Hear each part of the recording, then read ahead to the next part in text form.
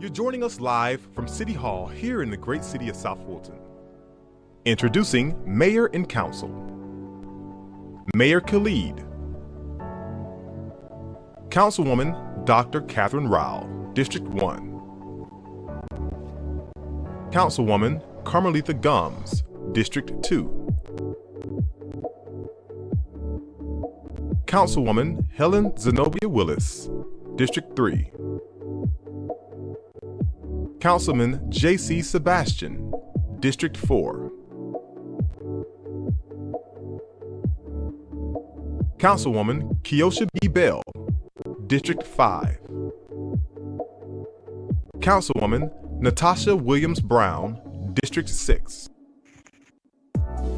Mayor Pro Tem Linda Becker Pritchett, District 7. Interim City Attorney Sarah Kelly. City Clerk Corey Adams.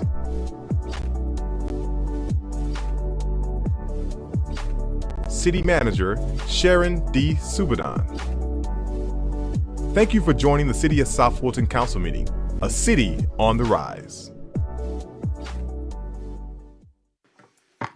Good afternoon, everyone. I am Mayor Pro Tem Linda Pritchett, and welcome to the 4 o'clock work session of our last council meeting for the year, and happy holidays as well. Mr. Clerk, if you, we're calling this meeting to order. If you would call the roll. Yes, good afternoon, Madam Mayor Pro Tem, members of council, and the general public. This is a roll call for the December 9th City Council work session. Dear Honorable Catherine F. Rao, District 1. Present. Dear Honorable Carmelita Gums, District 2. Present. Dear Honorable Helen Z. Willis, District 3. Present. Dear Honorable J.C. Sebastian, District 4. Here. Dear Honorable Kiosha B. Bell, District 5. Present. The Honorable Natasha Williams Brown, District 6, will be arriving a little bit later. And the Honorable Linda B. Pritchett, District 7, Mayor Pro Tem. Here. Madam Mayor Pro Tem, you have a quorum. Thank you very much. And if you would please call the first item. First item is the City Manager Monthly Report by our City Manager, Sharon D. Subadan, City Manager. Will be inclusive of an introduction of new employees and the City Manager's Monthly Report. Good afternoon, Mayor Pro Tem and Council. As is customary, the City Manager's Report was submitted to you through the agenda process and is available on our website. And I am subject to any questions you have before I bring on. We have a few new employees that we would like to introduce to you today.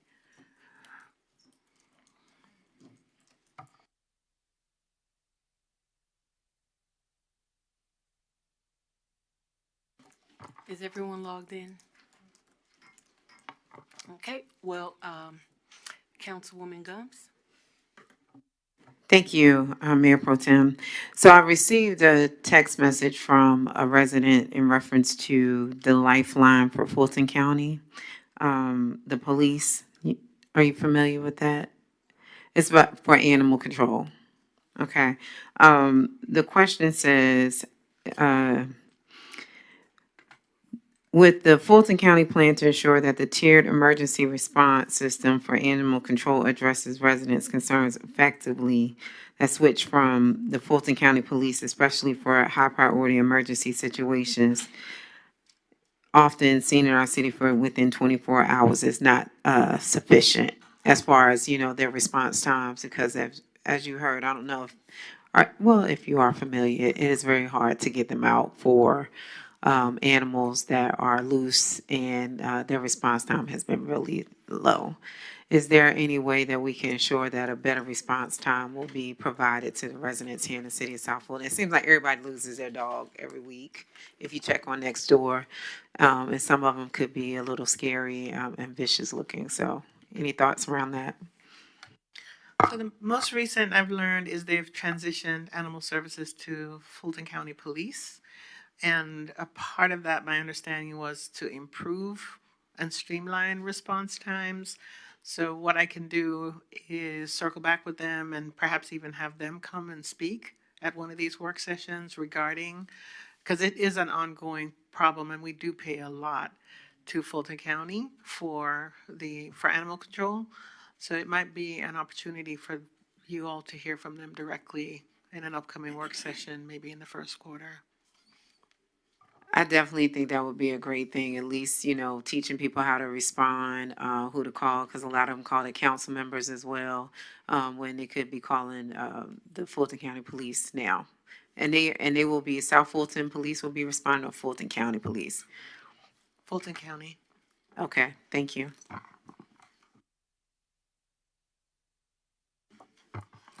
Councilwoman Willis? I definitely think we need to have a work session on how that will work because our jurisdiction is South Fulton PD. I don't even know if Fulton County PD is on our channel as it relates to dispatch. And so we need to have an understanding of how that works. Is Fulton County PD on our channel? They're not on our channel. So they're going to use the same. Remember, we all dispatch out of Fulton County 911. And so my understanding is there is a way for us to do a mutual aid channel, but when they get the call, if a call goes in, then it would go directly to the animal control, or would directly go to their non-emergency number would go to Fulton County PD. That's my understanding of it. Yes, but so Fulton County dispatches for several municipalities, but that doesn't necessarily mean that, like, if I call 911, I'm just confused on how that's going to work and how that's going to delay, how that's going to mitigate the response time, the lengthy response time that's currently in play.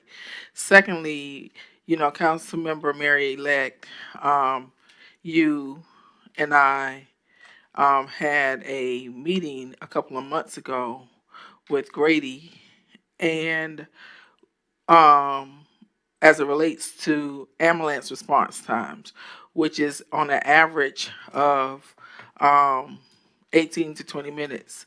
And one of the compromises for me to not be vocal about that was for Chief Jones to work with Grady to come back with a recommendation on how we work with Grady to help decrease that time. And they were supposed to come back to us with a recommendation within 90 days from the meeting. It's been over 90 days, and I know we've had a lot going on. But I would ask that we reconvene internally and then ask for a work session to be done before this council. Because what ideally should have probably happened is we would have addressed some of what was being proposed in our budget. So I don't know if we're going to have to do an amended budget to do what was proposed, but I saw another incident where in another municipality that someone lost their life, and one of the things that came up was response time. And Grady is our service provider for this region. And so I just want us to go ahead and do what we said we needed to do to make sure that we reduce our response time as it relates to ambulance services. Thank you, I yield. So a couple things have happened since. Chief Chad is now a part of the area board, and so is integral in the oversight. Grady has increased their allocation to us, and they've also agreed and are providing monthly statistics to us so that we have the data. Because if you remember going into it, one of the challenges was we didn't have data to give good information back. So I think we are in a good position to reconvene, look at how it has improved, and then determine what, if anything, needs to happen next. And so one of the things that was a challenge is that you had two sets of data. You had their data and then you had Fulton County data because Grady didn't have access to the CAD. So I just hope that that part was figured out and we need to reconvene internally and then come before the council. All right, thank you. Councilman Sebastian? Thank you, Madam Chair. Madam City Manager, just a couple of quick questions. Thank you for the report. This resiliency planning grant, is there a latest update on that one? Because I know we were due to get something back in October. I saw another NOFA come out, which you sent it to us and somebody else sent it. So we continue to update and reapply. We haven't gotten anything back. Of course, the government was closed for a period as well, but I can get Anisha to give me the latest update on that for you. Okay. And did you send the latest schematic for the City Grove Community Building? I know we had talked about it before, but I don't know if there's an updated one. There's an updated one. I asked them to make one tweak for it, and I should have that to you by the end of the week. Okay. Then we're going to look to plan the next community meeting, Yes. right? Okay. I think that's all I have. Thank you.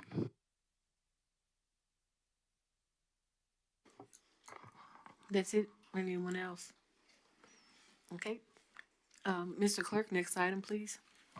That brings us to our presentations for this evening. We have a presentation regarding the Convention and Visitors Bureau, a new model, will be presented by Ms. Mercedes Miller.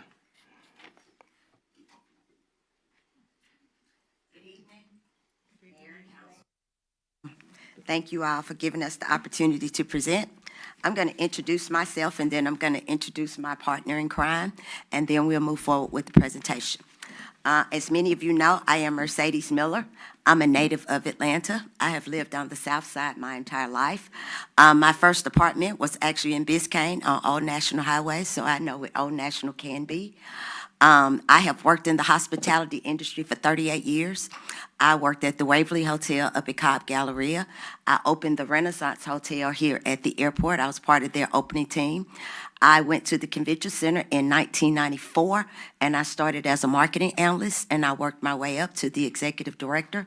I served as the executive director for 14 years. I was part of the move, because we moved from Sullivan Road over to Camp Creek. So I moved up from marketing analyst to sales manager. I left for a while to work for the Atlanta Convention and Visitors Bureau as a sales manager, but I was still selling the south side of town. The Convention Center asked me to come back, so I came back as the director of sales. I was the assistant executive director, then became the executive director. Then I built the arena that opened in 2019. I was responsible for going to get the Dream, because I believe that when you want something, you should ask for it. So I went to the Dream and said, they don't want you downtown, and I want you here at the airport. So they made a home in the arena. I worked for City of College Park for 30 years. I did a small stint of 18 months as their interim city manager to get them through COVID. I retired last year after 30 years, and I took the job as the president of the CVB. I was on the team for the CVB that created College Park CVB.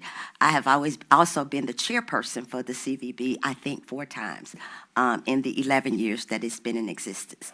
So that's me and all that I am. I will bring up my partner and let her tell you who she is. Thank you. Hello, everyone. Thank you for letting us be here today. My name is Andrea Town, and I am the Chief Marketing Officer for the ATL Airport District. I have lived on the south side since I've lived in Atlanta in '99. I actually live in East Point, have worked in College Park. I worked with Mercedes starting in 2006 at the Georgia International Convention Center and handled all the PR and marketing for that facility. And then along with her, wrote the business plan for the new Convention and Visitors Bureau that started in, I guess, 2013. So I was actually the second employee of the organization, and I'm excited to be here. Prior to being on the south side of Atlanta, I was an event producer, so I used to work, you may have been familiar with On the Bricks concert series. I've done those in several cities. My previous work before that was all around event production and sponsorship marketing. So that's kind of a brief history, and we're grateful to be here today. Thank you, AT. Now we can start with the presentation. Okay, the first thing is our mission. The mission of the ATL Airport District is to generate economic development for the cities of currently College Park, Fairburn, Hapeville, and Union City by effectively marketing the community as a preferred tourism, convention, and meetings destination. Our vision is to be the most accessible, customer-focused destination in the United States for conventions, meetings, events, and tourism.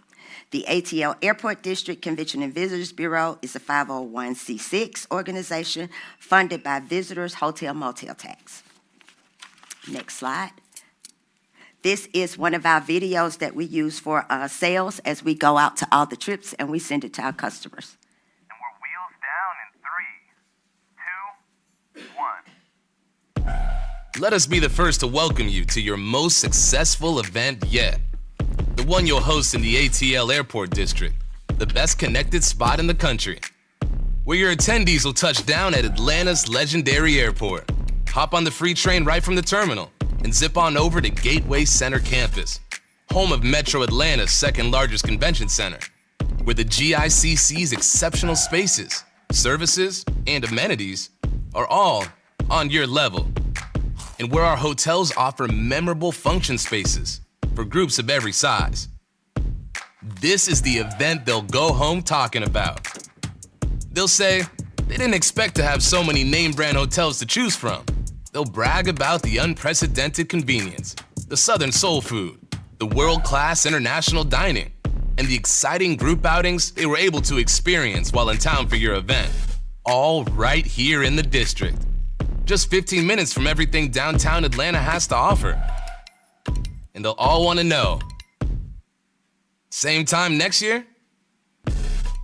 Wheels down, meet up in the ATL Airport District. Thank you, A. Our primary focus is to tell the city of South Fulton's story. We want to tell your story when it comes to hospitality and tourism. We're going to do that by having a tourism brand strategy. We're going to do a tourism microsite. We are going to do that through social media integration, and we're going to do that through advertising and inclusion. We do a lot of advertising on social media. Not only do we have just freestanding social media, but we also buy ads on social media, because the more people see, the more people want to do. And for us, it is our job to tell your hospitality story. You all have a lot of things to offer. I won't say you all, I say we, because I'm a part of this city. We have a lot of great amenities to offer, and we want to be able to tell people about it. Next.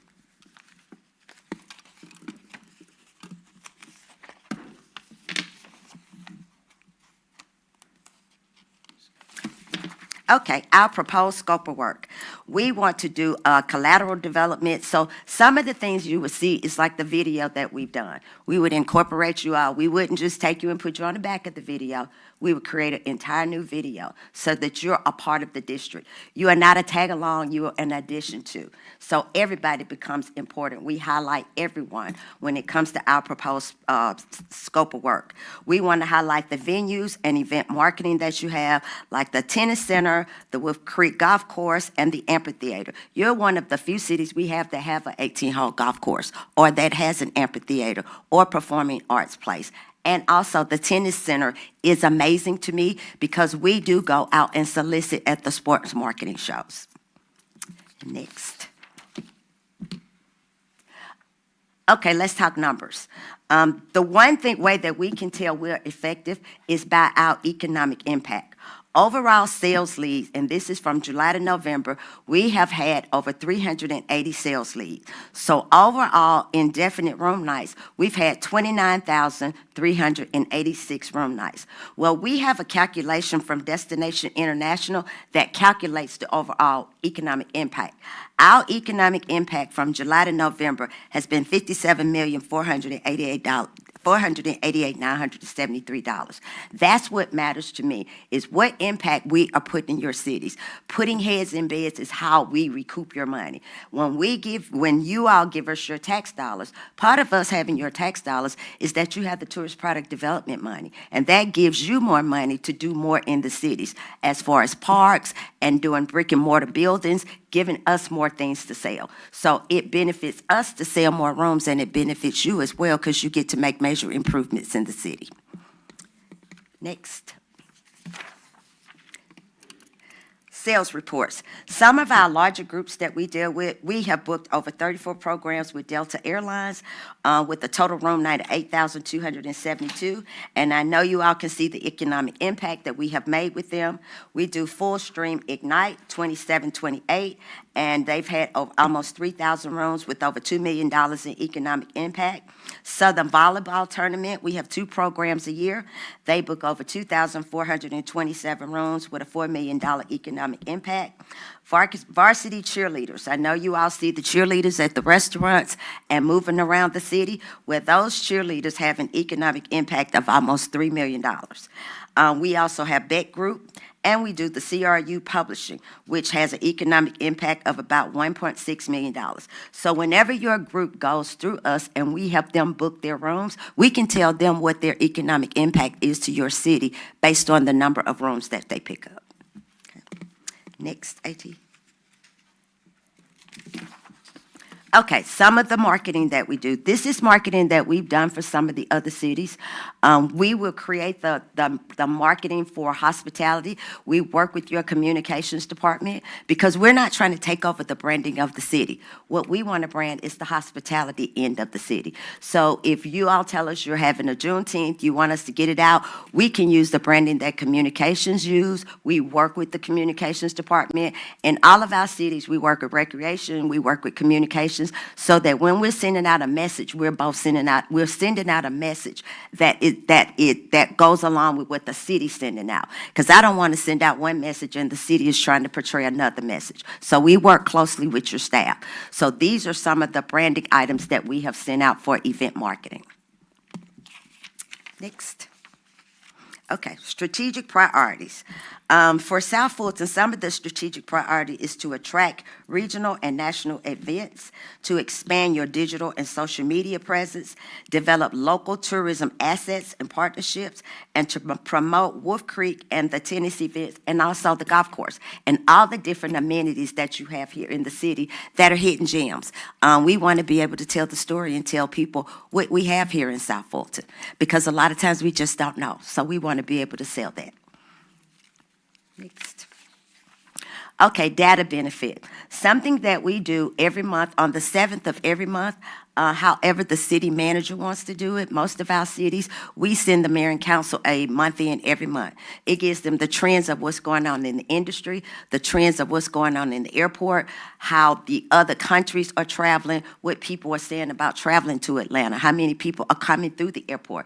It's important to know how your dollars are being spent. And the way that I can show you is through numbers. I like hard numbers. I'm a number cruncher. I majored in accounting, so I think numbers make the difference, and I think showing you the data would give you an idea of how well we're doing. We also put out a STAR report. If you see this report, it gives you the occupancies from last year, gives you the occupancies for this year, and it also gives you the rates that the hotels are selling those rooms in. So we can compare, how do you sell up against a Hatfield? Or how do you sell up against the Fairburn? How does our area sell up against a Chicago? Because we always have to look at feeder cities in our main competition to see how we compare to them. Next slide.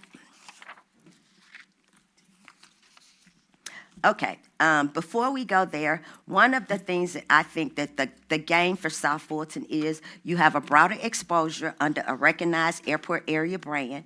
You have access to a stronger pipeline of meetings, sports, and tours aligned with airport logistics. You have better support for attracting hotels, retail. This is how it helps in economic development. Whenever any of my other cities are going to do economic development, they are good at coming to the hotel people. They want to know, how many people do you have coming in the city? How many hotel rooms do you have? Because that determines whether people want to put a hotel or they're going to put a shopping center based on the number of beds that you can put in the bed. So that's how it will help us all economically. And then the use of tax revenues is a more efficient use of hotel motel tax related to funds through a shared staff. If you look at each one of my cities, they can stand alone, but they're more productive standing together. It's kind of like the Aerotropolis. We're better together. We have a better story together. If you look at downtown, downtown covers Atlanta, it covers Midtown, it covers Buckhead, it covers an array of areas. The Atlanta Convention and Visitors Bureau, we work in partnership with them, but they don't use their funds out here because their hotel motel tax don't go to the ACVB. So they'll send us leads, but they won't send the individual hotel lead because the hotels don't provide them with their tax dollars. Okay, and it also gives us a regional position. It gives us a clear role inside the Southside Aerotropolis strategy, boosting visibility and also partnership. I put up a picture of my staff because I have a very diverse staff. I wanted you all to see all the boards that the staff sit on. We have won several awards. One of the awards was the Convention South Reader's Choice Award and the Smart Meetings Award.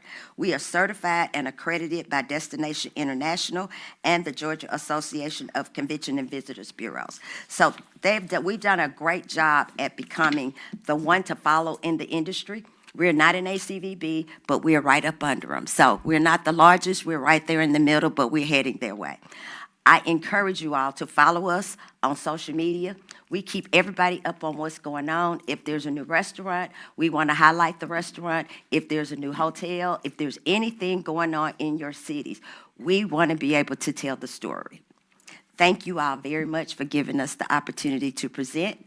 I also have attached, I think it's on the back, I had some frequently asked questions because I knew there would be questions. I do have my answers if it will give you an opportunity to look over them.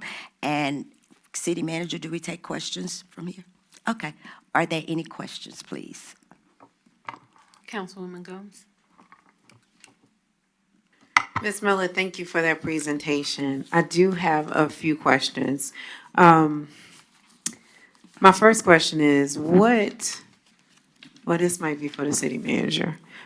We currently have a City of South Fulton CVB board.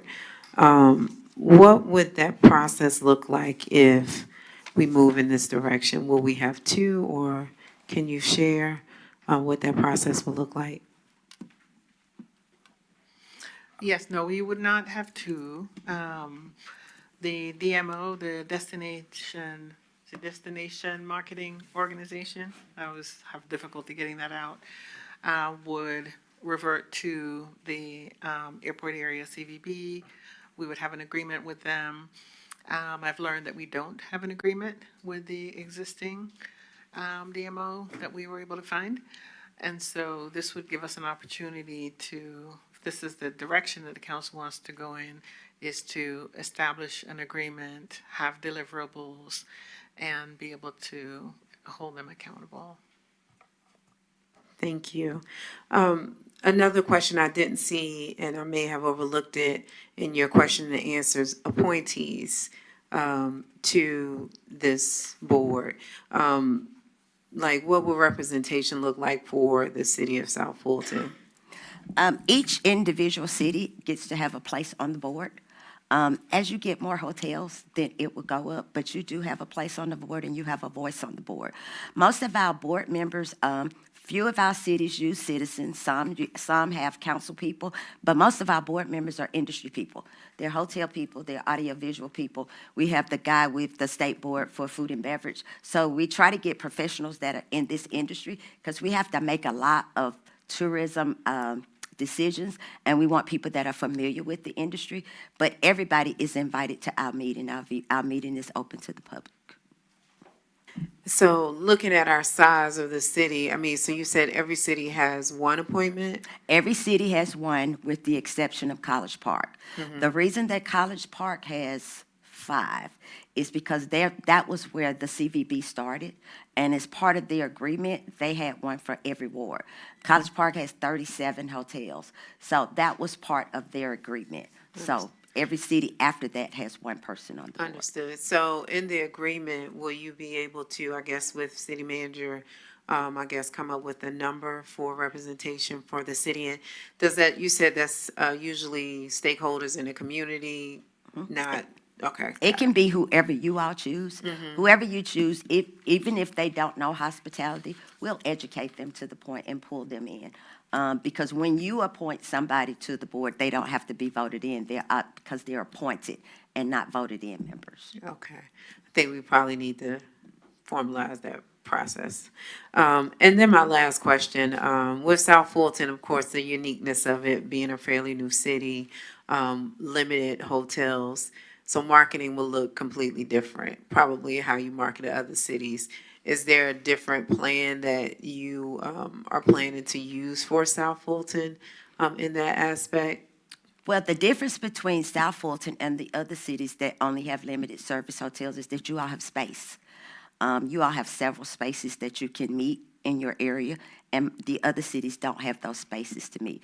So that makes you more viable for a lot of what we call SMERF, which is social, military, education, fraternal market. So that makes you all more, I guess, more amenable or more attractive to those type of groups. And a lot of those type of groups, a lot of the family reunions we have not been able to take because one of my big cities won't let us use their park. They don't lease their parks to people outside of the cities.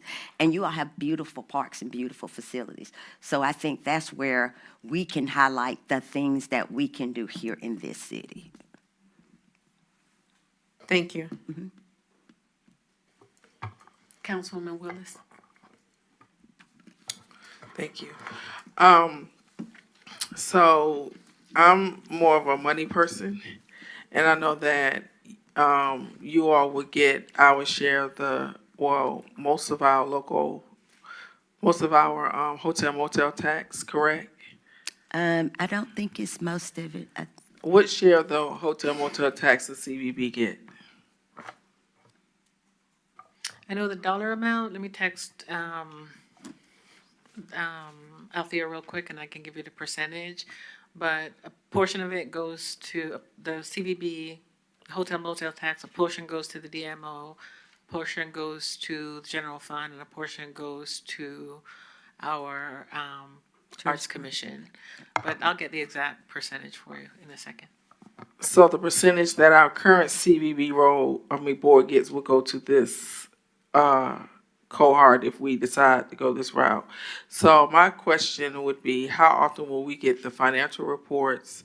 How often will we know what the money was used for? How it benefited South Fulton? Again, we have several events that need to be marketed that bring trade and tourism into our city. I would like to see more marketing around Wolf Creek concerts. People travel from all over to attend our concerts in our city, and I don't see enough marketing around that.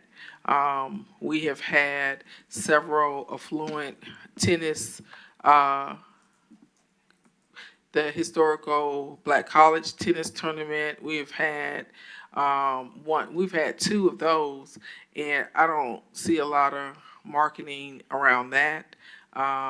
We have cultural events, and I don't see a lot of marketing around that. And people travel into our city for several of our events.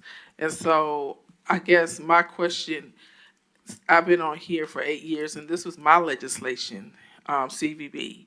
And I have consistently asked for the accounting as it relates. You get a portion of our hotel motel tax, and I have yet to see the revenues, the expenses, or how the hotel motel tax is working in our favor. I appreciate the analysis that you gave. I've never seen anyone present in such a sophisticated way, because that's what I will want to see. And so I'll yield for you to respond to how often when we get the financials around our hotel motel tax that's being, that goes into CBB. Again, once a month, on the 7th of every month, you get a report. And that report will tell you where our marketing went, how our marketing is doing, what's going on with our website, what's going on with your social media. So that's part of the report that we send out. Side note, I'm very excited about the HBCU tennis, because we have MEAC SWAC that we do for football. We have the SWAC for basketball, and now we have we do the HBCU basketball, and now we have HBCU tennis. So I think it's all in the right place. But on going back to your numbers, we try to present to council twice a year. I like to come to council where I work with your city manager. I probably talk to my city managers or the staff more than anyone, because I need to know when you're working on your budget, what's your priorities. Because I can put out as much money, as much information as you give me. The big thing is, for the way the city communicates with me is how we would get the information out. If I work with your communications department and everything that they do, they're sending to us. When they send it to us, we're pushing it out. And I want it pushed out so you all can see it, because it doesn't make sense. Because when you see it, I want you to be able to share it. But we give on our report every month, we tell you who we touched, how we touched them, what's going on with our site, whether our numbers are going up and down. So I try to do a touch point every month, so you won't wonder from January to July where your money going. You should be able to look at my monthly report and see how your money is being used, and then I recap it when I come back every 6 months. I also have a question around the info commercials that I have seen around on TV. I've seen College Park commercial highlighting College Park, East Point. Are you all doing that? Well, we were working on a commercial at one time. Commercials are very expensive, and we don't want to do any doing FIFA, because FIFA's commercials are going to be outrageous. But we are working on some type of video that we can show during the basketball games, during the football games, and move into TV, because we have not done much TV ads. What I have seen recently is commercials highlighting the cities and some of their green space, some of their, I've seen it, and it's been recent. I think it's East Point. I've seen East Point, I've seen College Park. Hateville, it's just that we don't have anything like that. The other thing is, it's great that you talked to the city manager. She's responsible for our daily operations, but we are responsible for giving her the money to effectuate our policies. And so I would love for you to make sure that you are presenting to this council twice a year, so that we have an idea of what's going on. And I don't want the reports buried into her monthly manager's report. That's great that you would give us a report, but we do need this type of transparency, not only with this board, but Ms. City Manager, all of our boards, if we decide to go this route. I also would like to say that this is not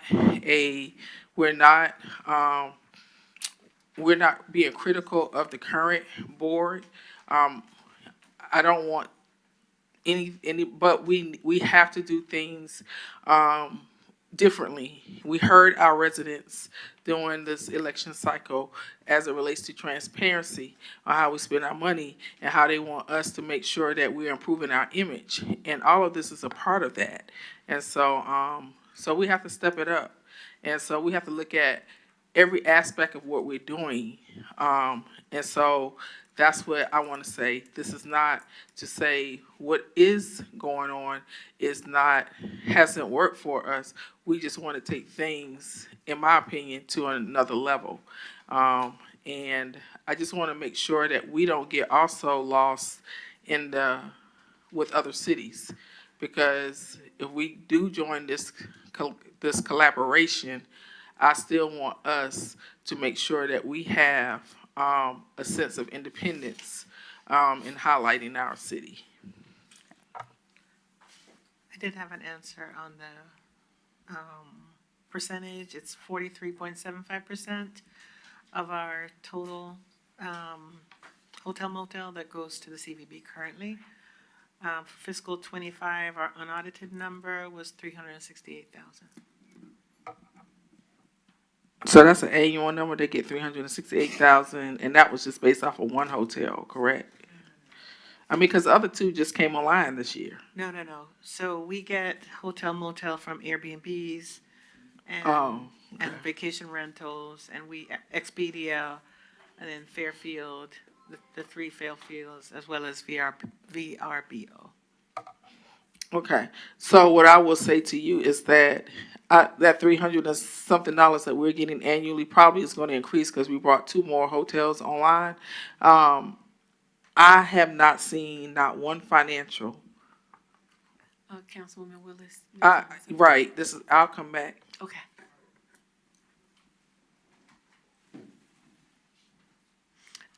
Councilman Sebastian? Thank you, Madam Chair. Thank you for your presentation, Ms. Miller. I have a question around data. Are you currently tracking any data around social media engagement? Social media engagement. Come on, you can answer. Absolutely. We track several numbers, and this will be provided in monthly reporting as well. So we talk about our overall metrics related to engagement, organic traffic, advertising, all that sort of thing. So the short answer is yes. On a district level, we also do individual event. It's usually events, and I know you all have a lot of wonderful events that happen. We have individual marketing plans for every event we do with the city. So we don't usually submit all of that granular data. We can, but, and we have it and we collect it, but we can get granular on specific events around, like if we did advertising around concerts or whatever. So we have the ability to report deeper, but we do collect and report every month on the overall metrics for the district. And then we can get very granular with you all if you would like that. Okay. It's a lot of data. My other question is along the same line as Councilmember Willis. I understand how the money goes from the funds collected from the hotel motel tax. What I am not clear on is how are we going to pay for the service? I'm not quite clear on that, because is it just that all of that fund go to y'all and that's what pays for all of the services, or is some of that money sitting there in an account and which belongs to the CVB, and you guys are funded out of that a certain portion for the work, and whether it's down the road that there's some change happen or whatever, there's still a fund there that sits that belongs to the CVB, or is everything going to y'all for the services, period? Everything that goes to us is for the services. Okay. Now, as far as the accounting for the CVB, the CVB does have a reserve. They have most of their reserve came from COVID, because during COVID, nobody was advertising. So a lot of their reserve is sitting there, but we don't operate out of that money. We only operate out of the monies that we take in every year. So currently, our budget runs about, I think, almost $3.9 million. That's how much we collect from all the cities. Those monies cover all the trips, for the salespeople. It covers all the shows. It covers any advertisement that we do for you all. Anything that we do, the staff, that is covered under those funds. So I'm supposing at some point in time we'll have it structured and budgeted in a way so that we know, can we do more if we request more as a city, or have we hit our limit because what you have in funding can only go thus far? Usually what we do is because we can't do our budget until the cities do their budget, because we have to know how much you are forecasting to give us in order to do our budget. Once we have our budget done, we send it out to all the cities. Our budget is open air, so we come in and we discuss this is what we're doing with the money, this is how it's going to be spent. Because we have PR firms, we have designers, there's a whole lot of staff that works behind us that don't work in the office, but those covers those fees. But we have a budget that we put out. We have to operate out of our budget. If something is going to go over my budget, I'll tell the cities, I can't do it out of this budget. Let me go back, talk to my finance person, see if we can move something around. If it's something special, if it's a big year, this year, the year of FIFA, we're gonna be spending more money than usual because we want to try to do something for FIFA in each one of the cities. So, for instance, when the Airtropolis had the watch party last Friday, we were one of the sponsors for that event. So what we're trying to do is partner with Airtropolis so we can reach more of the area, more of the South Fulton area, because a lot of people on the south side just don't know what's going on with FIFA. And I encourage you all to go to our website. We have a page on our website that's just for FIFA. And we get information directly from the Atlanta Convention and Visitors Bureau who book FIFA. So we have a meeting with them, I think it's once a quarter, or once a month. So everything they give us from that meeting, we put it on our site so that all of our partners can go to that site, you know, where to volunteer, if you're gonna do a watch party, how much it's gonna cost. If you're gonna do a watch party outside, what kind of licensing you have to do. So what we're hoping is within the next probably 3 months, we'll have a program as to what we're going to do with all our cities when it comes to FIFA, because we want everybody to be included. Okay, thank you. That's all. Those are all the questions I have. Councilwoman Rao. Thank you for your presentation. One of the things we talked about was, you know, some of the events we have more on our recreational side, but although we are a young city, we tend to operate siloed a bit. And what I'm thinking of in particular is the Southwest Arts Center and the partnerships we have there that we can also be promoting and also tying it to hotel night. So if we're talking about True Colors, and we just entered into a new relationship with Dad's Garage, and so we'll have more theater productions coming to SWAC. I don't know if you know, but we just renovated that facility. I know the facility, haven't seen it, but I know Yes, it's been renovated. it's beautiful, and so we want to capitalize on that. So I guess this is a question for staff. How do we make sure that we don't silo the information? Because one of the things I think that we miss out on is between the events we're attempting to have, the various departments, and then even this partnership could result in some new events. I'm really excited to hear that y'all are plugged in with FIFA in a way that we haven't been. I mean, I went to a couple of meetings that the city of Atlanta hosted for elected officials, but of course, that needs to be ongoing conversation. So I'm excited to hear that y'all are working very closely with the Atlanta Convention and Visitors Bureau so that we make sure we capitalize in South Fulton on that. How do we make sure that's happening? Because that's the area we're just, in my opinion, we're not doing well in. We do way too much in events, and we need to scale them to make them make sense. I also think about the Zuka Festival as we continue to try to grow that event. How do we make sure that we're tied in and promoting the hotel nights, all of those things? Do you have any thoughts around that? And it might not be you, it might be, you know, our deputy, because I know he's working on events. So I think all of those represent opportunities that we miss. That's part of the reason I asked Mercedes to come and present in this space, because she has an expertise that we have not been able to leverage. In terms of the accounting, I can certainly send that information out just to give you an idea of how our collections look year over year. And, you know, there is the opportunity for us to do tourism product development, which is part of the CVB hotel and motel requirements, and that may be an opportunity for us. So to answer also, so hopefully that answers, you know, I think there are opportunities here if we start to collaborate better and work with the experts on growing some of our, and collaborating with some of our events. And just one follow-up question. Again, this is a new potential partnership, is this something you're thinking to start off with, 3 years? Like, what are you envisioning? I kind of read through what it would take to kind of get this thing going. Would we do it for maybe a few years, evaluate how it's working for the city and determine how we move forward in the future? Or what are some of your thoughts? That would be my thought.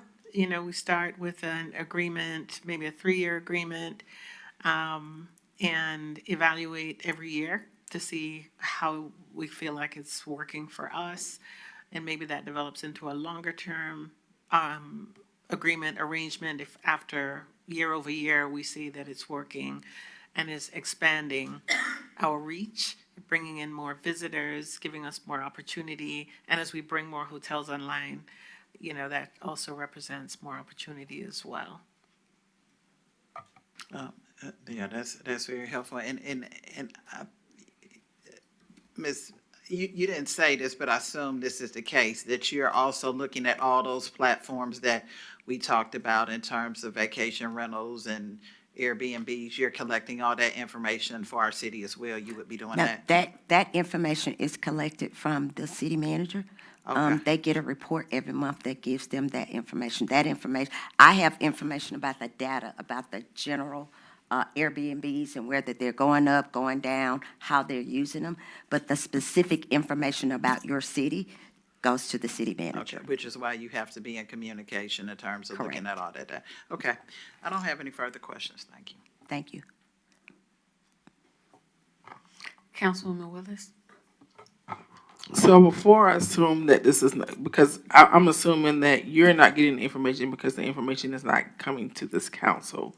Are you getting any type of financial data from our CBB board on what is being spent, what is being done, how the hotel motel tax is benefiting, or the type of report that was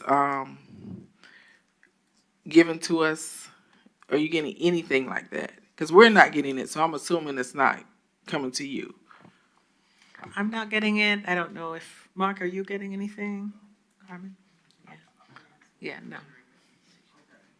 So, not trying to admonish anybody, but that's not right, right? We get $300,000 a year, and we don't get any type of reporting on what's being done.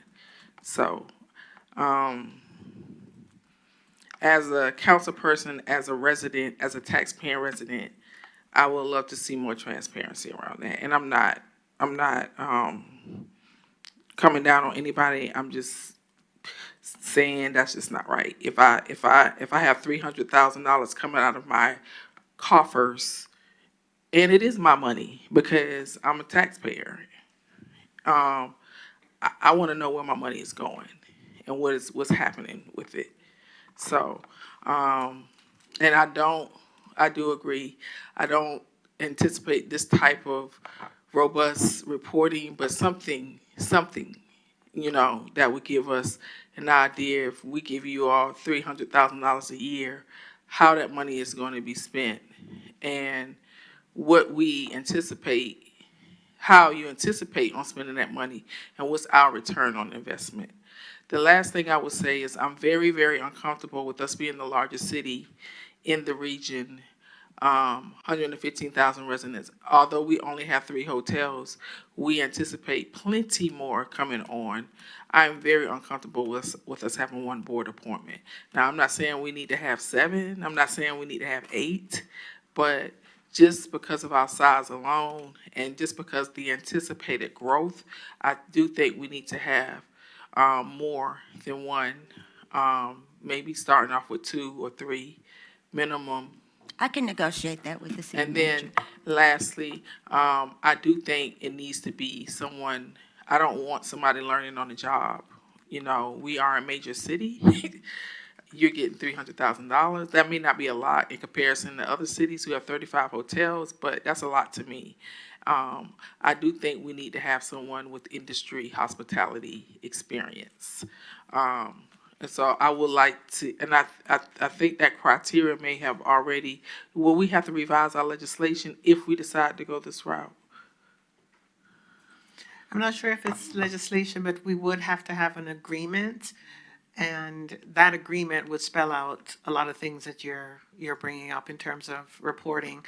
Part of the challenge we have now, I hear what you're saying, is we don't have an agreement to hold our current CVB accountable to say, you're supposed to provide these reports and this is when you're supposed to provide them, because we don't have an agreement. Okay. Thank you. So we're responsible for the ordinances. And you all are the city manager, not saying it's your fault, but the city manager is responsible for the effectuation and making sure, and legal, and making sure those agreements exist once we pass our ordinance. So, I would say that that needs to happen. And what needs to be spelled out in that agreement is, I would love to see someone who has hospitality experience. And, that appointment come before the recommendation, maybe that person is, since we only have 2 or 3, we figure out whether we handle the appointments like we do our city manager, our clerk, and then they have to come before us for approval, meaning that whoever we are appointing to that board needs to come before us for approval. I don't want to see people just appointed to the board. I think that I don't know who the appointing person is going to be. I don't know who's going to handle the appointment. So if they give us 2 people on that board, who's going to appoint those 2 people? And those 2 people need to come before the body. And so right now, for example, when it comes to city manager, when it comes to clerk, when it comes to the city attorney, then when it comes to judge, the appointment comes from the mayor, but the confirmation comes from the body. And so I'm saying maybe we need to look at doing something like that, but putting in agreement, it has to be somebody with industry experience.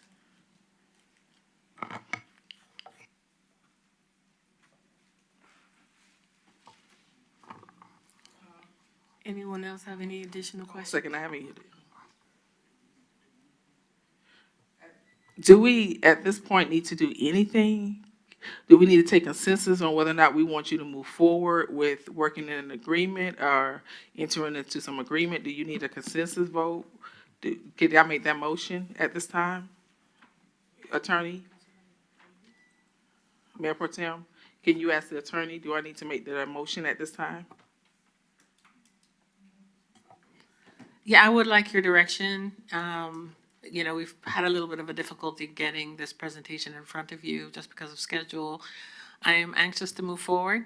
And so if you are amenable and would like to give me direction to move forward in negotiating an agreement, which would come back to you along with, the process for you to appoint, however many board members I can negotiate onto the Atlanta area CVB, that would be great. Okay, I would like to make a motion for you to formalize an agreement and bring an agreement back before the city council for the Atlanta region. It's called the Atlanta Regional CVB. ATL Airport District Convention and Visitors Bureau. ATL Airport District Convention and Visitors Bureau. What she said. Properly moved with the second. Is there any additional discussion? Councilman Rowell? Just a friendly amendment, also with the process to make sure that the appointees had the expertise. I will say, I'd love for you to open up so we can find out who has that in our city. Just, a general call to see. I would appreciate that. Is there a second to that amendment? Yes, is that proper for me to make the amendment in that way? Do you mind asking the parliamentarian that's sitting behind you? Because I don't think we can make it in that way. I can withdraw my motion and restate it. The motion can't be withdrawn because it hasn't been, the debate hasn't started. Okay, I would like to withdraw my motion and restate it to direct the city manager to formalize an agreement to include a process on how to appoint appointees to the CVB board, ATL CVB board, and bring that agreement back before the city council for our final approval. Properly moved with the second. Is there any additional discussion?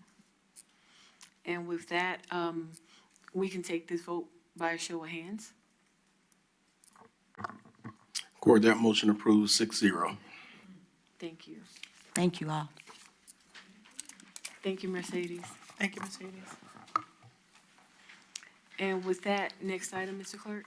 I believe the city manager has to complete her report, introduction of new employees. Thank you, Mr. Clerk. I did neglect to introduce new employees. I would like Clifford Robinson, Public Affairs. He's our Senior Communications Manager, and he has recently come on board. He will be instrumental in doing a lot of our, come on now. They don't bite, I promise. Well.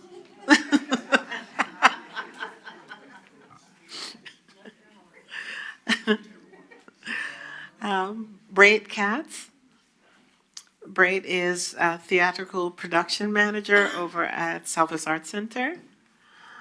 And some of you already met Trayshawn Wright, City Clerk's Office, the Open Records Coordinator. So come on and be introduced. Thank you for joining the City of South Fulton team. We're glad to have you on board.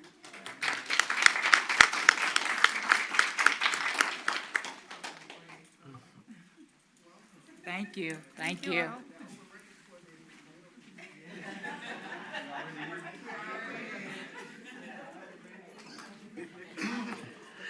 Thank you. Last thing I want to say is I will be sending out a couple of memos to you. One of them is on the business license processing. Another is on the short-term rental processing.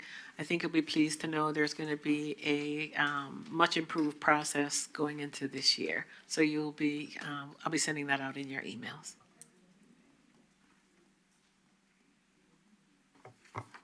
Okay, and with that, Mr. Clerk, next item. Madam Mayor Pro Tem, we have executive session if necessary, but I do note the time is 5:02.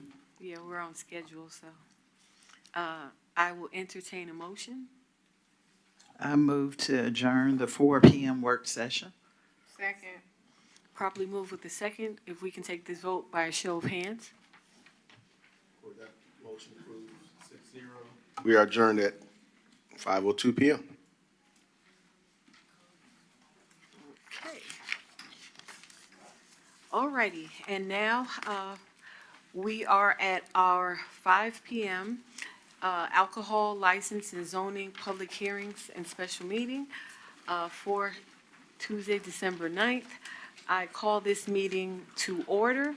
And Mr. Clerk, if you would please call the roll and everyone switch over on your agendas.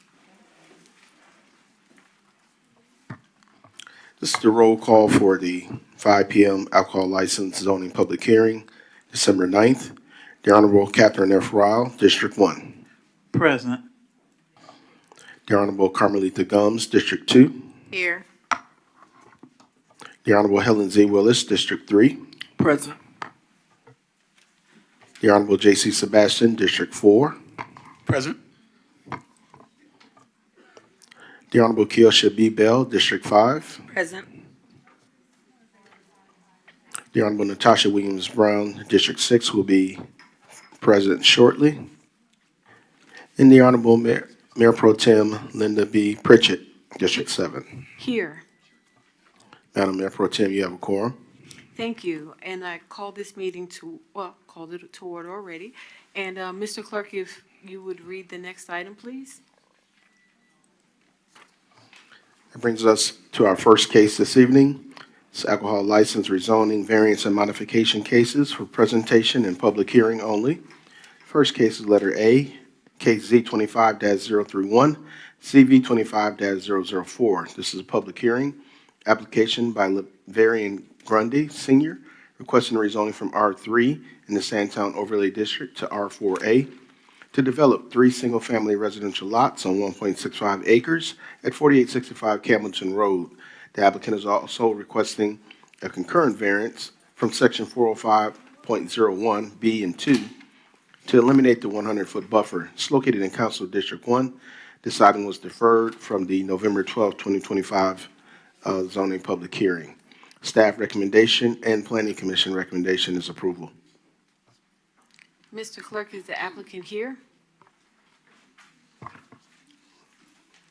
If the Ms. applicant- McClint, yes.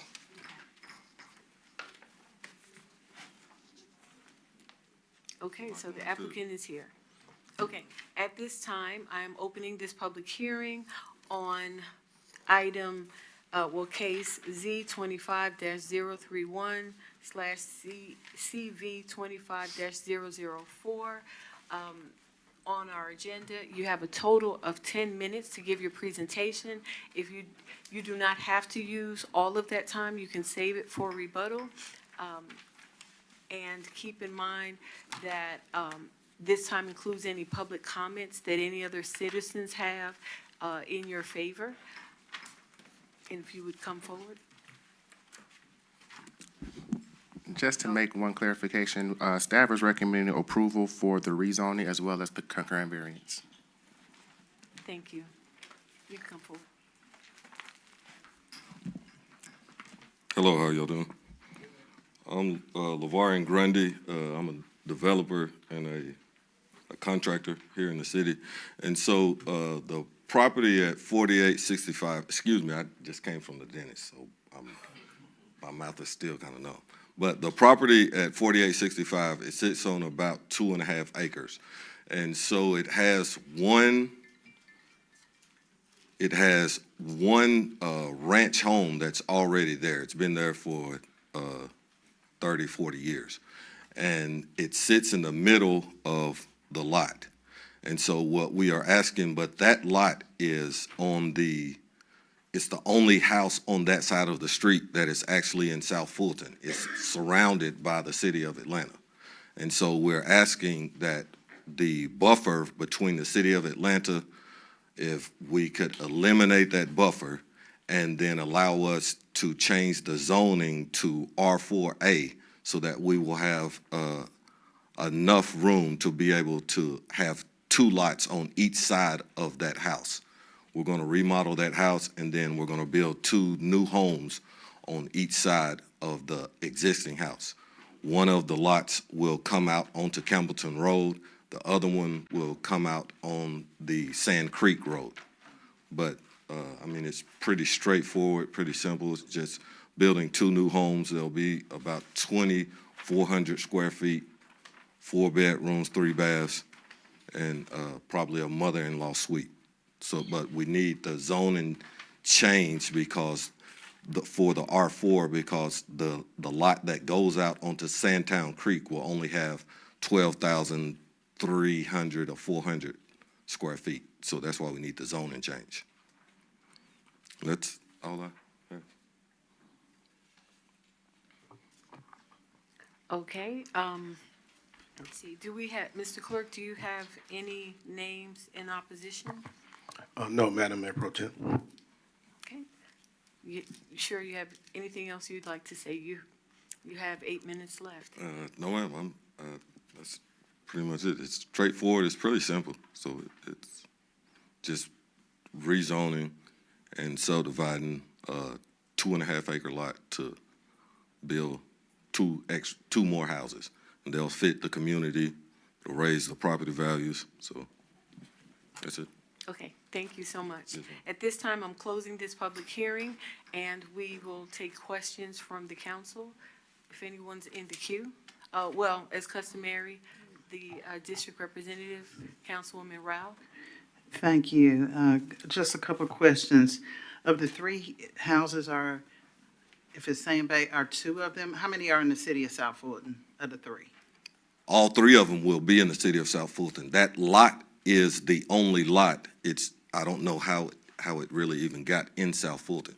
On that side of the road, that lot is the only lot in South Fulton. If you look at it, it's like cut into the city. And Yeah, it's real jagged up here. so Yeah, that's the only, but all 3 of the houses will be in South Fulton. Okay. Do you have any renderings or what these houses might look like? I have some.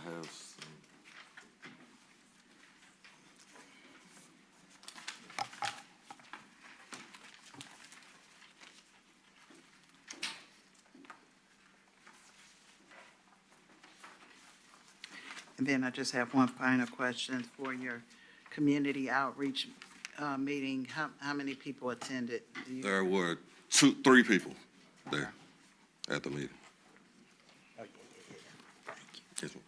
I don't have any further questions.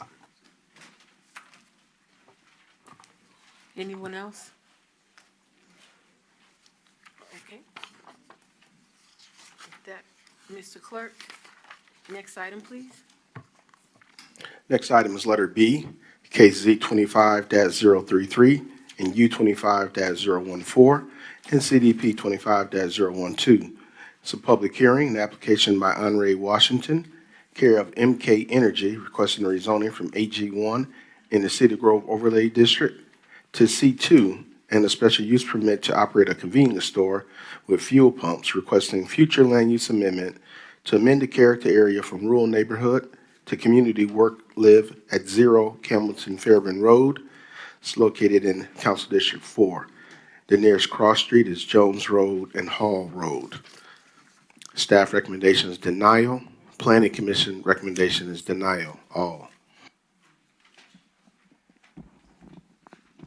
All right, good evening. Just to clarify for this case, our recommendation for denial is based off a gas station being within another 3-mile radius. There is a gas station within a 1 mile, half a mile radius of the subject property.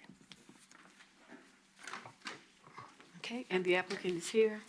I am.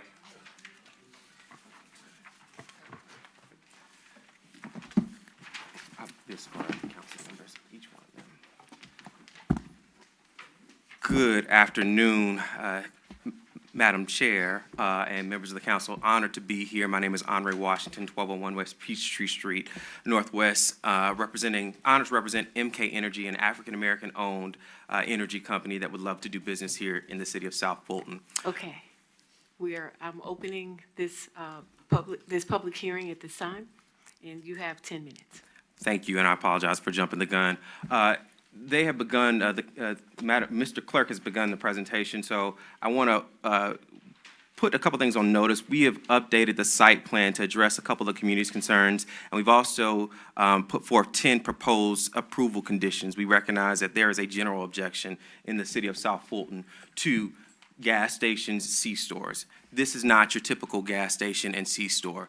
As a threshold matter, the gas station that's less than half a mile away was purchased for about $3.75 million less than 5 years ago. Our goal is to invest between $10 and $12 million, in a 3.61 acre parcel of land in what we view as a transitional area. So as is noted on this site, it's a 3.61 acre parcel of land. It is just across from the new public storage facility in a neighboring jurisdiction. The lot is a perfectly rectangular lot that is currently zoned AG1. An important note, all the property in that area is zoned AG1, and for purposes of zoning, AG1 is considered residential. We view this area as highly transitional. As is noted, there is a highly commercial corridor just south of this location. It is neighboring another jurisdiction that is using that area as commercial, and so we view this as an introduction into the Cedar Grove Overlay District. This property is largely undeveloped. And as you can see from this map here, again, it sits just across the border from Union City, and so it is an introduction to a largely residential area. So this is our updated site plan. It isn't just a C-store. It's a way that we view to infuse fresh fruits and vegetables in our tenants' commercial space in a largely residential, undeveloped area. It's about 12,600 square feet of new space. A lot of the concerns that we heard from the community were traffic on Highway 42. So to address that, we put a decel lane and a right entrance and a right exit only. As this council well knows, there's going to be a roundabout that's placed just up the road to ensure that safety is prioritized. I want to point out that right entrance and right exit for a couple of different reasons. us adding that particular portion cuts our ability to make money by about 50% because it limits the people's ability to enter and exit from coming north on Campbell and Fairburn Road. But we heard seriously from the community that there was concern about traffic, there's concern about safety, and so our goal is to, again, demonstrate that we're a responsive developer investing in this community and not just here to leech off of the city of South Fulton.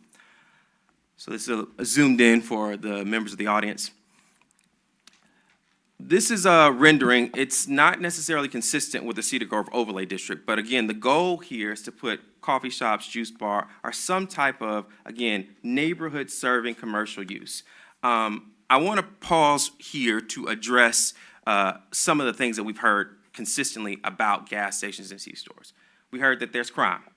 We heard that there is, food left in the lot, not kept, well kept. We heard that there's a lack of safety and that you don't need those type of facilities. And I know that the city has an ordinance that prohibits gas stations from being built within a 3-mile radius.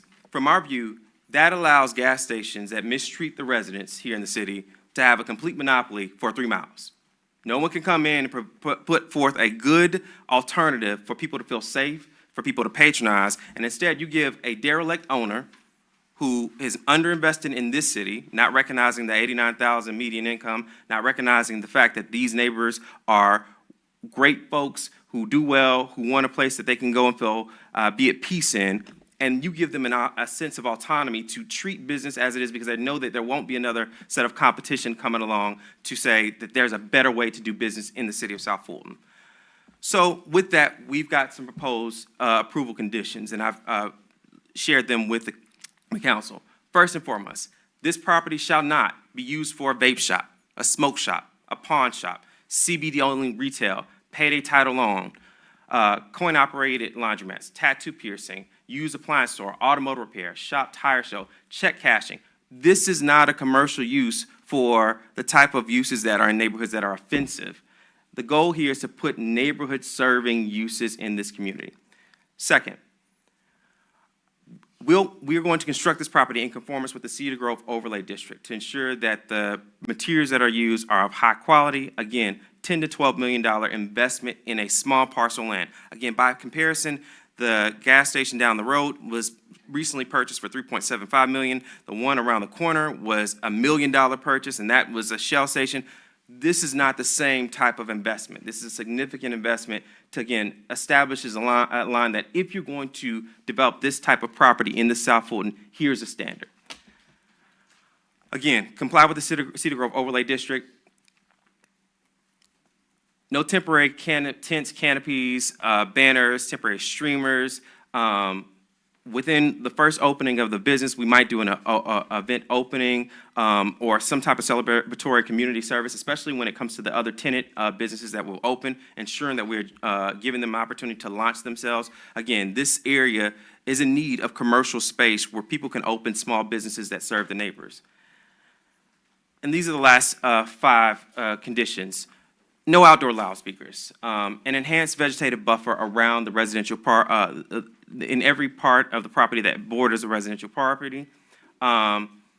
Ensuring that the natural vegetation remains on the property until we get a development permit. No billboards added to the property. And all these things will be obviously subject to the City of South Fulton planning and development. And so with that, I'm looking forward to answering your questions and addressing your concerns, and we hope we get an opportunity to dialogue further.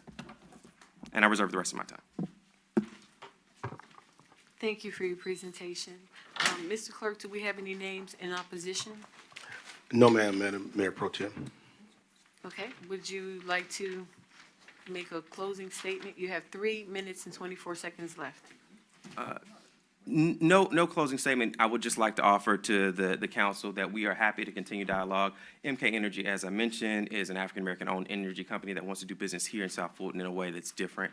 We recognize that there's a general aversion and certainly restrictive laws when it comes to the buffer area. And I think that we keep in mind that there was and is a concern about the proliferation of gas stations in this city. This is a type of commercial development that has other uses that are accessory and complementary.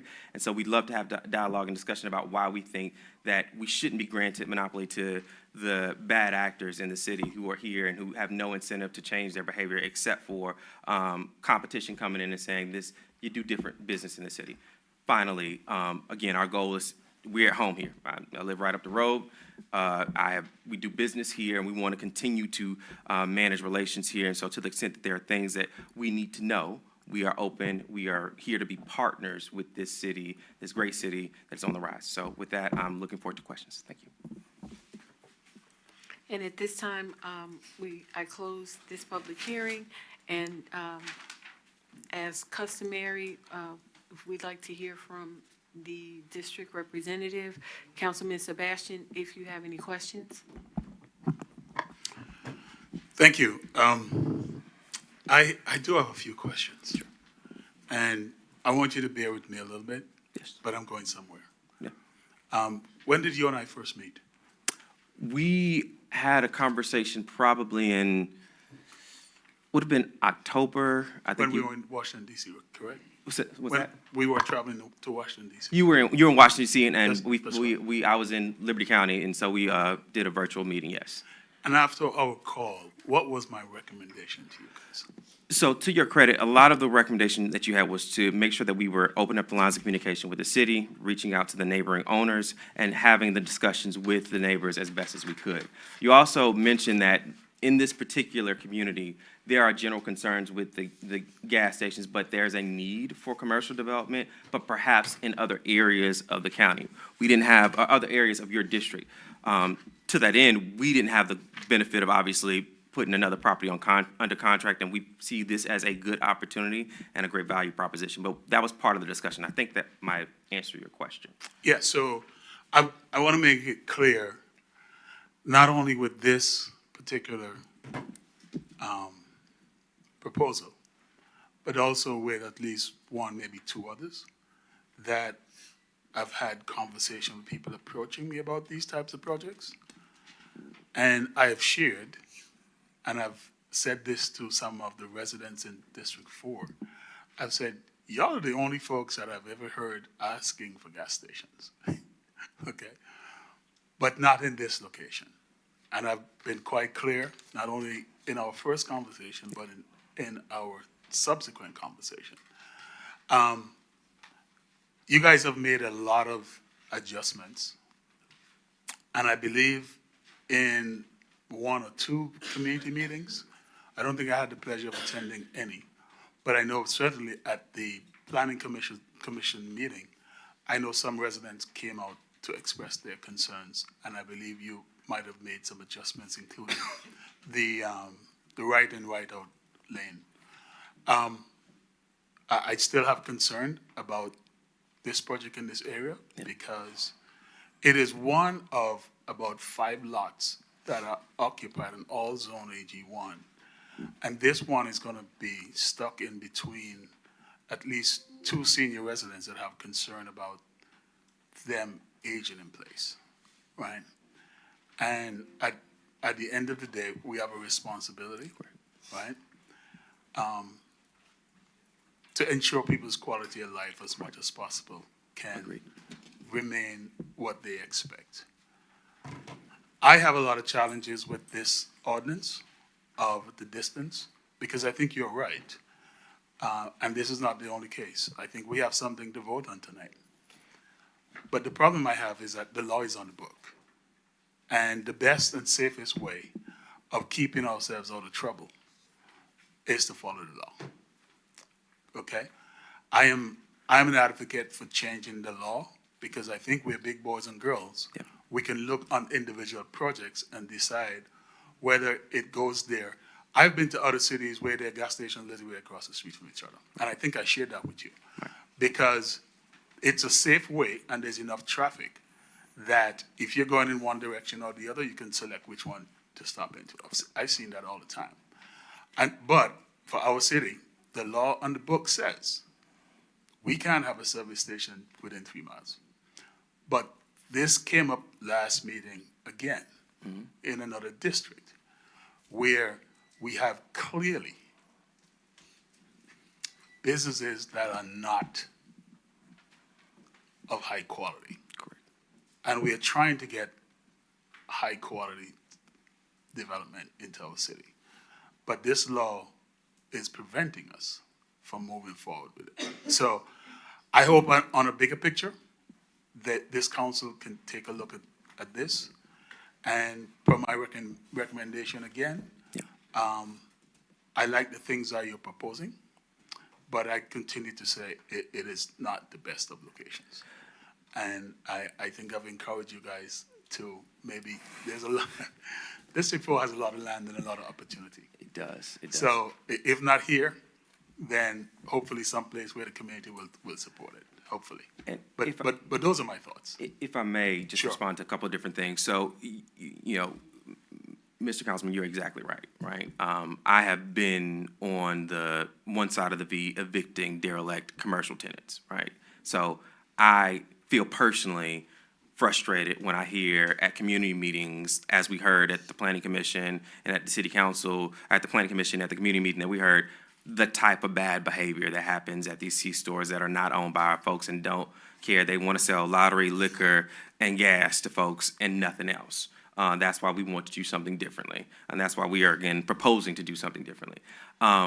That's not to say that we wouldn't have those things available to the extent that people want to patronize, but there's a lot more to folks in the city of South Fulton. Secondarily, in terms of the location, what we see, and perhaps we're a little bit ahead of the puck, is that Highway 42 going into this direction, 92, excuse me, going into this direction, is essentially on a border between two jurisdictions. And on one side of the street, the city of South Fulton has no control, and they're putting things there that might be offensive.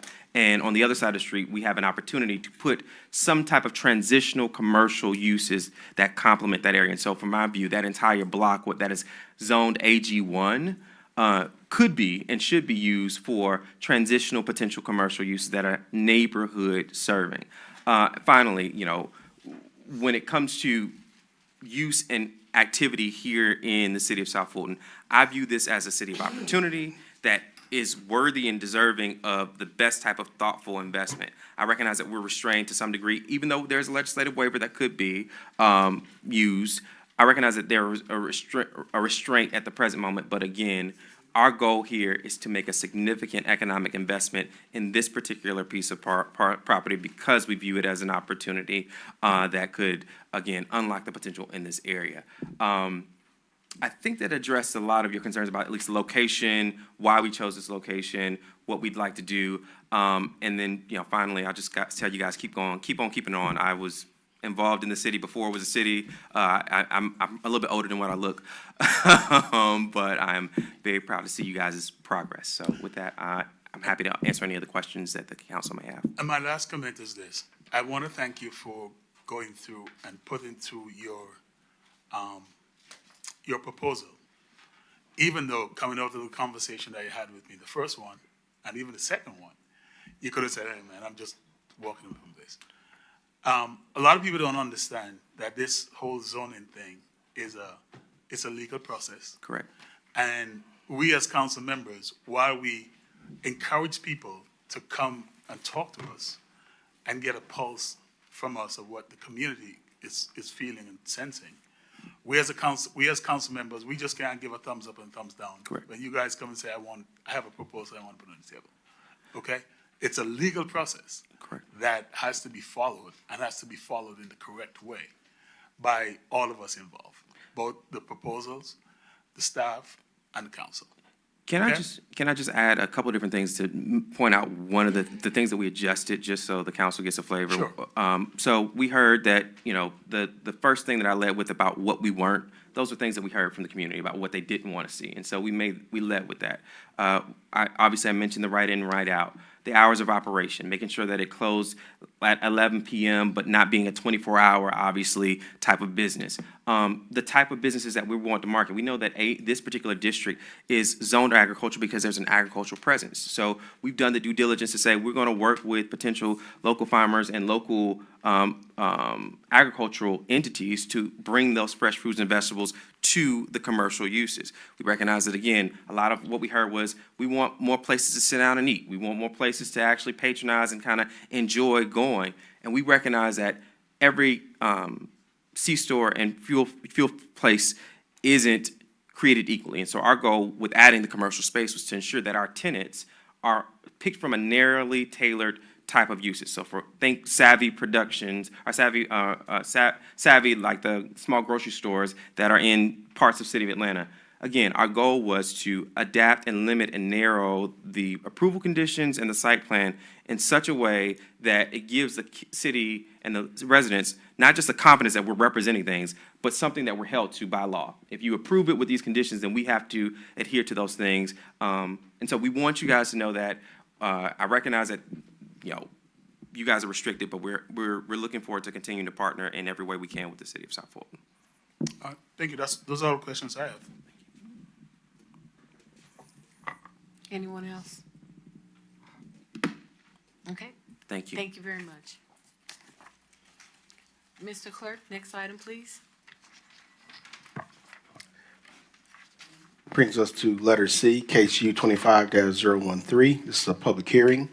Application by Early Rocket requesting a special use permit to allow a group residence for 6 to 9 children in the community unit plan in the Old National Overlay at 120 Canewood Court East.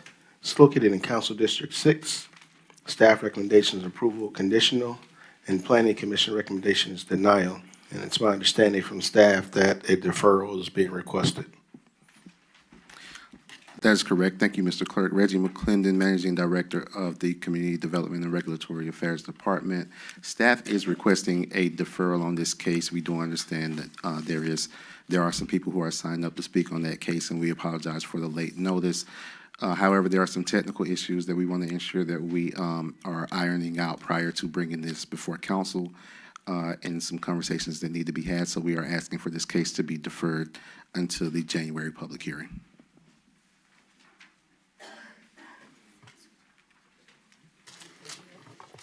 Okay, so at this time, I will entertain a motion.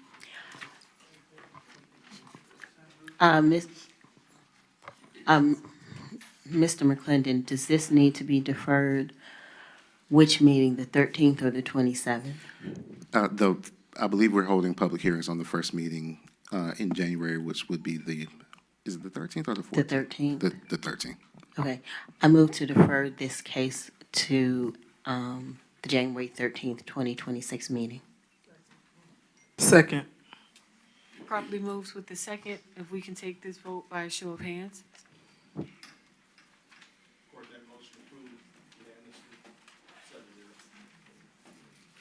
Mr. Clerk, next item, please. Brings us to executive session, if necessary. This is a good time for executive session. I'll entertain a motion. I move that we recess to executive session for personnel, real estate, cybersecurity, and litigation. Properly move with the second. If we can take this vote by a show of hands. That's at 5:33 p.m.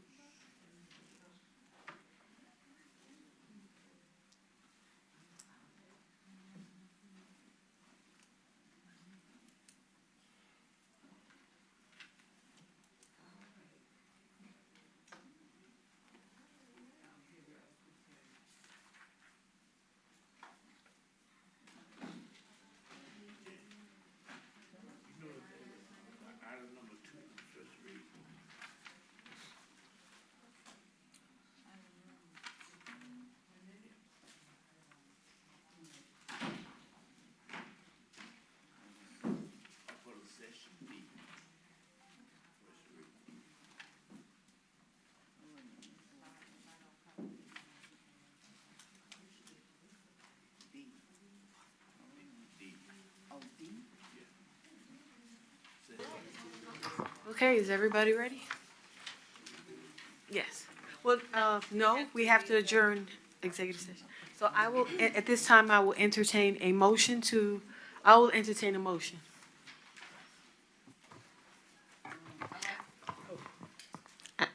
I move to reconvene from executive session. Second. Properly moved with the second. If we can take this vote by a show of hands. Court, that motion approved unanimously. We are reconvened at 7:06 PM. Mr. Clerk, was there any actionable items that were taken in executive session? There was no action taken in executive session that requires a public vote. Thank you. At this time, I will entertain a motion. I move to adjourn the 5 PM alcohol licenses on a public hearing special meeting. Properly moved with the second. If we can take this vote by a show of hands. Court, that motion approved unanimously. We are adjourned at 7:07 PM. Roll the video. You're joining us live from City Hall here in the great city of South Fulton. Introducing Mayor and Council. Mayor Khalid. Councilwoman Dr. Catherine Rao, District 1. Councilwoman Carmelita Gums, District 2. Councilwoman Helen Zenobia Willis, District 3. Councilman J.C. Sebastian, District 4. Councilwoman Keosha B. Bell, District 5. Councilwoman Natasha Williams Brown, District 6. Mayor Pro Tem Linda Becker Pritchett, District 7. Interim City Attorney Sarah Kelly. City Clerk Corey Adams.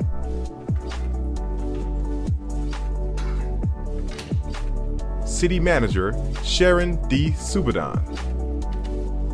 Thank you for joining the City of South Fulton Council meeting, a city on the rise.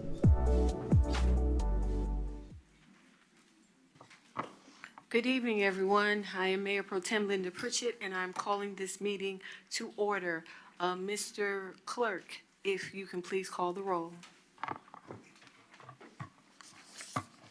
Good evening. This is a roll call for the December 9th City Council regular meeting.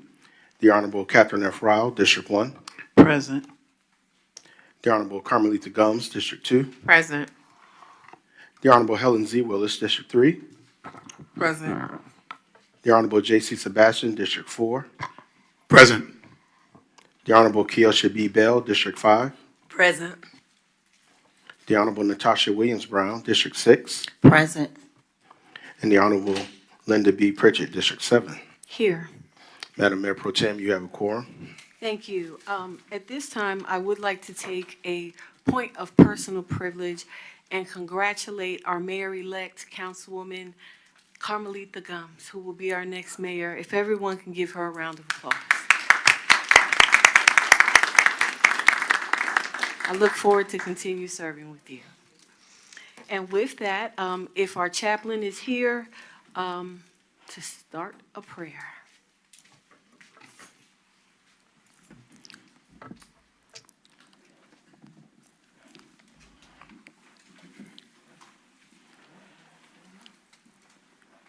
God, we come to thank you for not an evening, but God, the dawn and rising of a joyous day, God.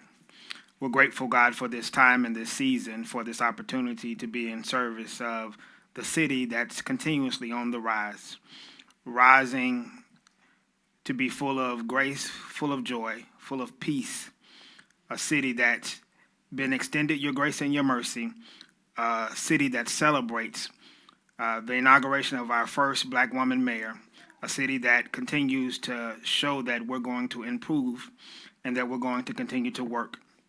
Now, God, I pray, God, that you bless every council member here, that you bless every city person that's here, God, and everything that's going to be done on the agenda, God. Watch over us and keep us safe in this holiday season, God, and we give you the glory, honor, and praise. In Christ's name we pray. Amen. Pledge of Allegiance.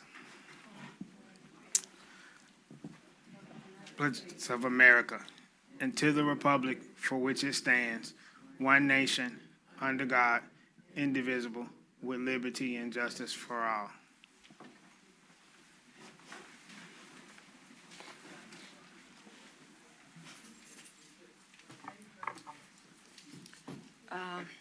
Let's see, next on the agenda, Mr. Clerk.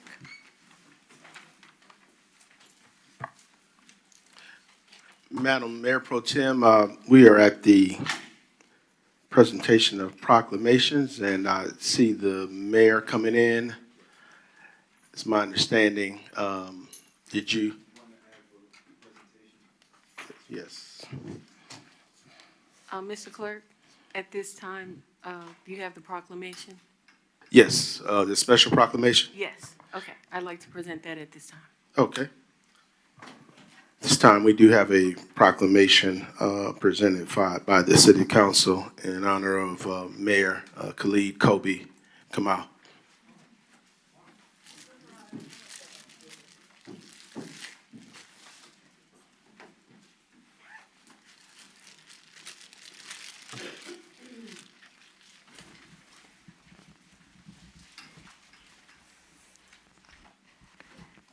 Thank you very much. So, at this time, we'd like to present this proclamation. He's listening. Honoring Mayor Khalid Kobe Kamal upon the conclusion of his term as mayor of the city of South Fulton. Whereas Khalid Kobe Kamal, distinguished as a founding council member and later as mayor, has served the city of South Fulton with vision and dedication since its inauguration on May 1st, 2017. And whereas Mayor Khalid became the first Black Lives Matter organizer in America to be elected to public office, inspiring a new generation of young activists to transition from protest to public service and amplifying South Fulton's voice on the national stage through features in CBS, The Nation, Jacobian, Governing Magazine, and other media outlets. And whereas Mayor Khalid has championed the mission to make South Fulton America's blackest big city, unapologetically black, on purpose, positioning the city as a laboratory for economic, housing, and restorative justice policies designed to advance the well-being of African Americans. And whereas prior to his service on city council and as mayor, Khalid served as a labor and community organizer, advocating for modern transit workers, organizing the Atlanta chapter of the #1 Black Lives Matter, and working tirelessly in Atlanta's neighborhood planning units, VNP, and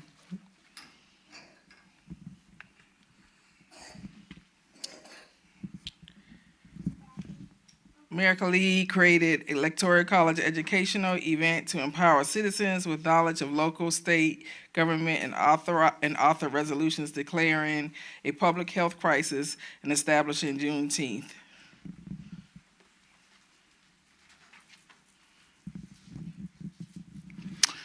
Whereas he has advocated for affordable housing, supporting raising the city's minimum wage to $15 per hour. I don't know what that is. Just go right here. Yeah. Something minor marijuana offenses. Ban the box on city job applications and champion the replacement of Columbus Day with Indigenous People Day.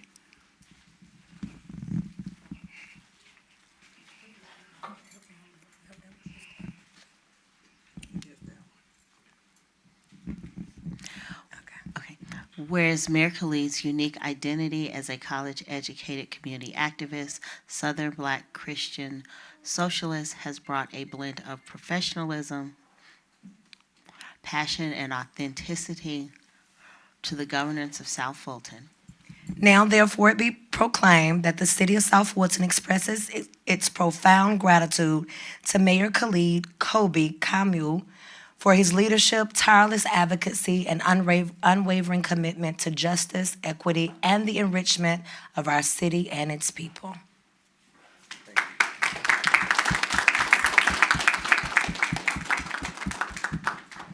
Beautiful. Can I have everybody go with a little bit this way? Perfect. Perfect. We're almost there. That's it. Yep. Okay, we're ready? 1, 2. Oh, okay. 1, 2, 3. One more time. 1, 2, and 3. Congratulations.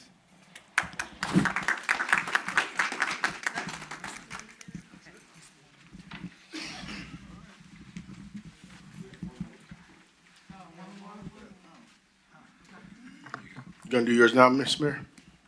Okay. It's a proclamation recognizing Larry Ford.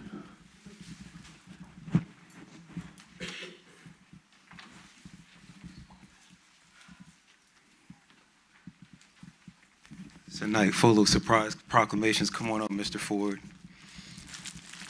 Whereas on a spring day in Huntsville, Alabama, in April 30th, 1970, the world was graced with the birth of Larry Lanier Ford Jr., born to two young scholars at Alabama A&M University, whose extended family in Birmingham nurtured and shaped him until his parents completed their studies and planted roots in Atlanta, Georgia. And whereas from his earliest years, Larry's spirit was ignited by a passion for sports and camaraderie. His journey at Love T. Nolan Elementary School blossomed into remarkable athletic pursuits, culminating in the participation of baseball and wrestling teams at M.D. Collins High School. That's old school for y'all. Continuing a proud family legacy, he too attended Alabama A&M University, strengthening the foundation of excellence laid before him. And whereas following his graduation, Larry embraced his love of the great outdoors through his service with the Georgia Department of Natural Resources, stewarding the cherished parks and national treasures of our state. His athletic zeal endured as he became an active and celebrated member of the Atlanta Lawn Tennis Association, ALTA, securing numerous city championships in mixed doubles, men's doubles, and singles, victories that reflected his discipline, resilience, and infectious enthusiasm. And whereas guided by the shining example of his parents, Larry stepped into the noble calling of education, and for 47 years, as a devoted resident of what is now the city of South Fulton, has uplifted, guided, and mentored countless young people throughout the Atlanta, South Fulton, and DeKalb County school systems. For 2 decades, he has served as a middle school educator, founding a tutoring service to nurture academic growth in his community, and supported youth baseball, all while raising his son as a single father, leading him to proudly follow the same path as a graduate of Alabama A&M University. And whereas for 35 years, Larry has been a steadfast and beloved member of Pine Tree Park Baptist Church, where his service is woven into the very heart of the congregation, whether teaching or tutoring, supporting Vacation Bible study, Bible school, leading his hands to maintain the church grounds, honoring Black history, or distributing food to families in need. He is a pillar of quiet strength, unwavering kindness, and dependable faith. His church knows with certainty and gratitude that Larry Ford is one they can always count on. So now, therefore, be it resolved that the mayor and the city of South Fulton do hereby proclaim Saturday, November 13th, as Larry Ford Jr. Day in recognition of his profound and enduring contributions to our youth, our community, and the spirit of service that strengthens the city of South Fulton.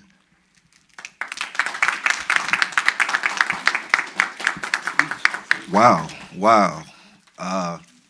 I'm shocked and surprised. I would just like to say thank you, Mayor, council members, the great city of South Fulton. I really didn't have any prepared statements, but I'm very grateful to the city of South Fulton. I've been living here for a very long time, and thank you all so very much for this great honor. Thank you so much.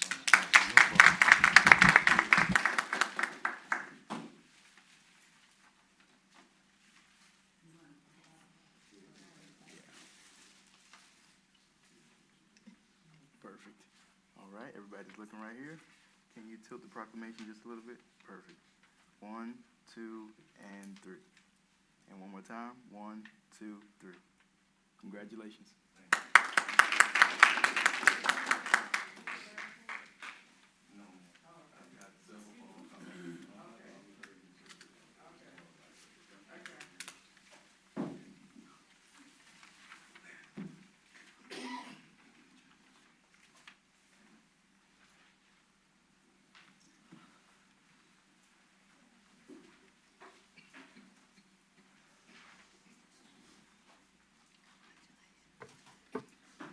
All right, Mr. Clerk, please sound the next item.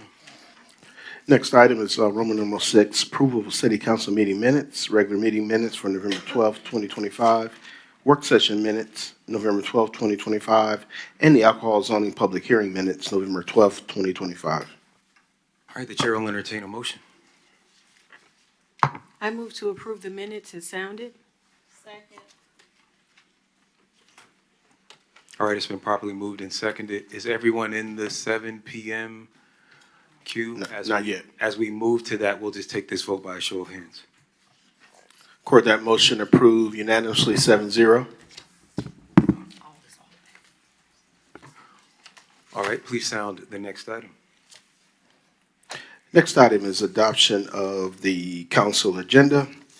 Mr. Mayor and members of council, I did hand out a rather lengthy list of additions to tonight's meeting.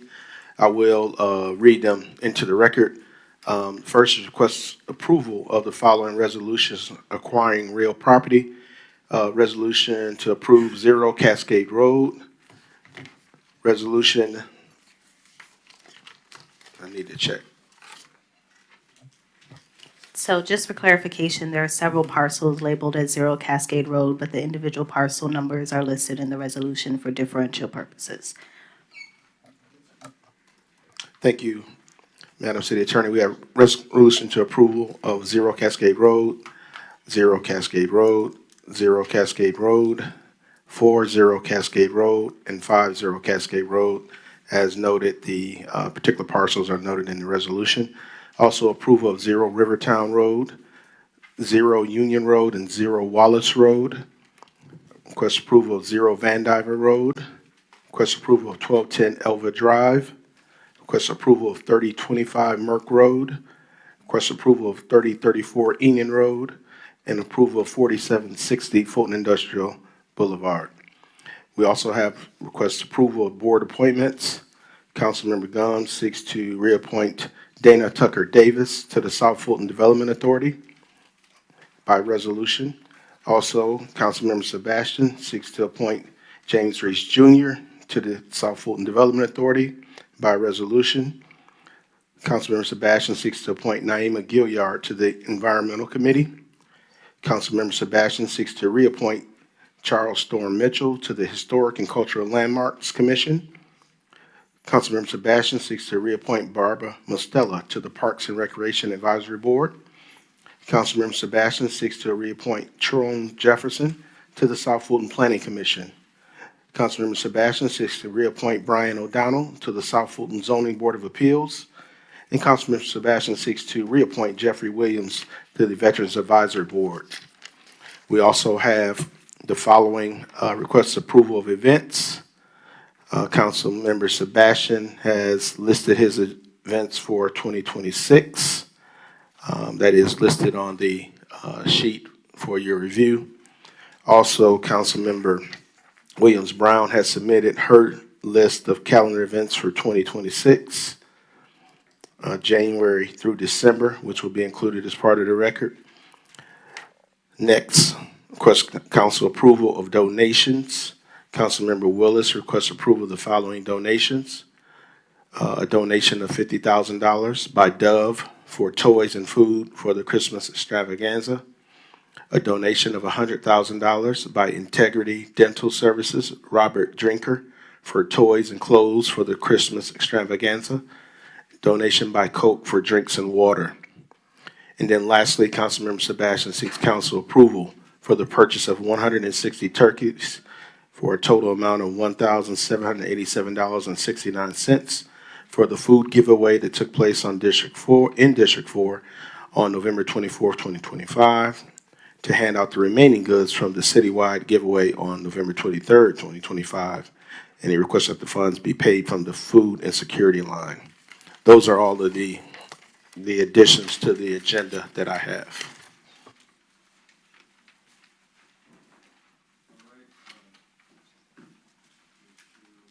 The chair will entertain a motion by gross unanimous consent.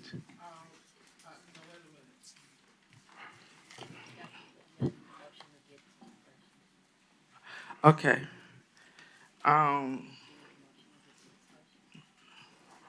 Yes. So is there, okay, the chair recognizes Dr. Rao.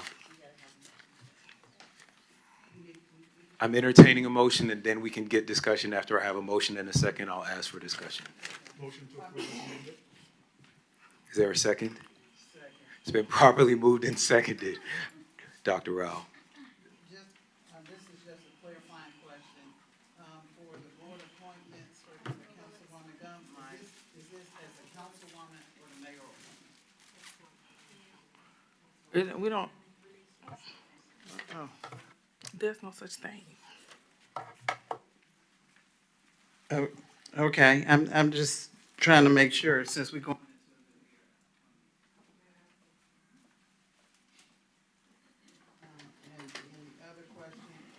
This is for the assistant city manager. Are we going to get the comprehensive list of all of them? Because I see a lot of them that we were trying to work on not duplicating. Do you have everybody else's events? Because I don't.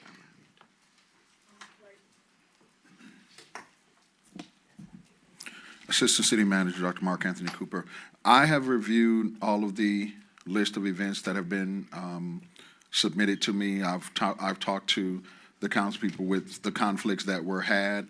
I have not yet reviewed these 6 yet, but she did get the original calendar. So just once we get all of those, then I can put those together. But so far, we have no conflicts. Okay. The clerk has the stat to give to everybody. Of everybody's event? He's got a stat for mine. I thought there was a copy for everybody. And I'll just review yours compared to what we got. I just want to make sure because I thought we were coming with a master calendar. And I want to make sure. That's what I'm working on. I'm working on putting together the master calendar.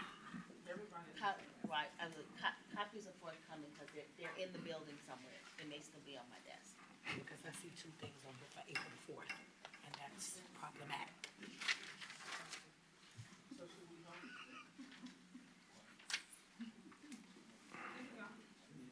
April 4th has 2 festivals. So I'm sorry, do you yield, Dr. Rao? All right, the chair recognizes Mayor Pro Tem Linda Pritchett. Thank you. If Dr. Cooper can come back related to these events, Mr. Clerk, it's a lot of paper here, and I don't see these events that you just sounded off. We don't have them, right? It was presented to you to just sound off? Yeah, District 6 is coming around, and District 4 is listed on the sheet that I gave you before the meeting started. Okay. So my question, Dr. Cooper, you have a copy of this? Yes, ma'am. Okay, so, because we spent a lot of time working on our special events policy, and I know that part of that policy, does require submitting, documentation to our special events coordinator. Is it possible to confirm that, well, here's my question. Do you confirm when you receive this, that there's documentation submitted for all this that's on this sheet? And all of this that was on this, I know on the agenda, you confirmed that. But for everything that's on this sheet, is it confirmed that Ms. Jackson received the documentation? We don't have the events forms for each one. We do not have that. We do have the dates that were submitted, the event, and the time, which is what we are comparing with the current calendar that we have of events that we already know of. So when council actually approves the events, I try to go through all of them prior to let any council member know of any conflicts that come in, because we did have a couple of them that we were actually able to work out alternative dates. So I do try to get these in advance to go through them. I did not get all of them to go through, but the ones that I do have, I've already went through, and I'm actually going to go through this one now. But we do not have the official event form for each event as of yet. So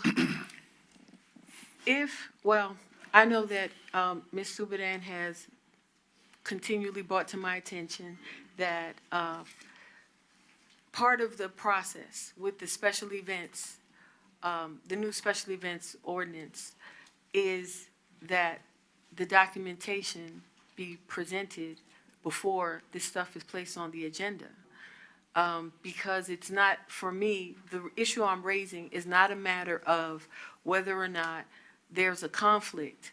The issue for me is that many times there is not proper documentation, and events are happening that were never authorized. Then the events coordinator doesn't have all the information that they need to be able to coordinate with the departments and the staff to be able to properly execute these events. So I believe that that approving events that have not had documentation submitted goes against the ordinance.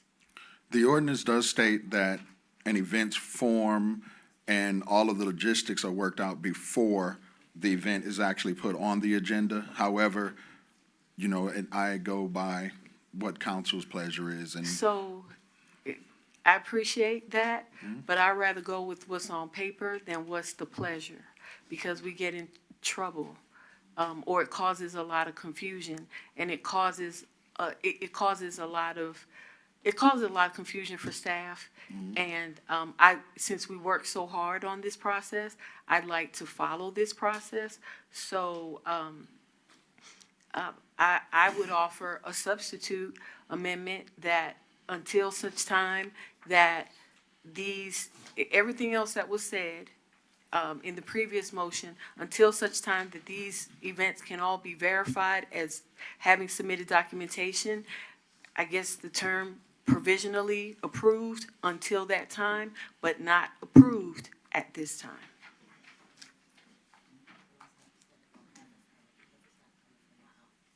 Say it again.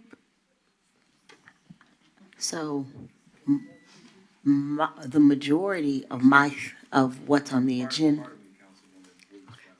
No, I guess We do have a queue. A substitute motion was made for which there was no second. I'm sure we're going to have a little bit more discussion. We're going to come back to it, but first we're going to follow the queue and go to Councilman Sebastian. Councilwoman Willis. I really do think, in essence of time, these are a lot of events. We don't have the master calendar. Is there any way possible that we could look at the December events so we won't prevent anybody events? We don't meet until what, January? Huh? Can we get all the events together and talk about them in the retreat in January? Put that on the calendar, but anybody who needs to have an event before we convene again, can we look at maybe approving December, possibly some of the January events? So that, because I would hate for us to approve over 50 events, because that's what I'm looking at now. We're looking at about close to 30 events on District 6. We're looking at about maybe 15 to 20 events from District 4. So I would hate for us, we're trying to prevent the conflicts. We're trying to prevent from staff being overworked, overburdened, having to bounce here and there between several events on one day.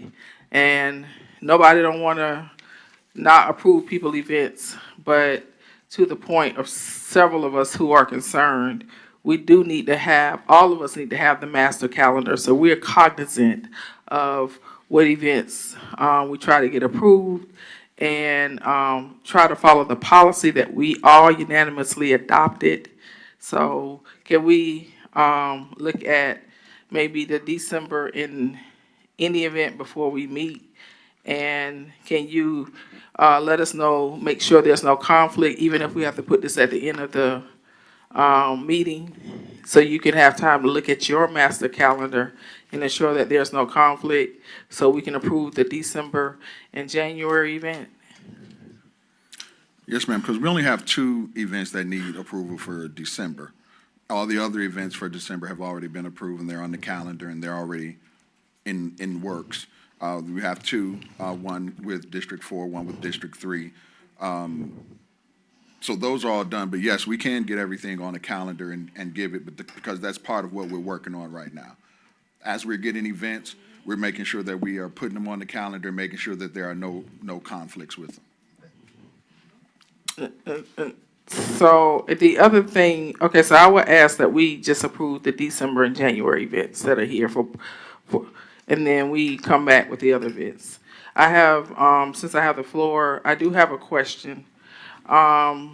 Seeking approval for 160 turkeys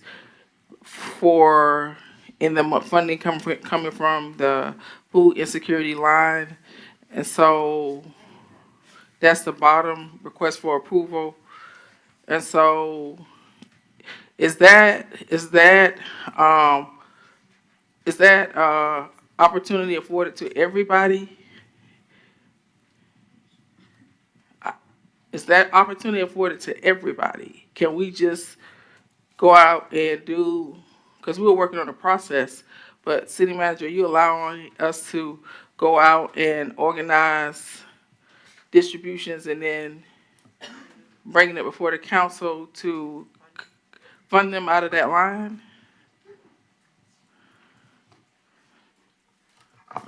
So I think there were some extenuating circumstances. I saw it on the agenda when I got here too, but I think there were some extenuating circumstances, so perhaps Councilman Sebastian can explain.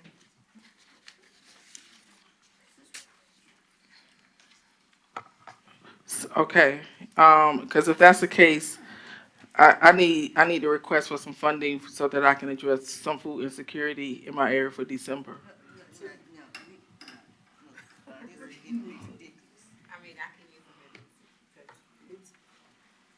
So, we doing this, I just want us to be equitable, because we, people are asking me about December.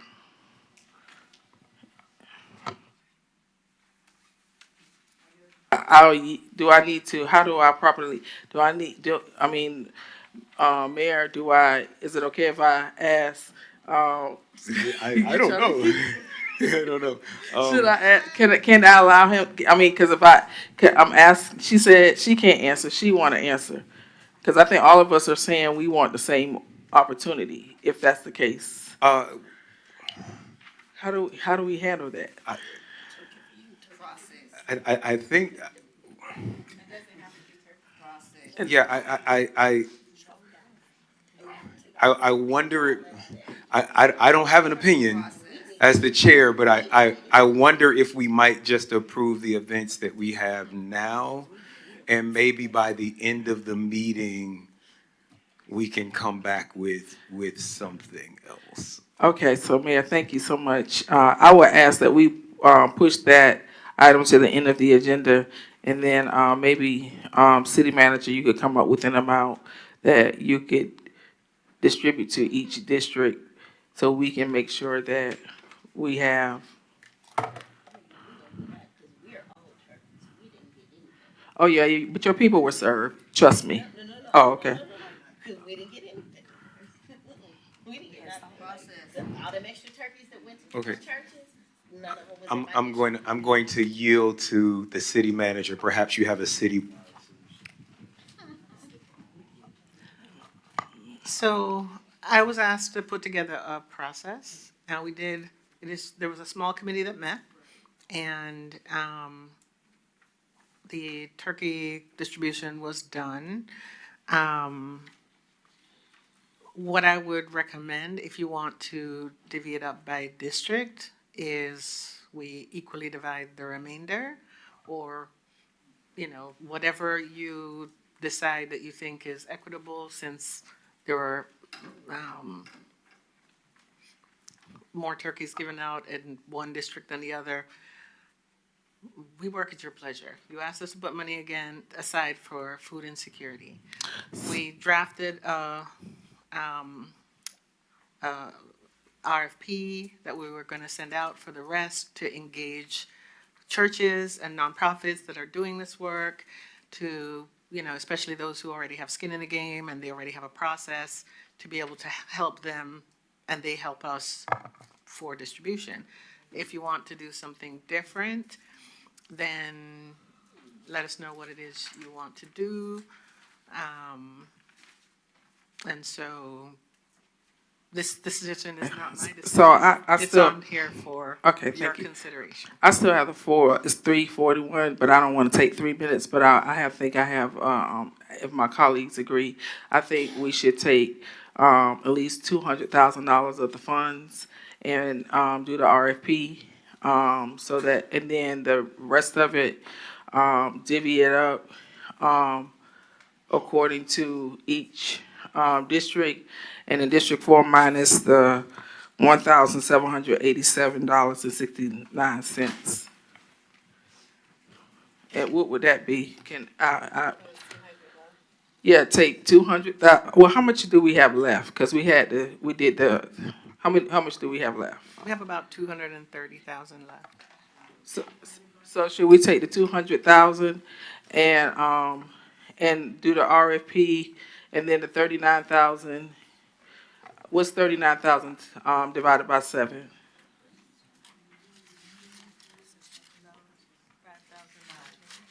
What's the recommendation? All of it divided by 7? Okay, what's that?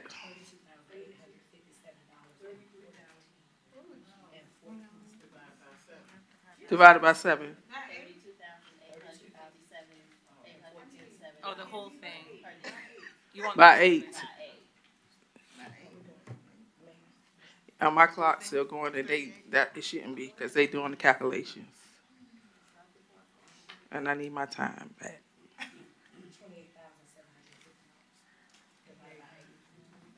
Oh, I divided it. You want it by 8? That's what's left. Yeah, 29,750. Yeah, so what do you want us to do? Okay. No. What's remaining left? What's remaining left? 28,000 It's about 230,000 left. divided by 8. 29,000, actually 238 divided by 8, 29,750. That was what I started with, but then I heard over here, divide the whole thing. The difference of what do we have left? What you mean? Originally you said 200,000 to be RFP'd out, and then the balance would be. What the 1,000 divided by 8 people. But your colleagues don't want to do that. $4,750. I think that's fine. I think what she's saying is take the 39,000 divided by 8 people and let her RFP the 200,000 out. But they're saying they want all of it divided by 8. When we talked about it at the retreat, I'm not trying to be funny. So I think it's consensus. I think that can we take the 200,000, hold it? We could workshop that at the retreat, but the 39,000, can you divide that by 8?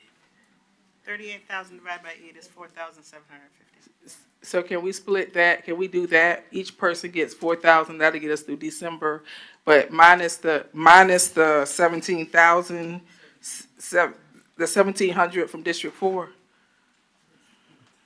Well, that would come out of his 47 fund. Right. So can you get that calculation and we vote on it at the end of the meeting? It would still be 4,750. Okay, that's fine. Because his remaining amount would be. So I move that we do that. Would be 3,000. Huh? I'm sorry. Okay, so we're in the middle of a motion and discussion. We're in the middle of a motion and discussion, and another motion is being presented. So do I need to do a substitute? Does the first motion, who made the first motion, Mr. Clerk? First motion was by Councilmember Sebastian, second by Councilmember for approval. Okay. That brought us into discussion. So Councilman Sebastian, are you willing to withdraw your motion? Absolutely not. Okay, understood. No, I understand.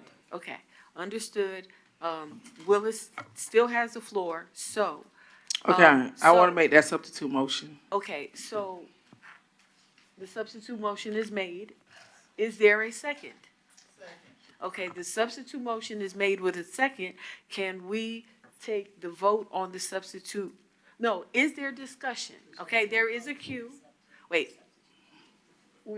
Okay, so we are taking a vote to accept the substitute motion.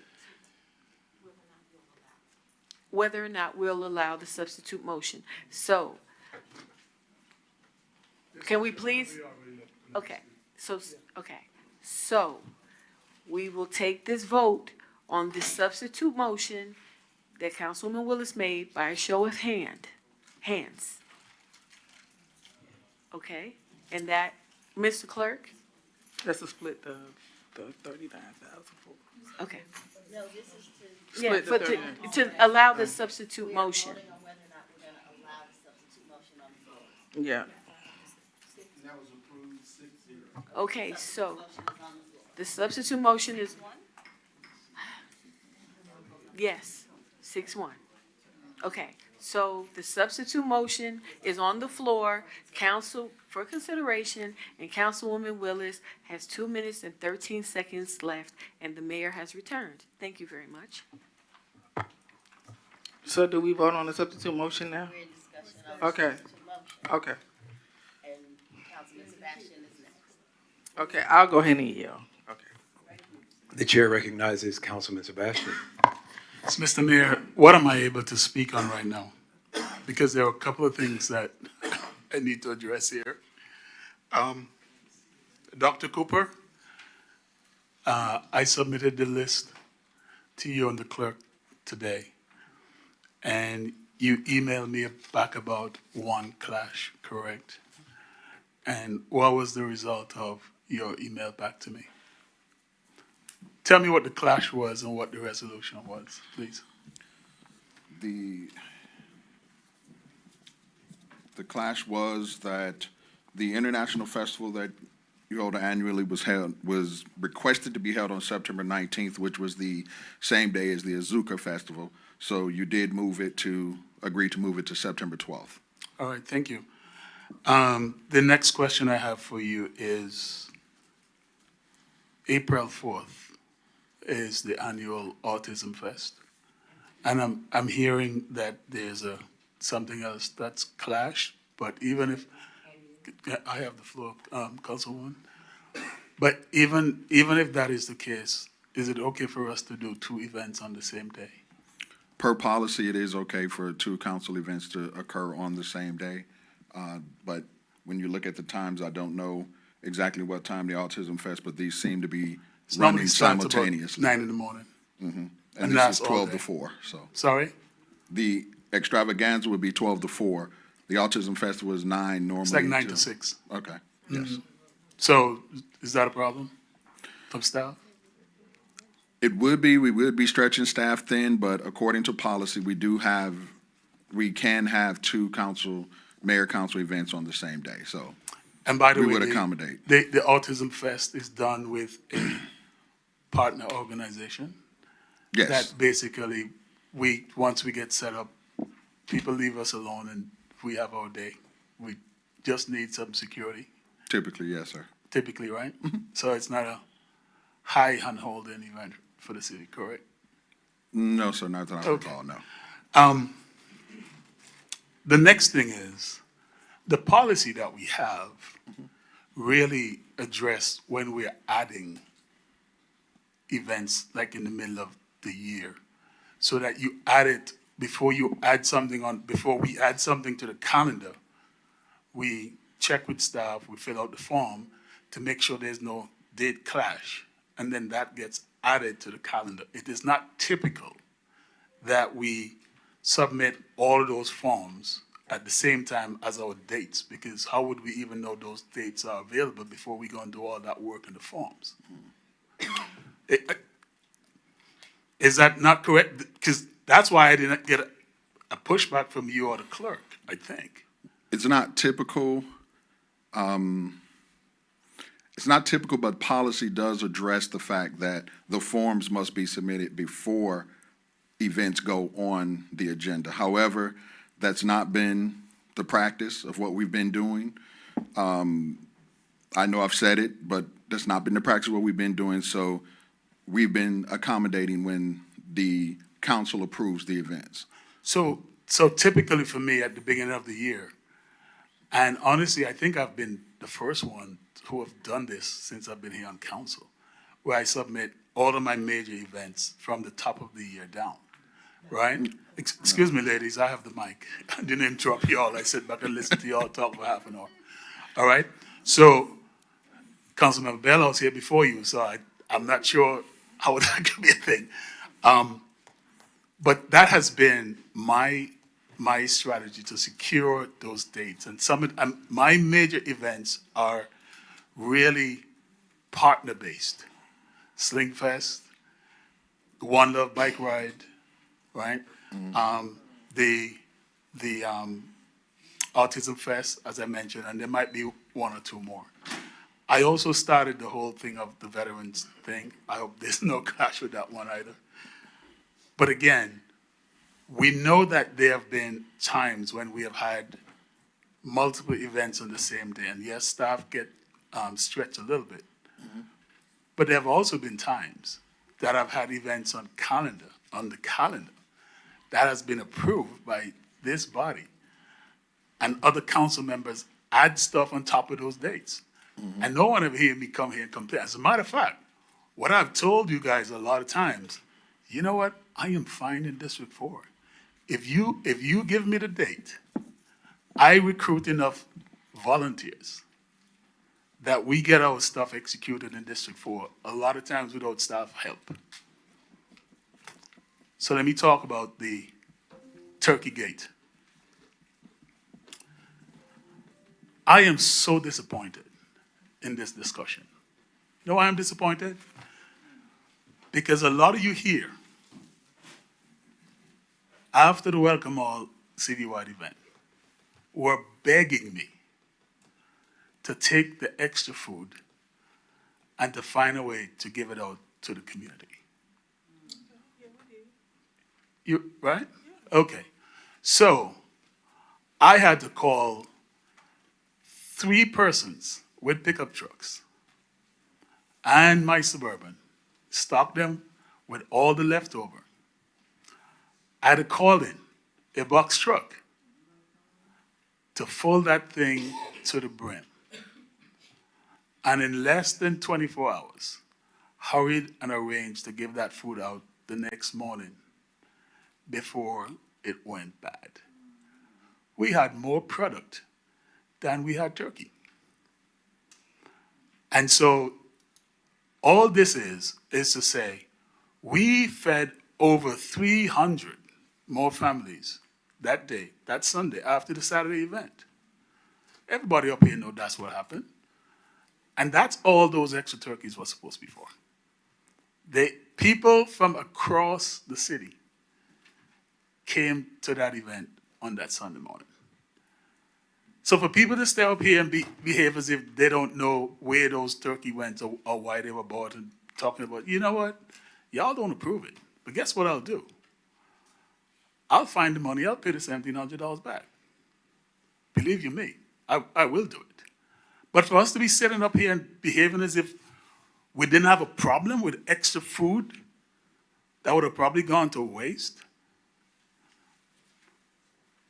And from 9 o'clock, I was the last one to leave Welcome All Park with me and some of the volunteers that I called in afterwards to clean up the place and to give that food out starting, I think, 12 or whatever the next day.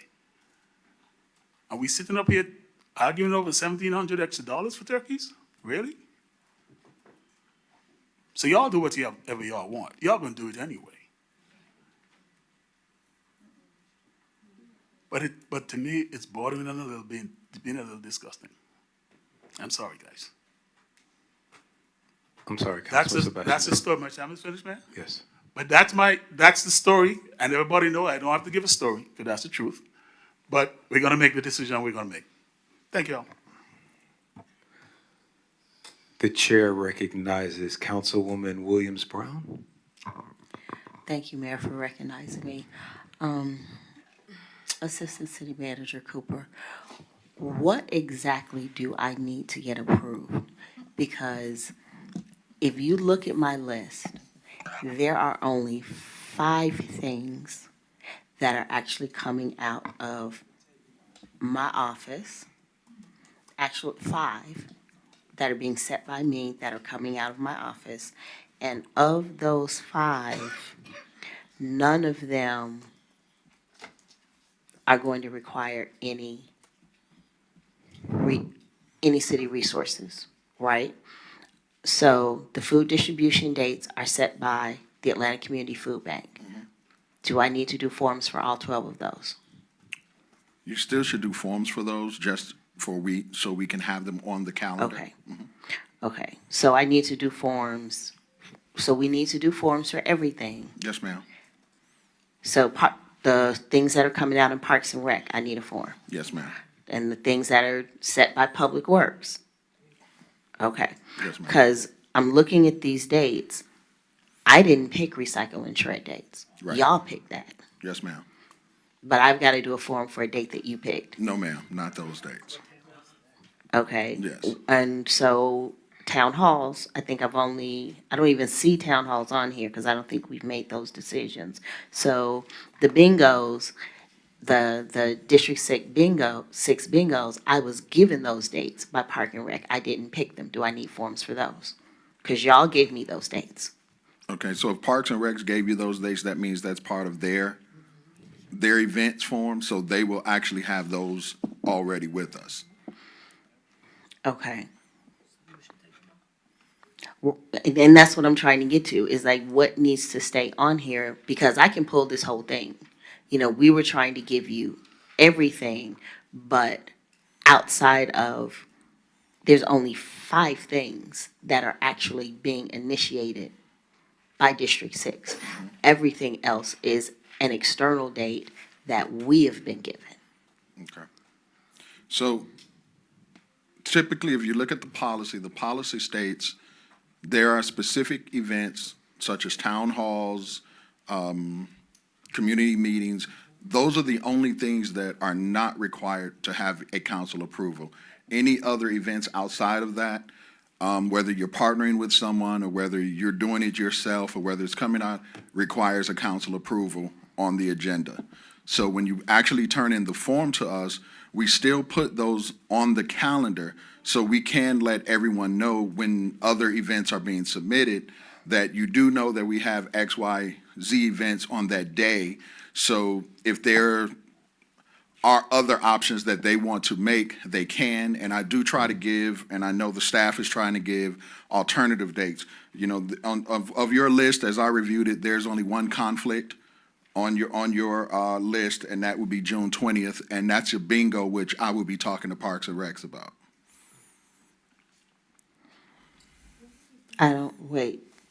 The Father's Day bingo. Yes, ma'am. Okay. But we're clear that I was given that date. I didn't Yes, ma'am. initiate Mhm. that. Mhm. Okay. So what do you need a form for? What do I need a form for? If you look at the policy, we need a form for everything that's not your town hall or any of those things that, and I can't remember every individual item, but there are like maybe 3 or 4 meetings or events that are under the policy that do not require council approval. I would recommend you turn the form in so we can make sure that it's on the calendar, but it does not require council approval. All other events, they require council approval, they all need a form. But with your situation, I did not know you got your bingo dates from Parks. So I will be talking to Parks about the bingo dates because their information should already be there. So if their information is already there, we already have it with the calendar. Okay. Somebody tell me what I need to do next. December and January. Okay. And then we Well, work no, out the rest. Okay, no, because if we're gonna, while I'm off, while I'm off for Christmas break, because I put in for a lot of PTO, I want to be able to fill out these forms. This is a lot of forms. So, like, we're not gonna have another meeting. I would like to know what I need to spend my Christmas break filling forms out for. There you go, Okay. December and January. Okay. All I want is somebody to tell me what I'm doing so I can do it right. Yep. If you have anything in December and January, and we don't have a form, that's what we need. Okay.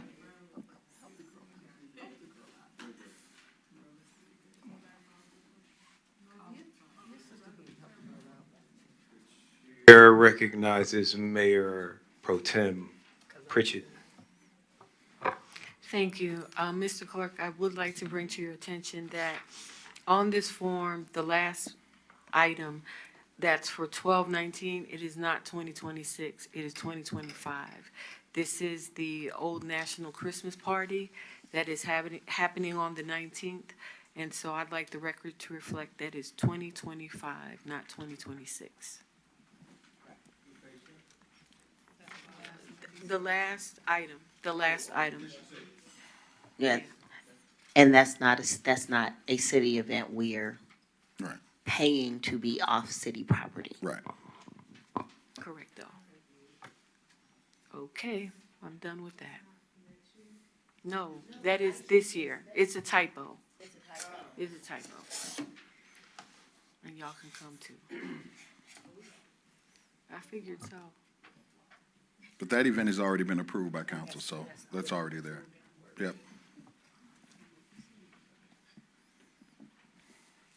I yield. The chair recognizes whoever's next. Me. I'm in the queue next. The chair recognizes No, it's me. Dr. Rao. I think what would be helpful, I hope that we do get to agreeing to the December and January dates, but what would be helpful if we truly had a master calendar. I think several people have mentioned they've coordinated with the various departments to get their dates, but this is not helpful. I think we need to see it in the whole context.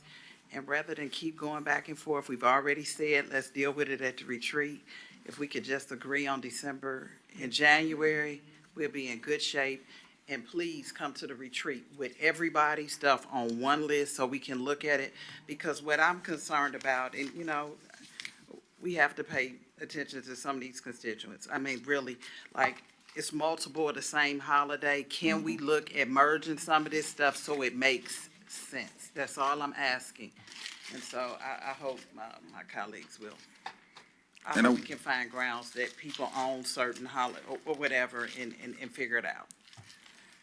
And I will say, Councilman Rao, that's part of us wanting all of this, so we can put it all on the master calendar, because actually I did, Councilwoman Williams-Brown did ask me for a calendar as she was doing her event, so I sent her the format of the master calendar with what we already had, which is the recycle dates and all those things already on there, so she could see what was there. Like, for example, I have a list, I've had a list a long time, but I was waiting because I thought we were gonna come back with a comprehensive look at events. And Yes, I'll ma'am. share that, and Please do. Clinton has If it. everyone But shares it with us, I we think will if have that all master saw, calendar. We see the totality of we're looking at, and I think it's also helpful with Woman Natasha Williams-Brown said, some things don't require city resources. Like when I do my food, I don't use staff, I use a contractor to help with that food distribution. So I think being clear about that when we had this conversation, so we get a real feel about the resources that are needed and when we should really fill out a form, I think that needs to be a part of that whole conversation. So that's my 50 cents.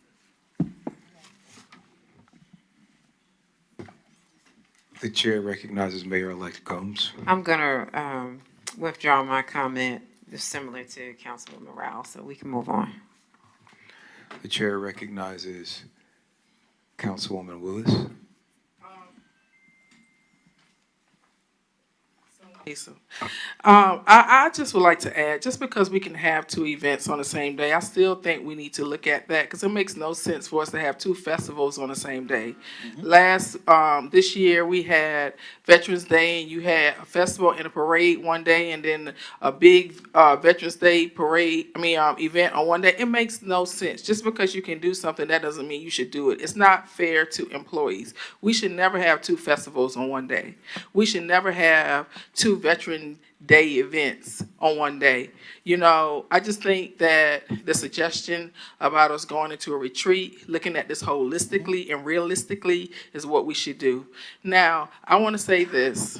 I'm extremely proud of us because we are acting like adults in the room after a very contentious election. And I did not witness anyone up here arguing about anything. I witnessed everybody here discussing, deliberating respectfully. The $300,000 food insecurity fund was something that we approved during the budget process. There was a small committee of us working with staff and the city manager on how we were going to allocate and how we were going to address food insecurity. We did not decide that we were going to take monies from that fund to do anything aside of what we agreed on for the Thanksgiving's meal holiday giveaway. And so that is the bone of contention of everybody up here without the exception of District 4. Nobody is questioning you taking extra food and dispersing it because we all work to do that. We all work to make sure that whatever church that was having a food distribution the very next day, we sent that food to those churches.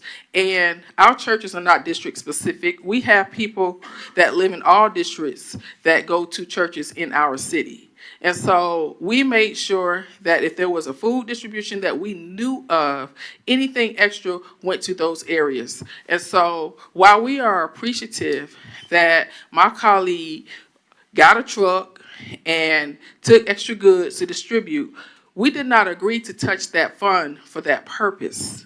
And so we just want to be fair and we want to be equitable.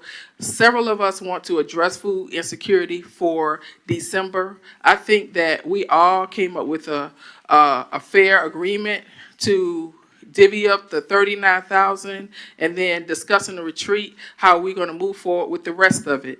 No one is arguing. It's not contentious. We all once in a blue moon agree on something. And so to put out that we're arguing, that we're questioning, we're accusing somebody of doing something wrong, that's not what we're doing. That's not what we're doing. We did not agree outside of the food distribution to distribute that money in any other way. So for someone to make a unilateral decision to pay for extra turkeys, most of us, supermajority of us, feel like that was unfair. And as a result of that, we feel that we all should be given the opportunity to address food insecurity in our respective areas for the month of December. And I think we fairly deliberated that without arguing and with all of us agreeing. And we all are saying we want to make sure that we don't have a conflict with events. We all deliberated and we all agreeing, let's approve December, let's approve January, and discuss everything else later. I haven't seen one contentious comment come out of anyone's mouth. Now, I just want to yield and clarify that. We're not saying you did anything wrong. We just want what we agreed upon to be fair. That's it. Thank you.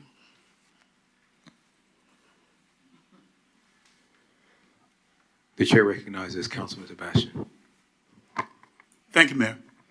So I'm going to say this for the last time. Councilmember Willis, Ms. Subran, you all were there at Welcome All Park. The food giveaway that was done the next day was not a planned event at any church. We got the leftovers. that were literally left on the sidewalk at Welcome Park. That is not true. You have the floor, Councilman Sebastian. When everyone left.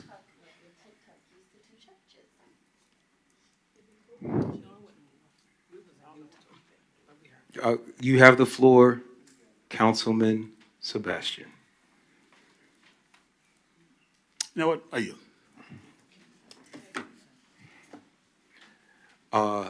The chair recognizes Councilwoman Bell. I'll just agree with my colleagues. We'll wait to the retreat, seeing that I turn in my list in like October, November. I just had a quick question for Mr. Clerk, and I guess you all could coordinate. Can you all put that calendar in SharePoint, just like the legislative agenda, so it's like a real-time calendar? People can look at it all the time. We will change it. Right now, it's housed in Monday, which is a program that Public Affairs is using, but we will look at how we download that and put it in a SharePoint. The issue with it is that we would have to try to lock it so it couldn't be changed, because we wouldn't want any changes done to it unless it was approved by council, so. But we'll use Monday in our office, what we do. Oh, yeah, okay. All right, so are we voting on something now? Is there a vote? Okay, Mr. Clerk, would you restate the motion and we'll vote? So the motion that I have is made by Councilmember Willis, and it's really two parts: to hold the $200,000 and develop the RFP and divide the remaining, I think it's 39,000 by 8, which allocates $4,700 to the remaining folks, the remaining council members, and to subtract the $1,787 from District 4's allocation. And then the second part was to approve the December 2025 and January 2026 events, at least place them on the agenda for approval. Because right now we're just approving the council agenda, and then we will vote on this at the end of the agenda. Those were the two things that I had from you. So there is a motion or no motion? There is a motion to add that to the agenda. Okay, all right, the motion has been sounded. There is a motion and a second? Yes. All right, let's take this vote by a show of hands. Which motion are we voting? We're voting to add this to the agenda. The substitute motion. Yes. Hands up. So I have 1, 2. So 6-0. 6-1. Okay.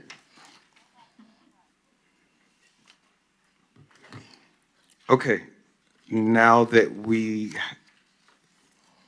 have added that, do we need to go ahead and vote to adopt the council agenda? Yes, but I would like to make one clarification, since we made that correction to the add-on events. As Councilman Bell mentioned, she submitted her events previously, so they're listed on the consent agenda. So there would need to be some action taken to. Well, I guess I'll defer. I'll defer to the city attorney on that, but we can just do this. Okay, I think the chair. All right, the Councilwoman, Mayor Pro Tem Pritchett is next in the queue. The chair recognizes you, Mayor Pro Tem Pritchett. Okay, so with regard to Councilwoman Bell's events that are on the agenda that I approved, I did confirm that all the paperwork was properly submitted. So I believe that it is appropriate for it to remain on the consent agenda unless anybody has an objection. It's part of the, I'm just, well, okay. I'm just putting it in context. Okay, so I believe the chair will entertain a motion to approve the agenda as adopted removing the events from the consent agenda to the events agenda item at the end of the agenda. All right, do I have a motion for, I'm entertaining a motion. Do I have someone to? I move for whatever you just said. All right, we had a motion and a second. Let's take this vote by show of hands. Record that. Motion approved 6-1. All right. Now that we've approved our agenda, we're going to start our meeting. Mr. Clerk, please sound the next item. That brings us to approval of the consent agenda, Roman numeral 8. All right. The chair will entertain a motion to approve the consent agenda. I move to approve the consent agenda. It's been properly moved and seconded. Let's take this vote by a show of hands. Point of order, as amended, remember we moved her stuff off. Yes, as amended. Can somebody, Mayor, can you have somebody? Okay. Second. All right, it's been properly moved and seconded. Let's take this vote by a show of hands.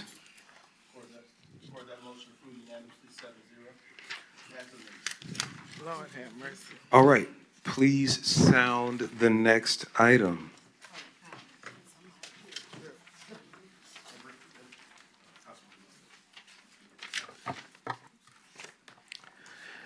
That brings us to public comments. Just a reminder that comments regarding zoning cases are not allowed. Speakers will be granted a total of 2 minutes each, and public comments will not exceed 30 minutes. Speakers will not be allowed to yield or donate their time to other speakers.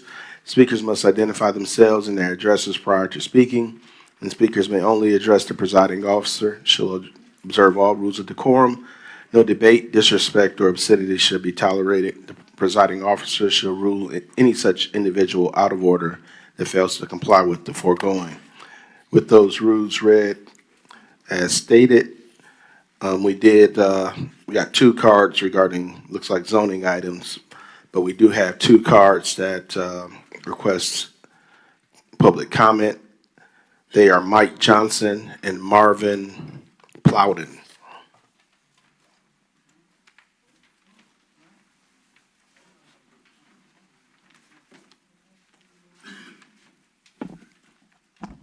Mike Johnson, District 4, Campbell to Fathom Road.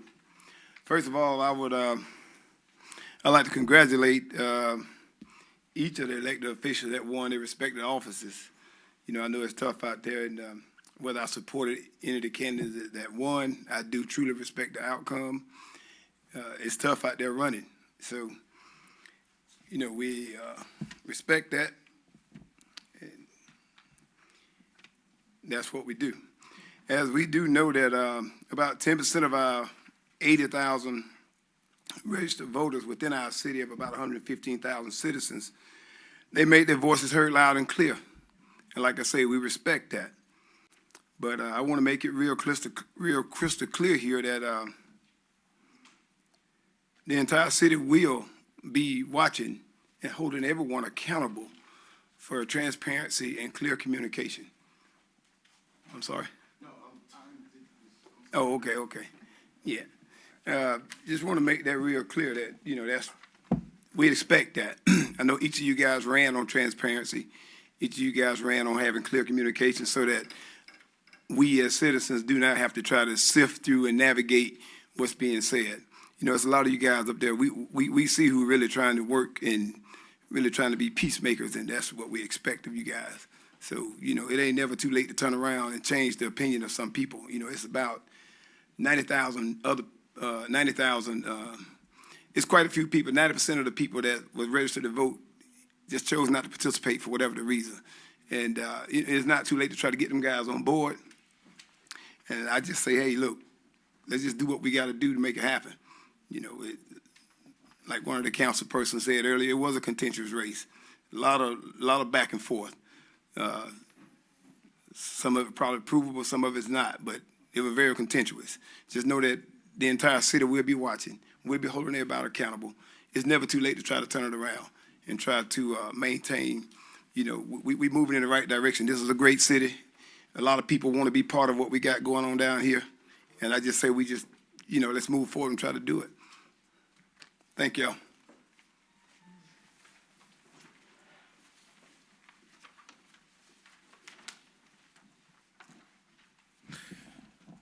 Good evening. My name is Marvin Plowden, resident of North Castlegate.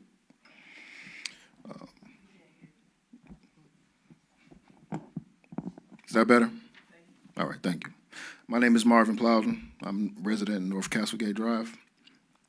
I stand before this council on behalf of the South Fulton Police Athletic and Activities League. I serve on the PAL Board of Directors as the board chairman. I'm here to discuss several ongoing issues the Board of Directors has encountered in the last calendar year, which the board seeks the assistance of this council in resolving. In December 2024, the acting executive director, Timothy Abrams, was placed on administrative leave by the South Fulton Police Department. The board was told that Mr. Abrams was placed on leave involving his work with PAL, but the board was not provided with any specific reason for his leave. The board was also informed that there was an investigation of Mr. Abrams' work. However, the board of directors was not asked for any information in association with said investigation. On April 8th, 2025, the board of directors received an email from the South Fulton Police Department stating that the department had hired a new executive director, Veronica Carew, and Ms. Carew would begin work on April 21st, 2025. Until that email was sent to the board of directors, we had no knowledge that Mr. Abrams had been officially terminated. However, in an effort to commence advancement in the program, the board attempted to work with Ms. Carew. As chairman, I called for the board of directors to meet on May 14th, 2025. On November 12th, 2025, the board of directors received notice of this dissolution from Ms. Carew, which was written by the city of South Fulton's interim city attorney, Sarah Kelly, stating that it was the intention of SFPD to dissolve the board for South Fulton Police Activities League. The letter alleged that the PAL board had made critical violations of the organization's bylaws, among other allegations. However, none of the alleged violations were outlined within the letter.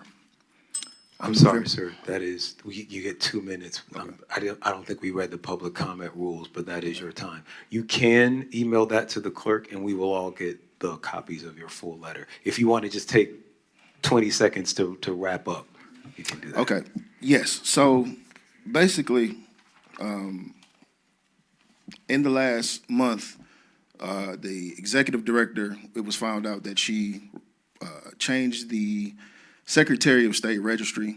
She removed all of the board members off of the Secretary of State Registry, also removed all of the board members off of the banking account. She has been terminated by the board of directors. The board of directors has requested that she return all items and all credentials by December 5th, 2004. We have not received those items. All right. Thank you for informing us about that. We will deliberate, and someone will get back to you. All right. Next speaker. Mr. Mayor, that's all. Like I said, I did receive 2 other cards, but per our rules, we cannot hear any public comment regarding zoning cases since the public hearing was held at the last meeting. With that being said, unless there's someone who didn't submit a card, that's all I have, Mr. Mayor. All right. I'm going to go in a little different order tonight. Council comments beginning with our Mayor Pro Tem, Councilman Pritchett. Okay, I wasn't prepared, so I really don't really have a whole lot to say. Happy holidays, and we are having an Old National Christmas celebration once again. The talk of the town, the party to be at, that is super sold out. And everybody who I told that you would be on my list, I'm not lying, you could be on my list, just get there. But that party will be at Crestwood Event Center on December the 19th at, what time? At 6 p.m. Come early, but don't come too early, because some people show up at like 4 or 5. Last year, that's what y'all did, and I just happened to be there. But we will have a wonderful time, and look forward to seeing you there. Have a happy holidays, and thank you again for your confidence in us, in allowing us to serve you. All right, thank you. District 1, Dr. Rowe. I want to thank everybody who, well, a group of volunteers to help with the senior food distribution at Anthem Riverside, particularly the students who came from Kennesaw State to help with that effort. And as well as, I want to commend the mayor on his film festival, which was a huge success. Congratulations on your premiere. In addition, I really wasn't totally prepared either, but again, as Councilwoman Mayor Pro Tem, we look forward to seeing you at the holiday party. We try to respond to what we heard in terms of doing something joint. Obviously, it sold out really fast before any of us can, but that's a good thing. So we look forward to growing and figuring out the right space as we move forward in the future to try to do things jointly. And I'm sure I'm forgetting something, but that pretty much covers it. All right, thank you. District 3, Councilwoman Willis. Thank you. Mayor, I did enjoy the film festival, and kudos to your appearance. That will be on BET Plus. I hope in your future endeavors you continue to pursue acting, because you were pretty good in that series. What is it, Christmas? A Soul for Christmas. A Soul for Christmas. I want to think we did jointly feed over 2,000 residents in the city of South Fulton for the Thanksgiving holiday. And we had so much left over because some people did not show up. They registered and did not show up. And so, as I stated, any church that we knew of that had a food distribution the next day, several residents were able to take items to their churches throughout the city. So we were able to share over 2,000 meals to residents in the city of South Fulton. I want to thank staff, Park and Recreation, and all the volunteers. We had over 100 volunteers to show up. Several Divine Nine organizations showed up. We had. We can hear you just fine, I'm reclaiming my time. We had the Kappas, we had the Omegas, we had the Deltas, we had the Zetas, and that was it. But it was all love. We had the Me Five Me's.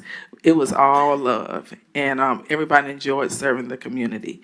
On December 20th, we will have our sanitation and bulk waste day at Walkmore Park. So please make sure you bring your cardboard boxes, any waste that is eligible to be disposed of. It is free. And Saturday, we will have our third annual Ben Crump and Friends Christmas Extravaganza. If you want to come and volunteer, please show up. We need elves to take the kids around to pick out their toys. We have about, I think about 1,300 kids registered. And I want to thank I want to thank Ben Crump. I want to thank our Fulton County Sheriff. I want to thank Commissioner Marvin Arrington. I want to thank our mayor-elect. I think with all of us working together, we raised about $40,000 to purchase toys. We got donations from Coke. We got donations from Integrity Dental. We got donations from Georgia Power. So we're going to be able to help a lot of families during the holiday that need Christmas. I want everybody to have a safe Christmas holiday. Remember to wear your seatbelts when you travel. I'm very passionate about reminding everybody to do that. I lost my brother in 2003 due to a fatal car accident. And the most hurtful thing about that is if he had his seatbelt on, he would have still been with us. And so every Christmas at 4:00 in the morning, we are reminded of that call that we received from the coroner. So I ask, if you're traveling, please wear your seatbelts. Please be safe so that we can see you in January and we can enjoy our festivities to swear in our new mayor and council. Congratulations to Natasha Williams-Brown, to JC Sebastian, to, who did I miss? Oh, Mayor-elect, Councilmember Gomes, and that's who I miss. My church member and friend, Aaron Johnson. I'm looking forward to serving you, and the city is looking forward to having you serve them. Congratulations on winning your elections. Thank you. All right, and District 5, Councilwoman Bell.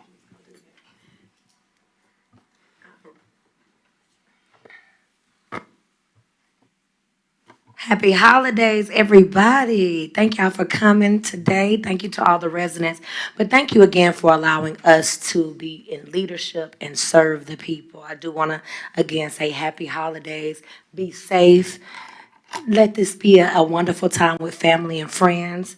But nevertheless, again, we're wishing you love, peace, and soul this holiday season. I do want to give a few thanks since we are in the cheer spirit. I want to thank the students at Banneker High School in the 3DE entrepreneurship program. I had a wonderful opportunity to be a guest judge last week for a few days over at Banneker High School. And many of you know part of Banneker is in South Fulton, part of it is in Union City. So I always get the pleasure to be able to serve our youth and young adults. So it was very similar to a Shark Tank. And so we had pitch competitions where students were able to create their own businesses and products. So thanks to the students at Banneker High School, as well as the director, Ms. LaTanya Bolden, over that 3DE program. Again, in the spirit of giving and love, I want to thank our Parks and Recreation Department, specifically Patrick Swanson, Coach Nicole, and Coach Raquel. If you were at our second annual Christmas tree lighting, we had the official name is Burdett Park Jubilee that performed for us on last night. And so with all of our staff at Burdett, they had me in there dashing through the snow and had a lot of different movements. So I just want to thank them for all of their continuous work that they do in the district and throughout our whole city with working with our youth as well. Many of you know next week is Outlaw Classic. It's an annual Outlaw Classic that we have each and every year in December at Burdett Park. And so we will be having our Ugly Sneaker Ball in collaboration with Dr. Travis Barber, PAL, and Parks and Recreation, as well as our annual Outlaw Classic Banquet, which is on the 18th. And many of my colleagues have already shared it is party season, so we are welcoming our residents to come out and just get a little two-snap. Get your snap on, get your dance on at the community holiday party, which will be at Crestwood. That's on December the 19th, Districts 1, 5, 6, and 7. So if you were unable to obtain a ticket because they vastly sold out, please feel free to contact me or my office. I am having a list of residents in District 5, so please feel free to email me or contact me directly if you were not able to secure a ticket. And then right after that, on the 20th, we have our annual Breakfast with Santa at Burdett Park from 9 a.m. to 11 p.m. It's a great time to fellowship with our babies, our kids, and the parents. So please come out for a morning of music, laughter, arts and crafts, and of course, we will have a surprise visit from Santa Claus from the north part of Old National. So again, if you are not receiving our newsletters, please feel free to contact myself or Philip Watley, and we will get you connected. And again, wishing you all a safe, prosperous, happy holidays and a happy new year. Thank you. Thank you. Point of information, ugly sweater or ugly sneaker ball? Ugly sneaker ball. Oh, okay. All right, and now on to our not so newly elected Mayor-elect Councilwoman Gumbs. Mayor-elect Gumbs, sorry. Well, hello, everyone. First of all, I do want to say it has been an absolute pleasure serving as your councilwoman for 8 years. I know I look young, but we have all grown together and kind of aged a little bit while doing this. But running to be the next mayor of the city was not an easy task. And I do understand that it was contentious, but again, that's because we all love the city of South Fulton and we see its potential. So first of all, Mayor, thank you for your service, as well as all of the council that is coming back and our newly elected gentlemen that will be joining us on the council as well to represent District 2. So that's exciting in a sense. So what I do want to share is that, again, it is a time for healing and it's a time for uniting the city. So I am looking forward to leading that charge, and you will see a very sharp and united council. Even though we're passionate about what we're passionate about, we will do our best to lead the city in the right direction. So I'm looking forward to that. And just so you remind, Christmas is my favorite holiday, but I do have to give just a few shots out. And I don't have all of my events because I am waiting for our retreat. I want to give a congratulations to Westlake's band. They are ESPN's Red Lobster Band of the Year finalists. So they got a lot of spotlight going on them. So they will be honored this weekend, December the 12th. And they will also be honored as what is it, what bowl we have coming up? Is that the Celebration Bowl? They will be performing in the Celebration Bowl as well. So would love for you, City of South Fulton residents, to go out and support one of our rising high schools that is a shining star as well at the Celebration Bowl. And with Christmas, I need you all to have your heads on swivels. I don't know if you all understand what that means, but don't leave valuables in your car. That's one thing that we have been promoting throughout the city for the last 8 years, because people will take the opportunity. Oh, and we all know with Councilwoman and her purse being swiped because she took a chance and didn't pay attention. So we want to make sure that that doesn't happen again to any other residents here in the city of South Fulton. And I think you'll follow a lot of what we have with our police department, that they are promoting, making sure that you all are safe during the holiday season. Am I right in that? Because I think y'all have that on the website. All right, and that's all I have. I am looking forward to serving as your next mayor for these 4 years, and as a community, we will move this city forward. Thank you so much for your consideration, and Happy New Year, happy holidays. Thank you. Councilwoman Willis. Y'all, we got a high school going to the second round of playoffs. Creekside High School. We need to look. The South Side has something to say. We have very good sport programs. I'm excited. They're playing the Savannah School, BC Benedictine, but they're going to the second round of playoffs. I'm extremely proud of Creekside High School. And with that, District 4 Councilman and Councilman-elect Sebastian. Thank you, Mayor. First of all, I want to thank the people who have been texting me this evening. Madam City Manager, I think we have the cost of the turkey covered. There's no need to deduct it from whatever you guys are going to divide. We'll be submitting a check of $1,700 and whatever that money is. So let me say that offhand. I really want to thank the residents of District 4. This election cycle was engaging. And without saying too much, this has been my second election. And the last 3 times people have voted for me in District 4, they have been records. In 2021 runoff, I got the highest votes ever for a runoff in District 4. In the general election this year, I got the highest votes ever for any candidate in the general election. And in this concluded runoff, even though it was close, I set another record for the top amount of votes in a runoff. There were a lot of people that came to the polls, a lot of new people. Welcome. to the engagement. But I heard a lot of things. We don't like you because of the company you keep. I was like, huh? You mean my colleagues in council? We don't like you because you brought warehouses. I'm like, huh? What? Why don't I have a warehouse in District 4? So rather than really looking at the facts, a lot of people came to the polls and voted on the misinformation.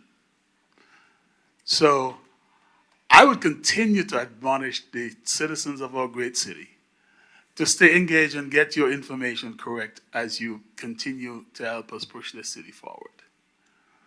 I am not deterred by any election result. I would continue to stand. There were many people that came into District 4 to try to get me out of office. I am still here. And I will remain here and continue to fight for this city and for what is right. A citizen called me and was crying on the phone a couple of days ago about the same gas station project. I had to explain to the citizen, it's a legal process.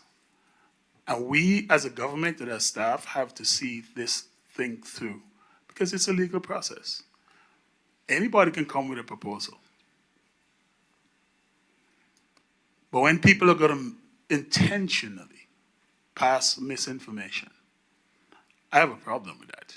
And I will continue to have a problem with that. I'm going to continue to tell the truth and push the truth forward. Because I strongly believe that in the end, good always wins. I really want to thank those citizens who came out and gave up their time to help collect this extra food.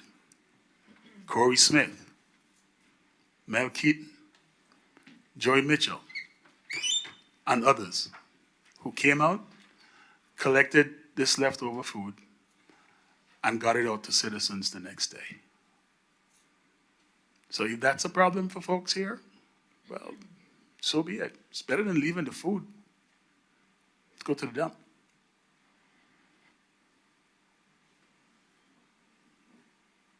I think sometimes up here, we play too much politics. And that's why the citizens are disgusted with us. And I really hope that we're going to put a lot of this nonsense aside. And in 2026, we move forward in honesty and in truth. And stop playing the games.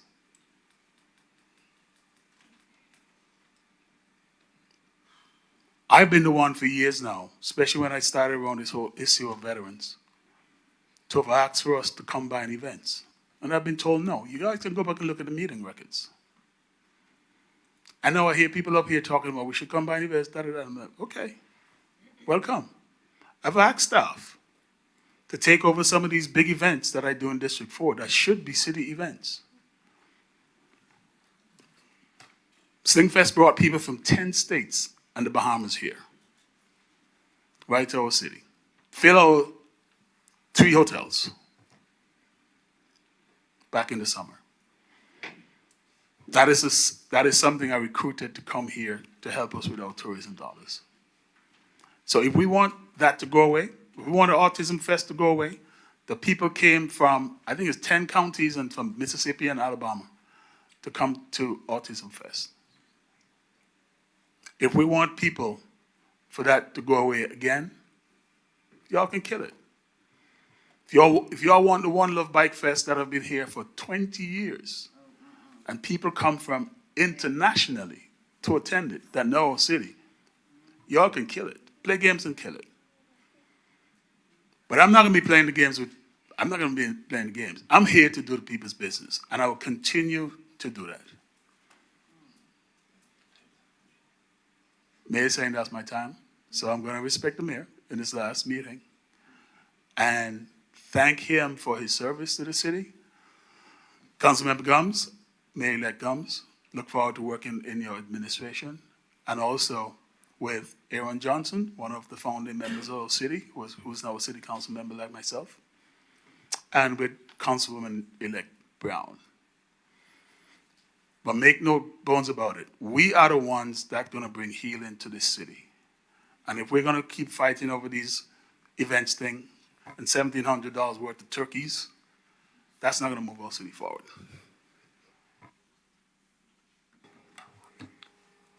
And Councilwoman and Councilwoman-elect Natasha Williams-Brown.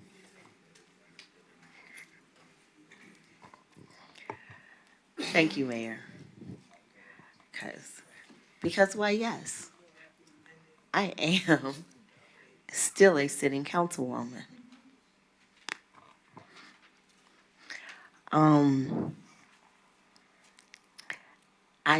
It looks like it looks like I don't see anybody from Parks and Rec, but I certainly want to be in the room. Somewhere in the building is Parks and Recs.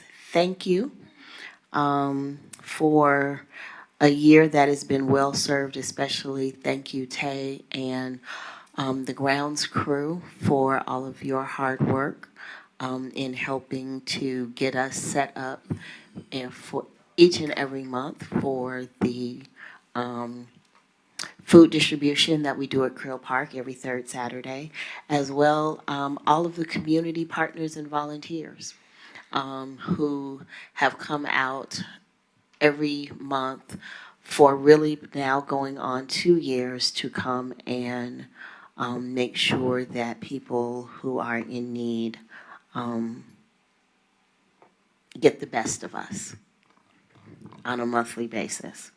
Certainly want to thank Oneru as well as Dots and Pearls for providing breakfast and toys for families in the community. Thank you to our police department, Deputy Chief.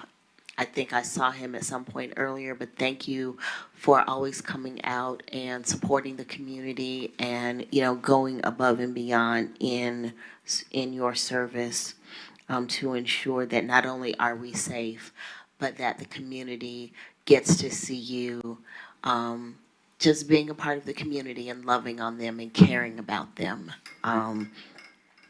each and every month. My colleagues have already talked about the Christmas party on Saturday. Before y'all start sending in massive lists, we have only got 19 slots left. And they gone. So I just put that out there that, you know, before we get a stampede, it is sold out. Unless somebody has got $4,500 to give us to add some more slots, we're full. December 11th, the Old National Merchants Association is going to be doing their annual toy drive at World Changers. The community is invited to come out to make a donation of $25 or to make a donation of a toy. There will be dinner, there will be entertainment and activities at World Changers. And again, this is being sponsored by the Old National Merchants Association, Assistant Manager Cooper, so there's no form for this. Our regular food, and that's going to be on the 11th at World Changers. The regular monthly food distribution is going to be Saturday the 13th. We say that we start at 10 o'clock, but people start lining up at 9 o'clock. Last month, the line was stretched almost from the park to the school. So the only thing I can tell you is to make sure that you're getting in line, or if you're sending people our way, tell them to go ahead and come and to register. Make sure that we can get you through the line faster. If you register, there's a QR code on the flyer. If you sign up, we can get you served a lot faster, but the lines are unfortunately starting to get longer and longer each and every month. My final senior technology class will be on December the 17th. Information is forthcoming in the newsletter that I'm trying to get out. That is going to be with our partners, with my community partner, Facts to Thrive. Again, Assistant Manager Cooper, there is no form for this because I'm not doing it. I just want to be clear. There's no form for this one because it's not me. I think this is the point where I look in the back and find Marilyn and ask, did I get it all? All is well. All is well. And with that, these are your what? Church announcements. Let us all do what? Govern ourselves accordingly. Happy holidays, y'all. All right, thank you all. First is flu season. It's going around already. It's hitting several of us who are working in public service. So, got my flu shot. Please get your flu shot. Thank you for everyone, as it's been said, who came out to the Global South Film Festival. Special thanks. I'm not going to name all our partners, but our special partners, the City of South Fulton Convention and Visitors Bureau, Georgia Entertainment, and BET, who did bless us with the world premiere of their next holiday classic, A Soulful Christmas, streaming on BET Plus beginning Christmas Day.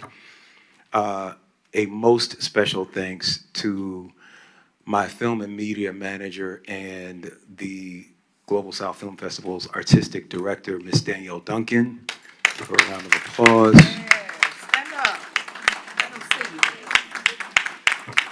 She is not only an impeccable event organizer in her own, just period, but in her own right, she's also an amazing visual storyteller. So we look forward to the films coming from you. And to Mr. Justin Acoma, who is my last chief of staff. I want to thank you. Both for making these last couple of months peaceful and productive for me and Zion. This is my last set of council comments. So, to the citizens of South Fulton, thank you for the opportunity to serve here in my hometown. First as your councilman, then as your mayor. I really did the best that I could, and it has been the greatest honor and education of my life, serving you all. I want to leave you with one final exhortation, and that is dream bigger. Demand more for our community, for our elders and our children. Demand more of yourselves. We must vote for our dreams and not just against our fears, and embrace the discomfort of change over the comfort of going back to normal, whatever that is. There are corporate interests working very hard at every level of government to poison our political process and try to convince us to accept a little less each year to avoid all the fighting that real liberty requires. But stability is not freedom. And in a tub of slowly heating water, you will be boiled alive before you know it. But we here in the blackest city in America are the direct descendants of those who did not die in the shadows of the doors of no return, or the bellies of slave ships, or the hellscapes of southern plantations. We are the earth's original people and the architects of democracy and civilization itself. There is nothing we cannot do. South Fulton, forever. Mr. Clerk, please sound the next item. So that brings us to Roman numeral 11, alcohol license, rezoning, variance and modification cases for a motion and vote. First is letter A, second read and request council approval of a rezoning ordinance, case Z25-028, CDP 25-010, application by John W. Jordan, care of Lee and Ree Ocean, requesting a rezoning from R3 to AG1 to develop a community produce farm on 3.41 acres at 1880 and 1860 Dove Drive, 4943 and 0 Zone Avenue. And request a future land use designation amendment from Suburban Neighborhood 1 to Agricultural Neighborhood. This property is located in Council District 1. This case was deferred from the October 14, 2025 meeting to tonight's meeting. Staff recommendation for both cases is double denial. Planning Commission recommendation is approval of the zoning case with conditions and approval of the CDP. All right, before we begin, we're going to take all these votes in the queue. These are legally binding votes. Is everybody able to get into our queue? You're in for the 7 p.m. meeting. The chair will entertain a motion.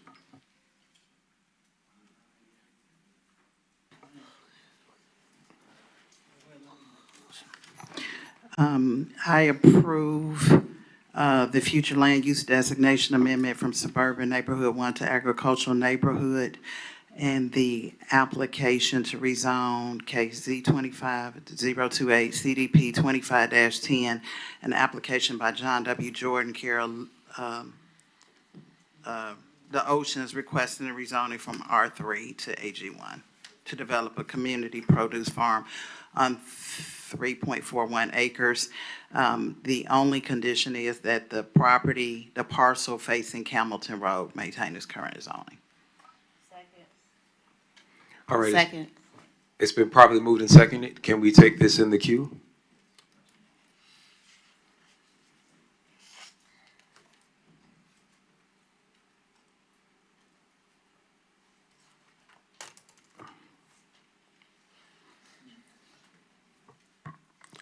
The motion was approved unanimously, 7-0. All right, please sound the next item. Brings us to letter B, second reading, request council approval of a zoning ordinance case Z25-011, CDP 25-006. The applicant is requesting rezone from C1 in the Old National Overlay District to TR at 7210 Old National Highway, and is requesting a comprehensive development plan amendment from Regional Live Work to Suburban Neighborhood 2 for the purpose of constructing 107 townhomes on 13.4 acres of land. This property is in Council District 7. So this item was deferred from the October 28, 2025 meeting to tonight. Staff recommendation and Planning Commission recommendation is denial. All right, I will entertain a motion. I move to approve this second read as sounded, and I'm asking for discussion to put it into context. Second. All right, it's been properly moved and seconded. Let's take that.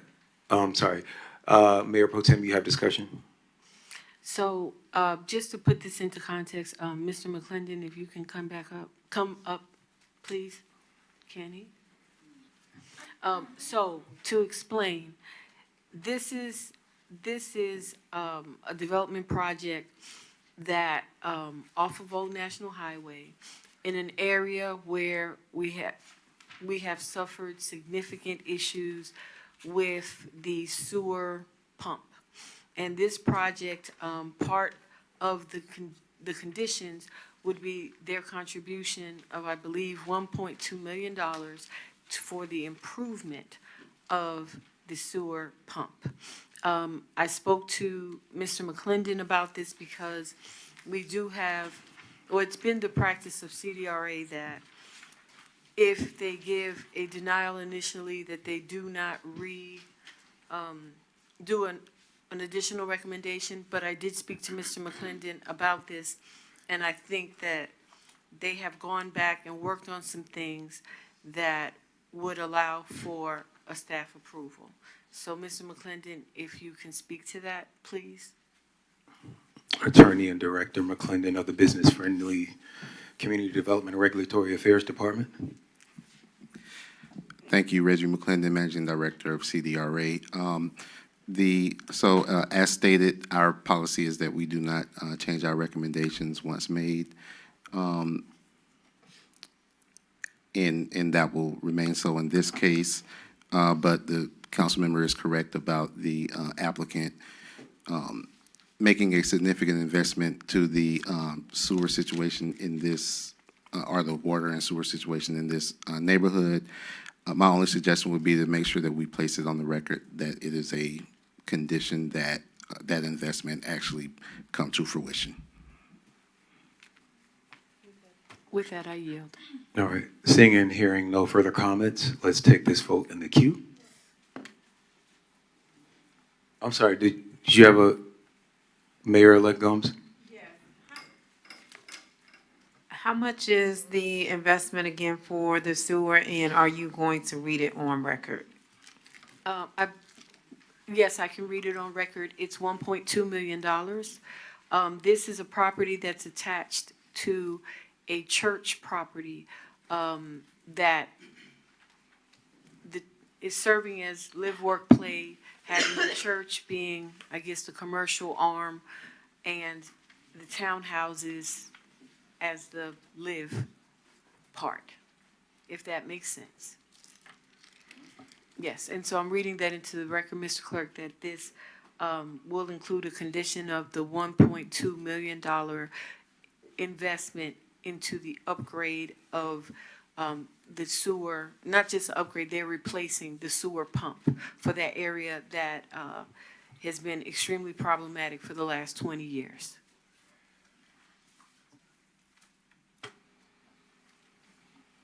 Does that answer all your questions? All right, we ready to take this vote in the queue?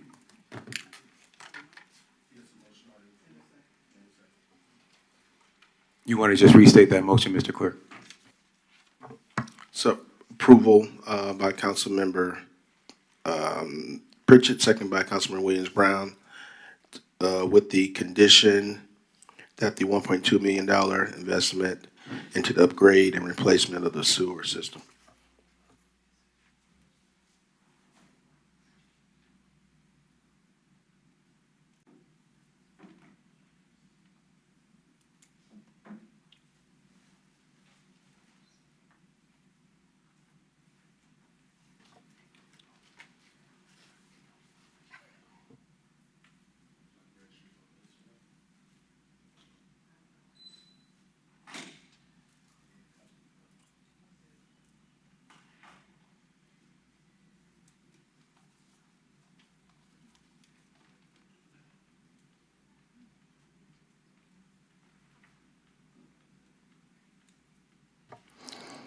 That motion was approved unanimously 7-0 as conditioned.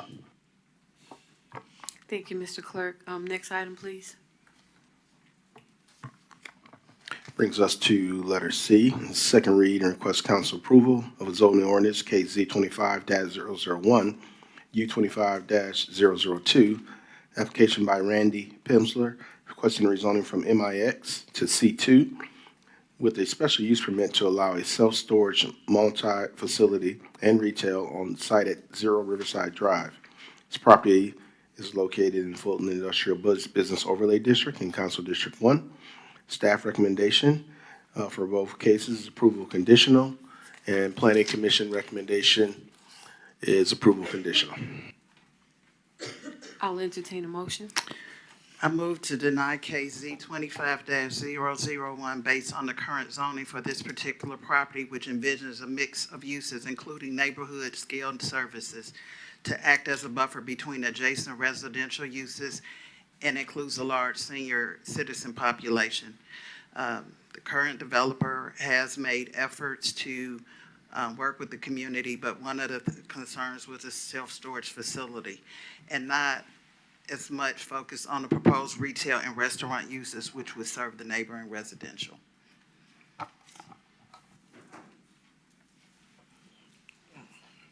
Yes. Do we have a second? Do we have a second? We don't have a second? I have a discussion. I have a question. If we don't have a second, then I guess it would fail. Yeah, I have a question. It fails. There's no second, so it fails, so there's no discussion.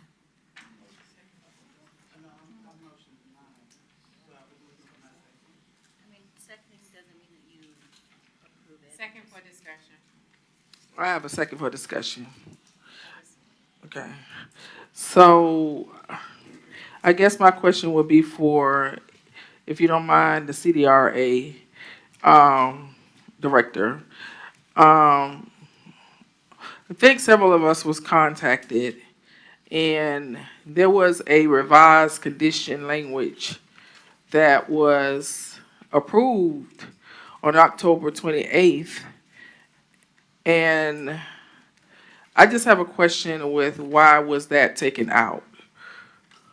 Why was that language taken out? It says revised condition language as presented in the October 28th. And it says, so long as the property is under unified development control or ownership, the proposed retail and restaurant uses must be constructed prior to our contemporaneously to self-storage facility. No building permit for the self-storage facility shall be granted prior to building permits for the retail and restaurant uses. No certificate of occupancy shall be granted to the self-storage facility prior to certificates of occupancy being granted to the retail and restaurant uses. And it's my understanding that staff was worked with closely, and it was a mutually beneficial agreement between the developer and the city. And then the condition was taken out. Can you explain why?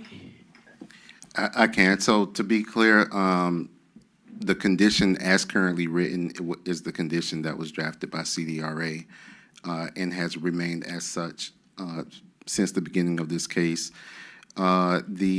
There has been quite a bit of back and forth with the developer and staff and council members on this matter. The language that you just read was a proposal from the developer. It was our understanding at the time that the district council member was okay with that language. Subsequent conversations revealed that that was not the case, and so we removed it and went back to our original language. But to once again, to be clear, the language as currently written is the recommendation of CDRA. So when this language was written on October 28th, let's take, because we're, as district people, we're not supposed to get into it like this. They're supposed to be working with you all, and then you all give us a recommendation. I just have a question.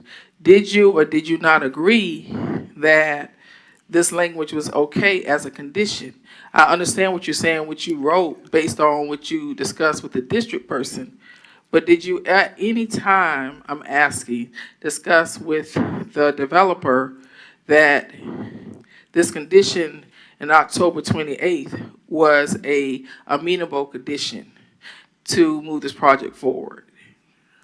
We had discussions. I had discussions with the developers council, and it was agreed that that language would be placed in as an alternate to the original language, and that was agreeable from the district council member. Again, I'm taking the district council person out. I'm talking about legally. Legally, well, let's take legally out, because I know you don't want to opine on anything legally. My question is, was this a condition? I'm not discussing the council person, because truth be told, each of us have a vote up here. Each of us have a vote. And we have to vote our conscience. My question is, was the developer told that this condition on October 28th was a viable condition?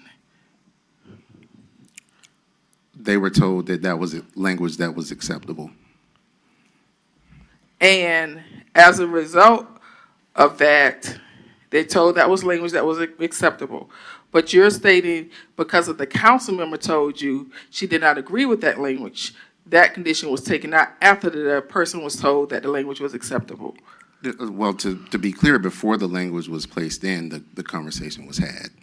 And so there was, whether there was a mix-up or a miscommunication or whatever the case was,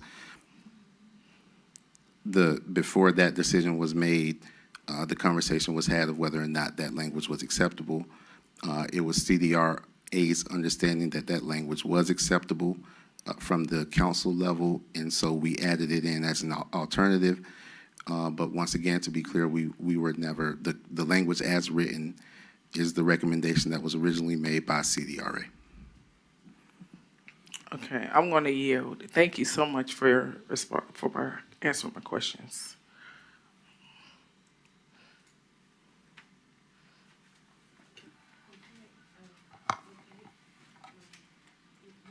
Release your mic, thank you.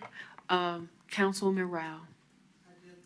I just want to clarify, while this is a mixed-use development, and they worked on that language, of course, self-storage is required to come back to us. It's a special use. And so again, the feedback that I've overwhelmingly heard, and you've also gotten those emails from residents, was they were concerned about the storage portion. And again, this is a mixed use, which has two components. And so again, I'm working with and responding to what constituents in District 1 asked. You yield? Okay, anyone else? Yeah, I just want to put on the record that I only received 2 emails. Okay, so do you yield? Okay, anyone else?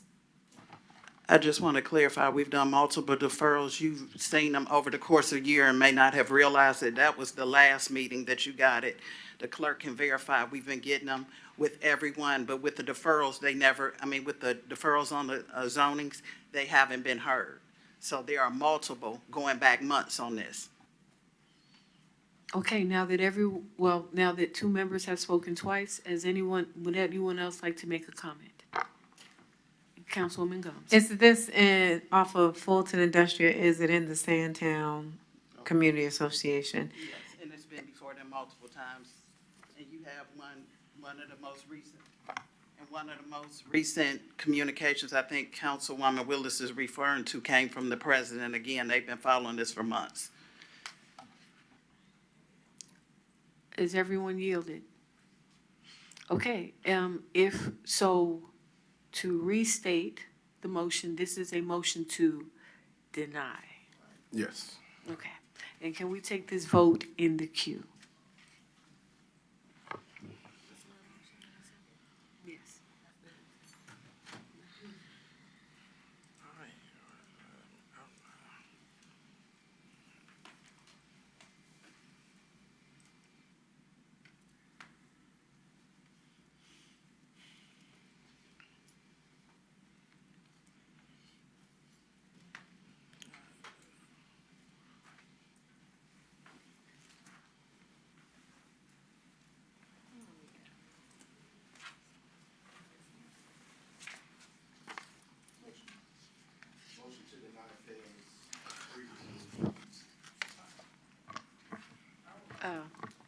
Okay, so I will entertain a motion.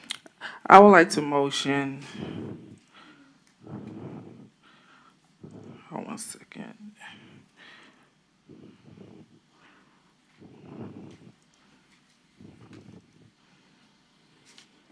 I will motion that we approve with the revised condition language from October 28th, so long as the property is under unified development control or ownership, the proposed retail and restaurant uses must be constructed prior to a contemporaneously to self-storage facility. No building permit for the self-storage facility shall be granted prior to building permits for the retail and restaurants uses. No certificate of occupancy shall be granted to the self-storage facility prior to certificates of occupancy being granted to the retail and restaurant uses.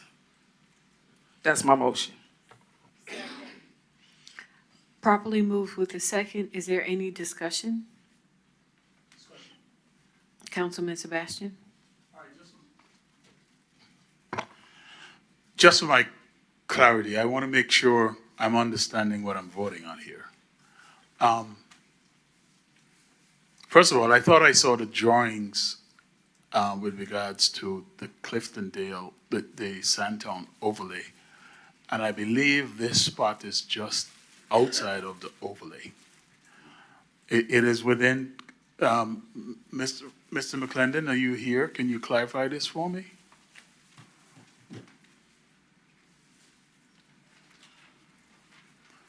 Is it within or outside of The the? question is, what overlay district is located in? The Santon overlay. Is it inside or outside? Because I thought this was in Fulton Industrial. Our staff report is showing that it's in the Fulton Industrial overlay. It's in the Fulton Industrial overlay, not in the Santon overlay, correct? That's correct. And it's.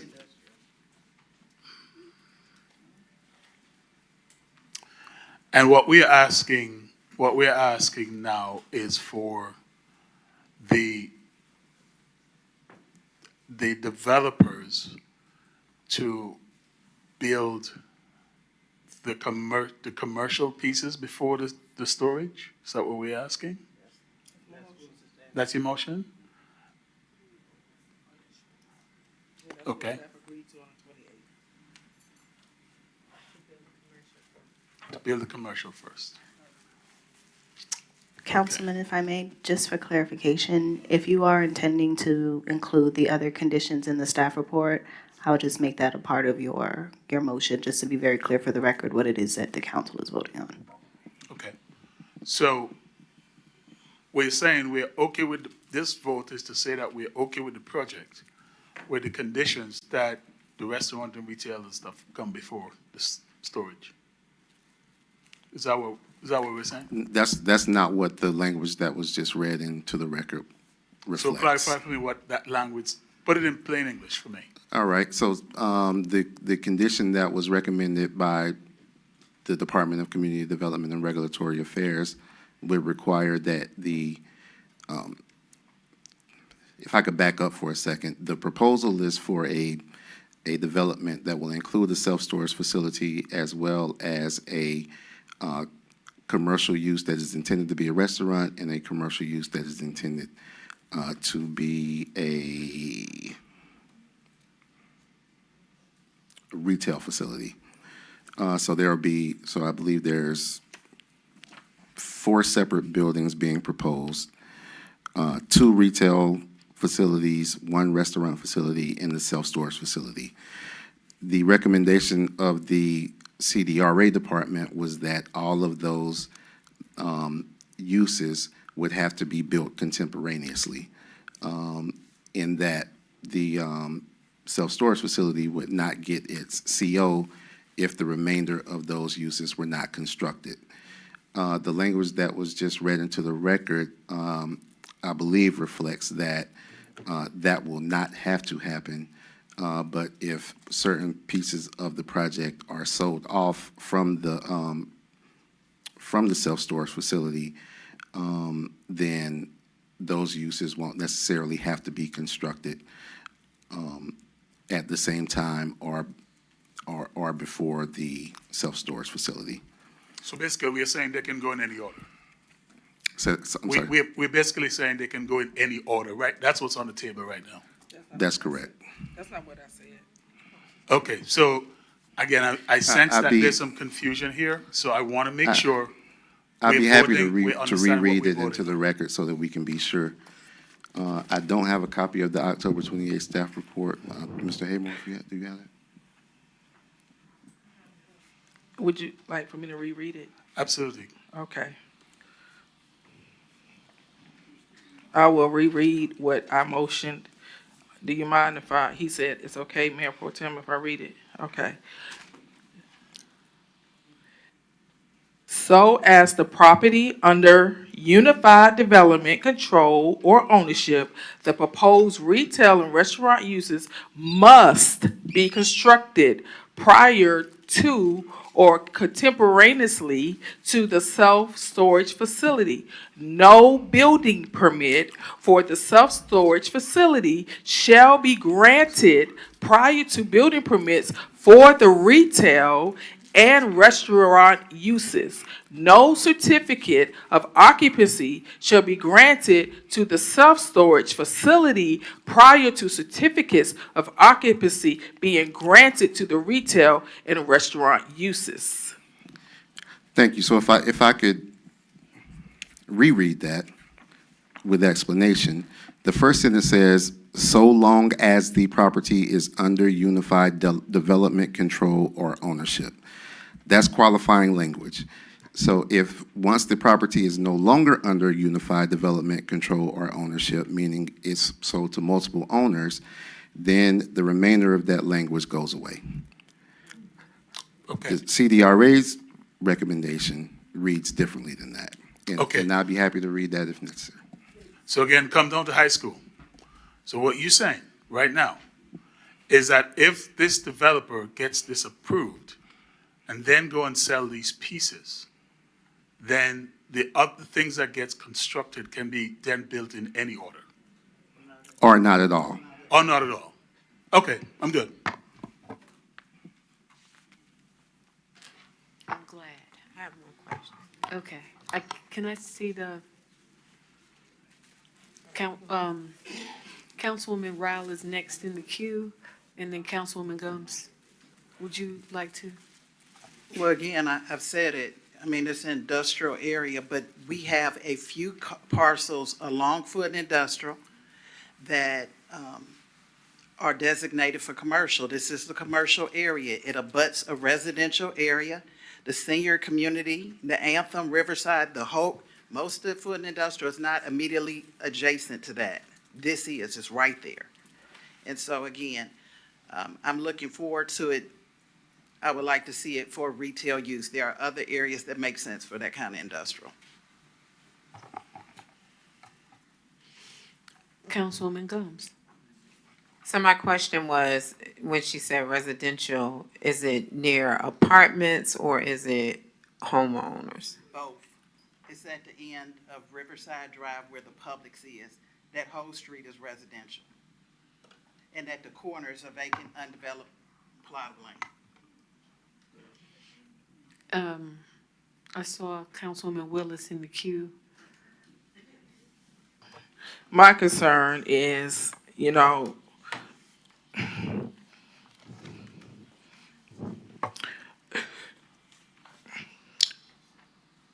several of us are getting calls that, and all through the election cycle, the thing that we consistently hear in the rooms that some of us go into, I know in a lot of the rooms that Councilmember Gums and I have been into, we keep hearing that this city is not business friendly, and this was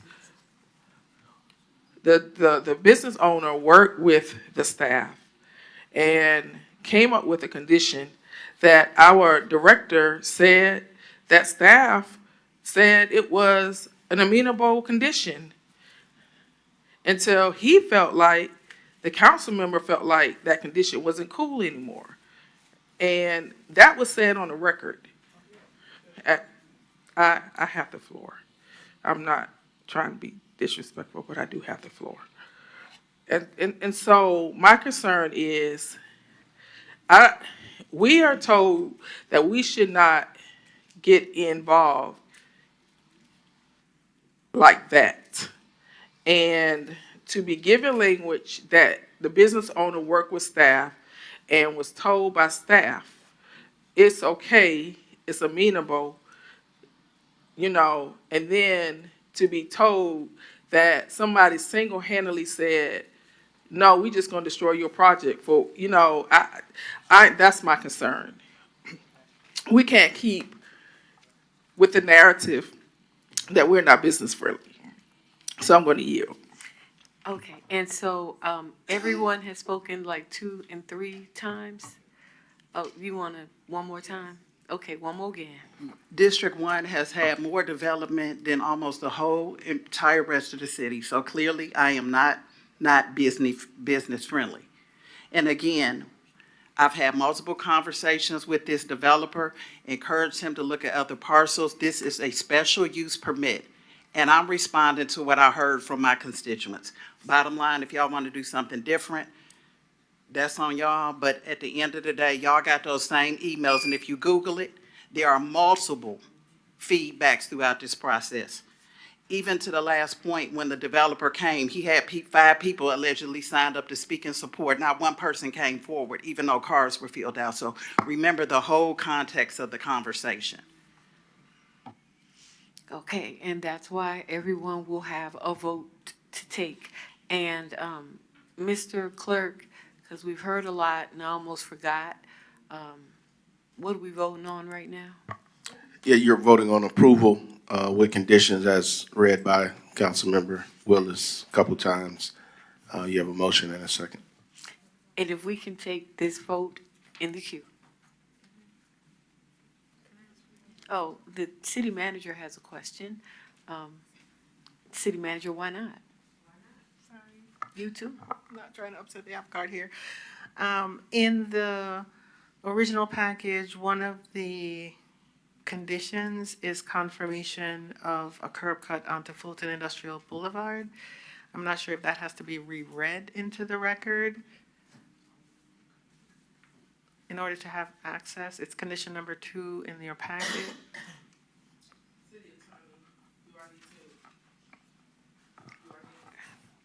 You address the chair. You asked the city attorney, do we need to include that motion? Include that condition in the. So do you mind if I ask the clerk to sound it so that I can include it? You can include it by voice. Yes. Yes. Amend your original. I would like to amend my original motion to include that condition. Do you mind reading that condition, clerk, because I don't have it in front of me? Is it can you read, can the clerk read all 3, or can you read all 3 conditions? I would like to amend my motion to include all conditions, all other conditions. And can you read those conditions into the record, please? Ms. Yeah. Would you, I'd be happy to read them, Madam City Manager, if you, all right. So condition 1 is that the property must be subdivided and developed substantially in accordance with the proposed site plan received on May 29, 2025 by the South Fulton Department of Community Development and Regulatory Affairs. That site plan is attached here too. Said site plan is conceptual and must meet or exceed the requirements of the South Fulton zoning ordinance and subdivision regulations. Compliance with all regulations shall be in place prior to the issuance of the first certificate of occupancy. Condition number 2 reads that prior to the issuance of any land disturbance permit, the developer is required to confirm Georgia Department of Transportation approval of a curb cut from Fulton Industrial Boulevard, allowing access to the property from that roadway. And then condition number 3 would be so long as the property is under unified development, control, or ownership, then the proposed retail and restaurant uses must be constructed prior to or contemporaneously to the self-storage facility. No building permit for the self-storage facility shall be granted prior to building permits for the retail and restaurant uses, and no certificate of occupancy shall be granted to the self-storage facility prior to certificate of occupancy being granted to the retail and restaurant uses. I would also like to add, we have over 30 signatures from businesses and residents of the multi-family that's next to the site. There are multi-family residents right there. Thank you. I yield. Thank you. Support. Thank you. Can we take this vote in the queue?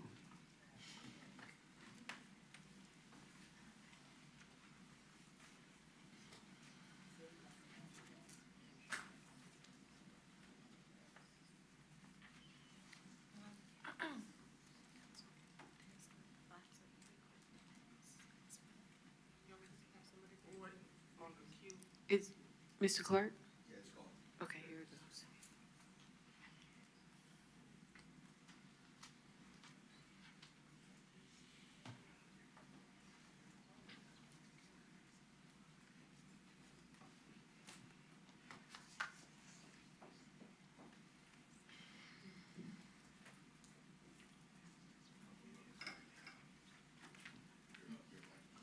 Your microphone, Councilwoman Willis. That motion is approved 6-1. Thank you. That is your taxpayer dollars at work. Next item, Mr. Clerk. Brings us to letter D, second read and request council approval of a zoning ordinance case Z 25-029, U 25-010, an application by Quick Trip Corporation, care of Battle Law, requesting rezoning from C2 in the old national overlay to C2 with a special use permit to allow for and operate a convenience store with gasoline pumps with accessory car wash at 0 Jonesboro and Kenwood Road. It's located in Council District 7. Staff recommendations approval of Z 25-029 and denial of U 25-010. Planning Commission recommends denial of both cases.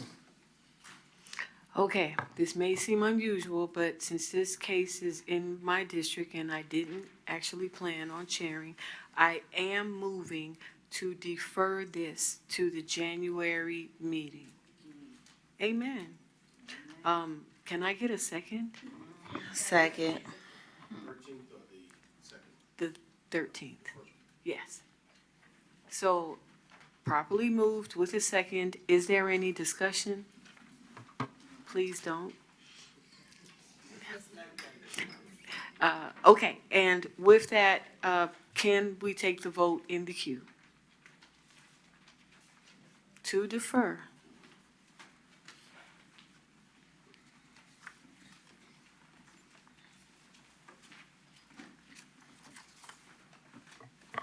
Motion to defer is approved 7-0 to January 13th meeting. Thank you. Next item, Ms. Clerk. Brings us to letter E, request council approval of zoning resolution case U 25-012, an application by Quinn Bennett requesting a special use permit for a gas station with a convenience store to expand the existing facility for additional retail space and 2 new restrooms in C2 and M2 at 4285 Roosevelt Highway, located in Council District 5.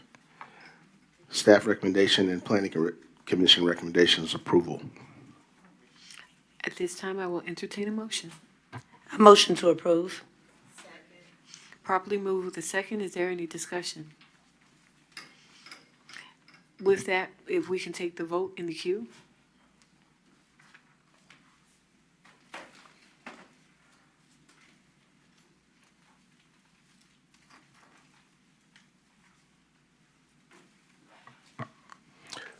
That motion was approved unanimously, 7-0.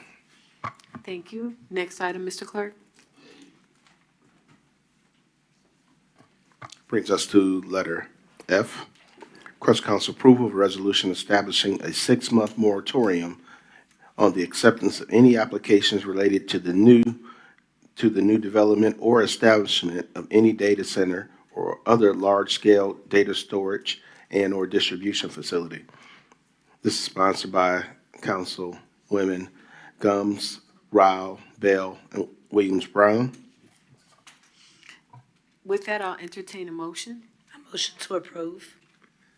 I'd like to make a motion to approve. Councilwoman Bell moved to approve. Can I have a Second. second? Thank you. Is there discussion? Yes. Councilman Rao, and then Gumbs. I think it's just supposed to address data centers and not other large-scale data. We're supposed to say data centers or large-scale data storage, not the distribution facility component. And/or distribution facility. Okay. Would Mr. McClendon, I think the city attorney wrote it, so I think. okay, so you're saying that what sounded is not what you want to vote on? Correct, because we don't want it to impact other things, that developments. We're specifically trying to address the data centers and data storage facilities. Not distribution facilities. Correct. I don't know where that came from.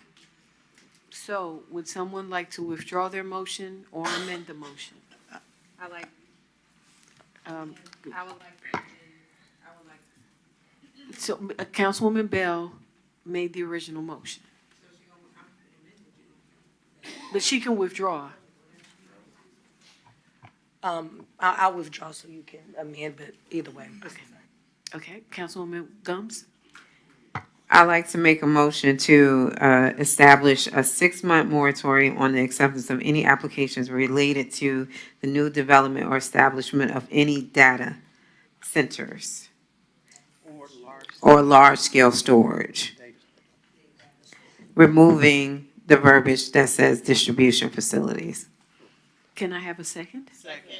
Discussion. Properly moved with the second discussion, Councilwoman Gums. This is, again, as we are trying to move forward to become a more business-friendly city, this is just an opportunity for us to really get, I guess, an understanding of data centers, because we do know that they are becoming an influx into the city of South Fulton. So this will give us a opportunity to, number one, educate ourselves along with the residents here in the city of South Fulton. So I do want to make sure that we preface that we're not being business friendly, but there's a lot of research and data that needs to come along with understanding what data centers bring to cities like ours. So thank you.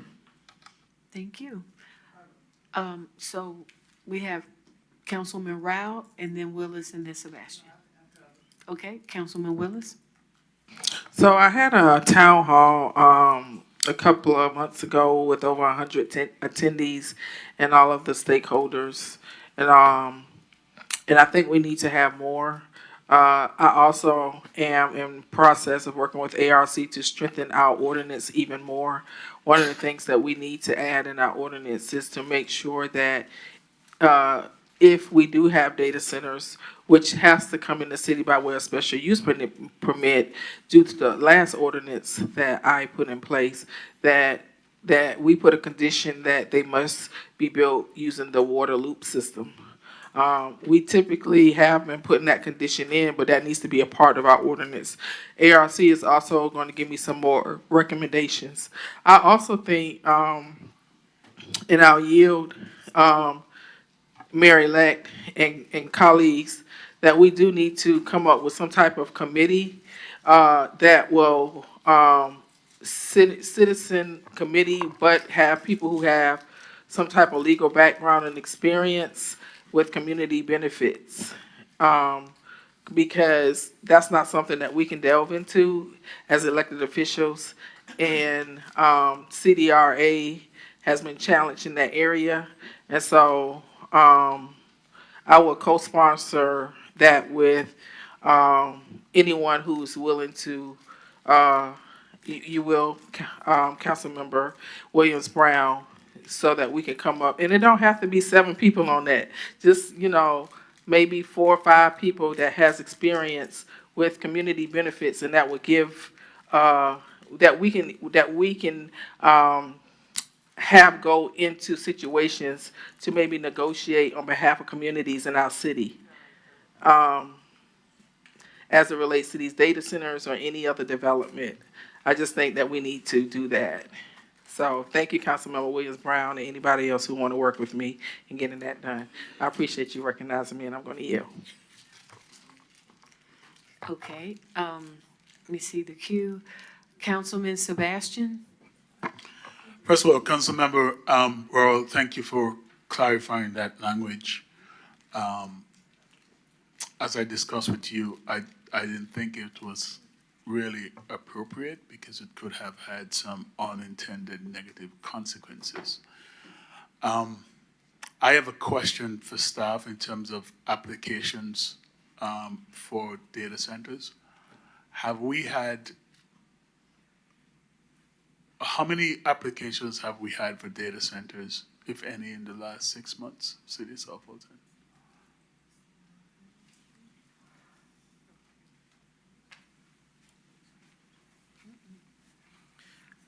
Thank you, Reggie McClendon, Managing Director of the, again, business-friendly CDRA. Since we've implemented the special use permit process, we have not received any new applications for data centers. All right, thank you for that.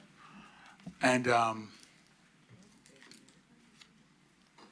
is there a plan, this is for the sponsors of this legislation, Because it's one thing to put the moratorium in place, but is there a plan to collect data so that we can be making informed decisions when this time comes? I personally feel the special use permit that we have in place, we need to get some more education, yes, so I agree with you on the study committee, Councilmember Willis. But I don't want us to have to do something that could negatively impact our ability to do business, especially when they're in the right place.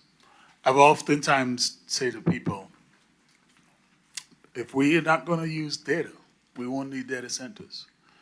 And all of these multiple phones and streaming TVs and streaming microwaves and whatever not, they all use data. So unfortunately, it's a necessary evil if you want to call it that. But I've heard that the technology is not what it was, and I hope that we can do this sooner rather than later in terms of the study. Because remember, we have Fulton Industrial Boulevard right here. And I know there are probably some empty warehouse spaces, and one of the things I asked someone the other day, can some of these be retrofitted into data centers? And I was told, yes, that's a possibility. Again, I'm not an expert, but that's what I was told. So again, if we have the opportunity to put data centers in the right place and to negotiate through that special use permit the appropriate community benefits and so on and so forth, these are things that can help us as a city and help us to get an additional stream of revenue that can help us then reduce the tax burden on citizens and their home taxes. So I hope this does not turn into an anti-data data center thing that we're not going to ever do, and we're going to resist forever, because I don't think that would be a good policy either. So I look forward to somebody pushing this whole study forward, and hopefully we come back here in 6 months and we can determine how we're going to deal with this whole phenomenon of data centers, because they're not going to go away.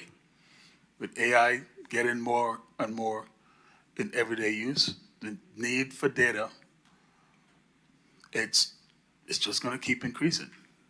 And we could find ourselves, just like with the warehouses, with data centers being put on our borders in places that we don't want them. So I'm hoping that as a city, we could truly live up to that business-friendly piece and get this studied properly and get it back in the books, so that when we do have opportunities for data centers, we did a great thing with this special use permit. Thank you, Councilmember Willis, because they were sneaking in on our industrial zoning before we stopped that. So we did a great thing. But we have to go to the next step, doing that study, collecting the data, and to be able to say, when they do come, when we have the opportunity to put them in the right places where they don't affect citizens, and we do the study around water and electricity use and all that sort of stuff. Yes, I've been in conversations with some of the power companies recently, and they have said they're not on the usual grid, so they don't affect your homes. Again, that's what the experts say. So that's what I wanted to mention. Looking forward to the study sometime down the road, and for us to come back and get the thing and present this as an option for us as a city. Thank you, Councilman Sebastian. Councilwoman Dag, I was going to try to jump in the queue right quick, but Councilwoman Williams-Brown. So I think that, well, number one, the whole part, just because we have not gotten applications doesn't mean that we won't get applications. And I believe it is a prudent step. Well, I think that it's a prudent step to put the moratorium in place so that we have the time and the space to bring the experts to the table. Again, as someone who works in the research space, there have been over 23,000 studies published in PubMed just in the past year.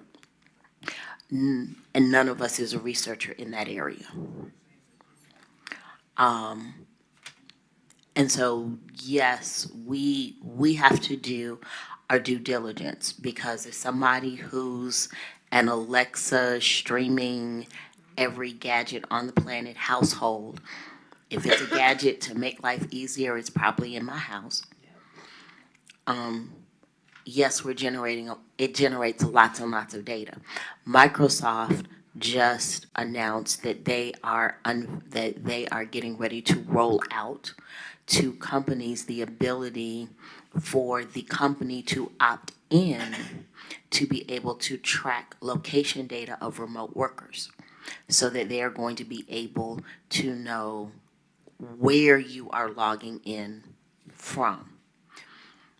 We can talk about that in terms of Big Brother, but again, as someone who works in the research space, the implications for that information to be repackaged and to be resold to the business community, which will allow them to do geofencing and geospatial micro-targeting of where to put things like restaurants, hotels, because now you're going to know, as remote work is here to stay, they are looking to see where to put things. So all of this data isn't just being stored somewhere never to be used and seen again. This data is being collected up and packaged and sold. And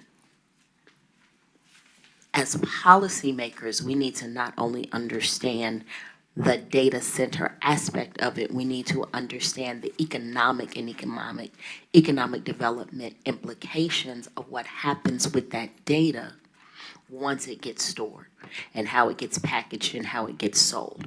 And again, my expertise is public administration. It is not data centers.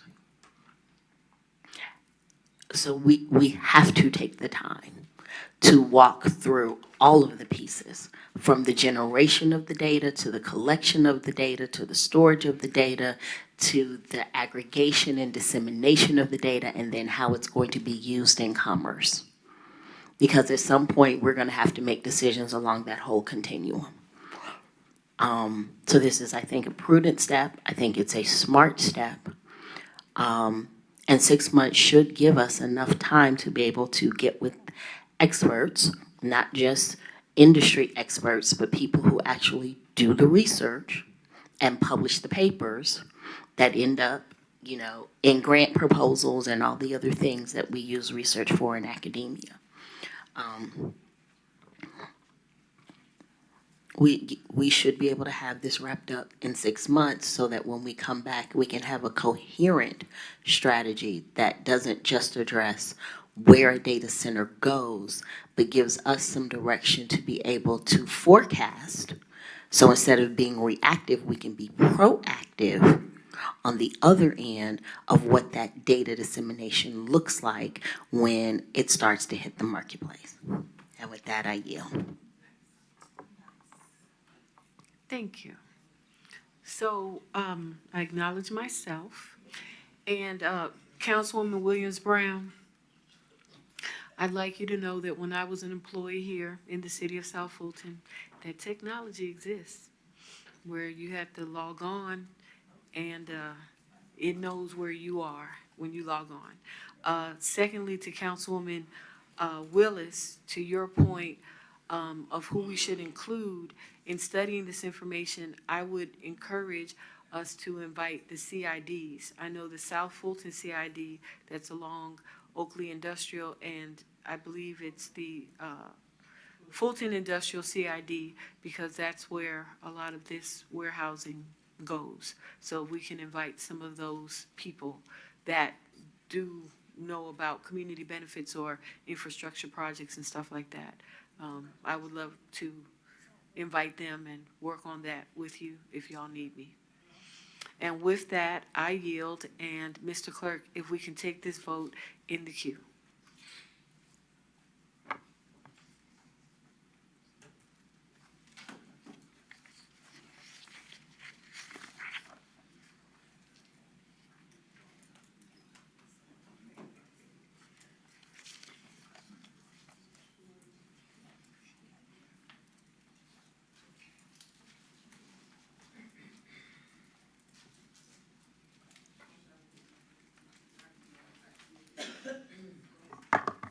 Motion was approved unanimously, 7-0 as amended.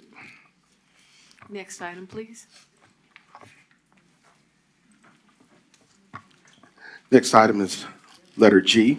Request council confirmation of the following recorded development plats as approved by the city engineer pursuant to section 4.2.2E of the subdivision regulations, appendix D. Section 4.22E of the city's municipal codes calls for the city council to confirm receipt of all recorded plats. All recorded plats have been received and logged by Fulton County Superior Court at this time. The two plats are confirmed final plat for Emblem at Sandtown Combination located in Council District 1. This final plat is for the combination of subdivision of 3 parcels into 1 parcel. The combined parcel will be 33.713 acres. Number 2, confirmed final plat for 4960 Welcome All Road, located in Council District 3. This minor plat is for the combination of 2 tracts into 1 parcel. The combined parcel will be 6.636 acres. I will entertain a motion. I move to approve as sounded. Properly moved with a second. Any discussion? Councilman Rowell? This is a question for our CDR. Is there some hearing for G1 coming up on the 19th? I got a letter from a resident. I just want to verify, so I would like to hold that till after at least that hearing, if that's the case. G1 is, Isn't you it said administrative? G1? C, I'm G1. assuming you're talking about Emblem at Sandtown. Yeah. There is that's correct. There is an administrative appeal in front of the Zoning Board of Appeals. Okay. Can we just? It's not, now I should say that it's not necessarily based on the plat. It's based on I think the land disturbance request. Okay. I just feel comfortable if we waited to after at least that. So I guess that's January, what's the meeting in January? 13th. Yeah, so for G1, I would ask for that plat to be held to January 13th, 2026. Okay. Any other discussion? Okay. With that, can we take this vote in the queue?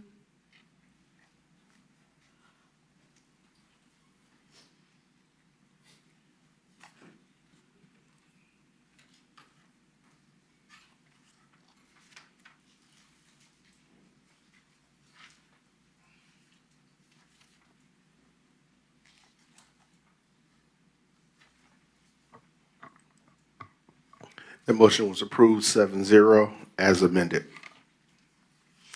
Next item, please. Mayor, Yes, ma'am. Mayor Pro Tem, if it's possible, can we take, would you allow us to take, item number 1, 2, and 4? A motion to, engross by adopting items number 1, 2, and 4 by unanimous consent. And the reason I'm asking to hold off on 3, because I do have a question around 3. Yes, if no one is opposed by unanimous consent. Yeah. Can we sound these items off? And I do have discussion on item number 1. Okay. So, Ms., if you can release your mic. So item A1 under procurement and contracts, number 1 is Fire and Rescue Department seeks council approval to proceed with the procurement of a permanent multi-level burn training facility that allows South Fulton Fire Rescue to conduct realistic live fire rescue and ventilation training in compliance with national standards. Firefighters currently lack a dedicated NFPA compliant space to conduct full-scale training. This project addresses that gap by installing a modular steel burn building capable of supporting training for structure fires, confined space rescues, vertical ventilation, search drives, and ladder operations. The total cost of the burn building is $2,695,878.00. Number 2 is Public Works seeks council approval to award ITB 25-13 standby resurfacing minor projects to Triple R Paving, the lowest responsive and responsible bidder. This rebid of ITB 25-06 broadens the scope to include citywide resurfacing and minor roadway rehabilitation. Through a competitively bid unit price contract, all work will be executed under individual task orders for mill and overlay, deep base repair, subdivision resurfacing, and asphalt patching. Task orders will be issued on an as-need basis in accordance with the contractor's submitted unit price schedule. Number 4 is Parks and Recreation seeks council approval to move forward with the installation and relocation of emergency call boxes at high-traffic city parks with a not-to-exceed project budget of $250,000. The initiative enhances public safety by providing direct emergency communication links for park visitors. Work will be completed by A3 Communications using the State of Georgia cooperative contract. The locations are Creel Park, Burdette Park, Wilkerson Mill, Trammell Crow, Sandtown Park, Old National Park, Waccamaw Park, Cliftondale Park, and South Fulton Center Center. Okay, and so that is items 1, 2, and 4 have been adopted by unanimous consent. Next item, Mr. Clerk. So that brings us to item A3. The Procurement Department is requesting council approval of a resolution to adopt the updated City of South Fulton purchasing card and credit card policy, which provides stricter internal controls, clear accountability measures, and compliance with the applicable procurement laws. The city's original purchasing card policy has been revised to incorporate internal auditor recommendations, tighten fiscal controls, and standardize use across the departments. The updated policy includes defined monthly limits by position, prohibited purchase categories, audit protocols, cardholder responsibilities, required documentation for meals, temporary spending increases, and disciplinary procedures for misuse. The revision was developed collaboratively with the city manager's office, internal auditor, legal, and the procurement director. Key updates ensure alignment with Georgia law and industry best standards, including the 4-prong test for public purpose spending and increased oversight by the procurement administrator. I will entertain a motion. Mayor Pro Tem, Yes, ma'am. I would ask that we pull this and hold this, motion to hold this, and we discuss this in a retreat, and here is why. We have a new council member coming on. None of us have seen this new policy. We heard about the policy. It's in the agenda, but I just don't want us to get caught up in, we need to understand everything this policy is asking us with all the confusion around these P cards. We need to understand everything this policy is asking us to do and make sure this policy is not asking us to do something that is not feasible with our working conditions. We knew this policy was coming, but we haven't had any in-depth discussions about it. And I would ask if we could have a discussion in a retreat, go through this policy with a fine-tooth comb. And we got a new council member coming on. We got a new mayor coming on. We just need to be clear, because I don't want to assume that we getting stuff approved that we're not getting stuff approved that should be getting approved. And it has been a lot with these P cards. And I haven't had a chance to do a deep dive into the policy, the updated policy. So am I understanding that you would like to say table this? And to the, can we have a discussion, can we have a thorough review of the revised policy in the retreat? But at this moment, we want to table it and you want to pull it, period. I want a motion to pull this policy, and we can bring it back in February. Is there a second? Properly moved with a second. There is discussion. Councilwoman Williams Brown. Please release. Yes, so I'm going to agree with Councilwoman Willis that, we've been given a policy that we haven't had, I think, sufficient time to really dive into. And there's some things in here that I think we do need to flesh out and make sure that we have an understanding. So things where it talks about language about serving a public purpose, because as elected public officials, everything is a public purpose. And so what does that mean? Because if we are serving our residents and we are serving the public, how is that not a public purpose? What does that mean?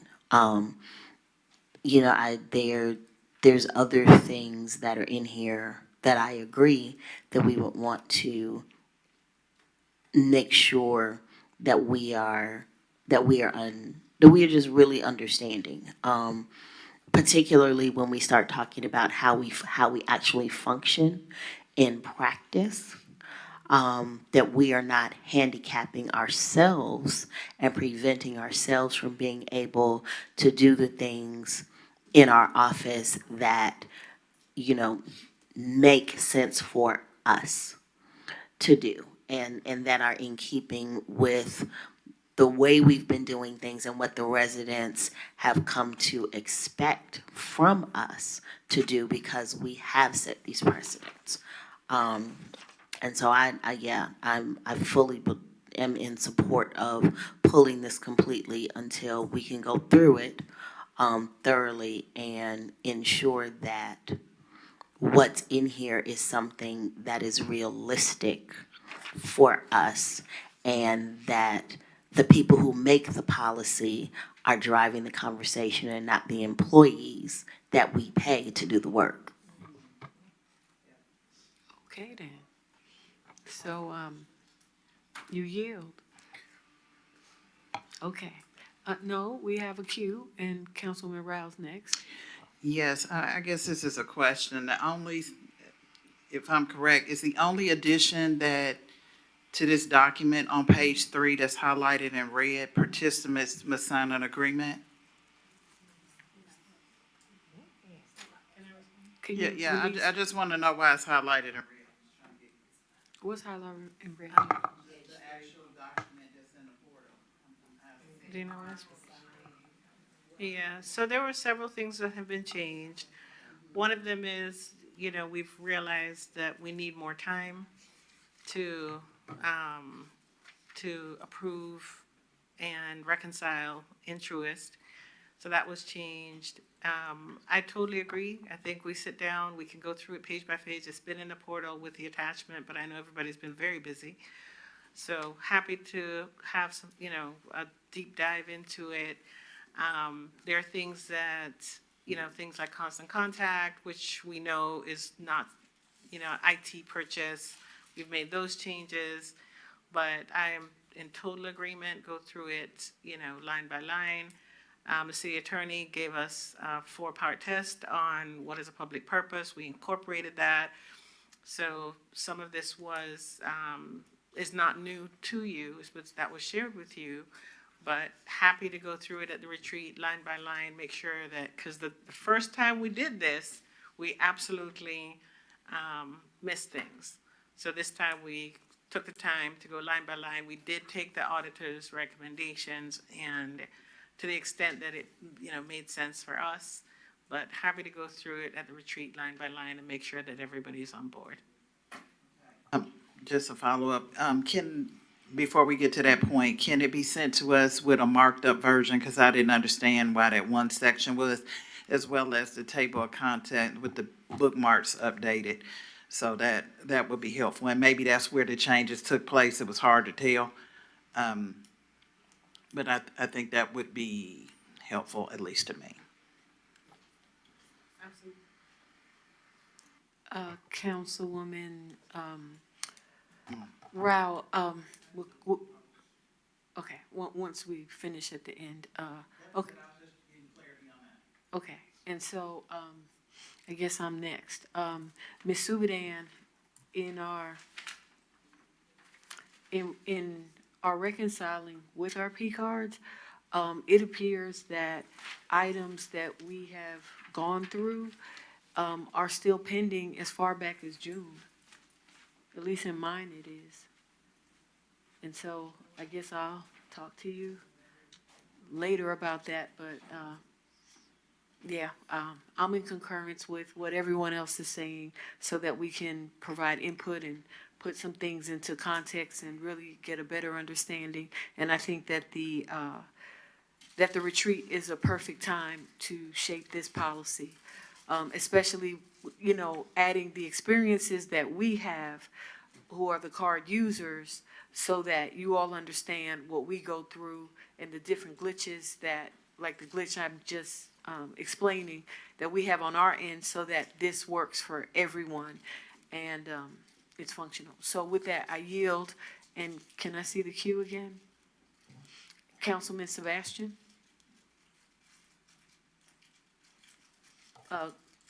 Thank you.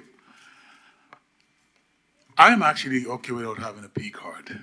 I really am.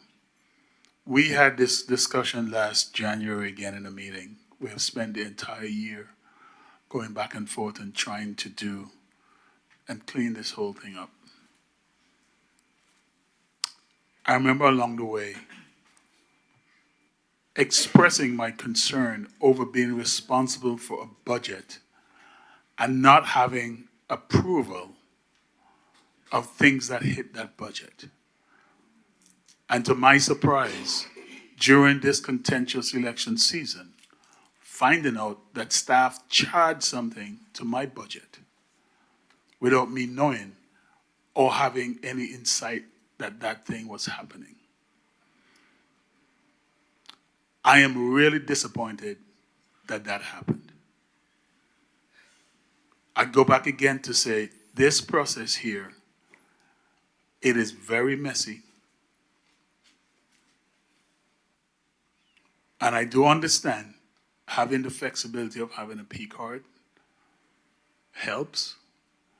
But at the end of the day, I'm wondering if all this is even worth it.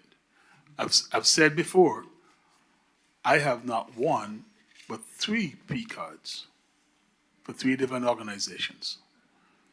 And one of them have to beg me to use my card so we can keep some of the benefits that come from those cards. So I can operate without a P card. But I think this whole thing of not being able to easily approve things and see what is happening with your budget, it is a big problem for me. If nobody else here have a problem with it, then you don't, but I have a problem with it. Because I don't think I should be responsible and my name gets tossed over to the moon, being on something, and yet not even knowing when something is hitting my budget or my account. I have a problem with that.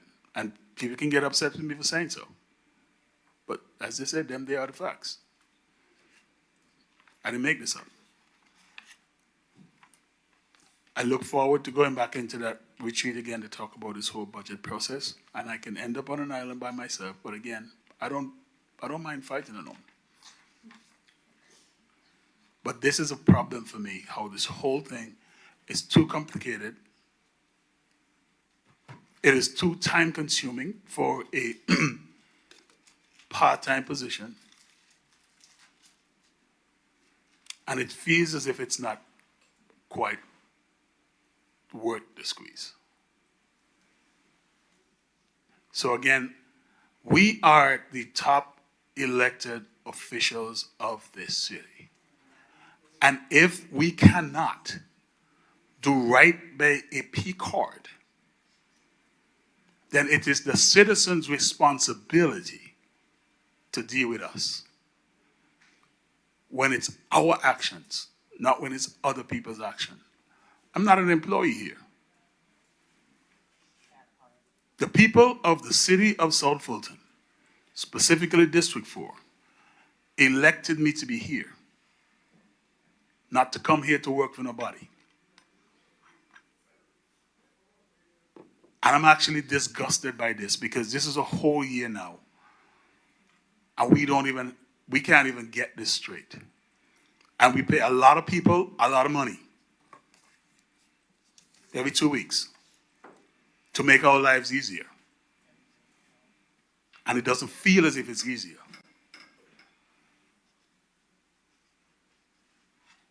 So I'm sorry if some of you are offended by my language and my tone. Welcome to the club. I've been offended a lot of times. And I've bitten my tongue for the last 4 years, and I've kept quiet. And you know what it got me? Vilified. That ends today. It ends today. So, y'all up here, some of you came for me at the ballot box, you lost. And y'all weren't lucky enough to find the 23 votes that you called about. So for me, I have tried to choose peace. But people here have chosen war with me.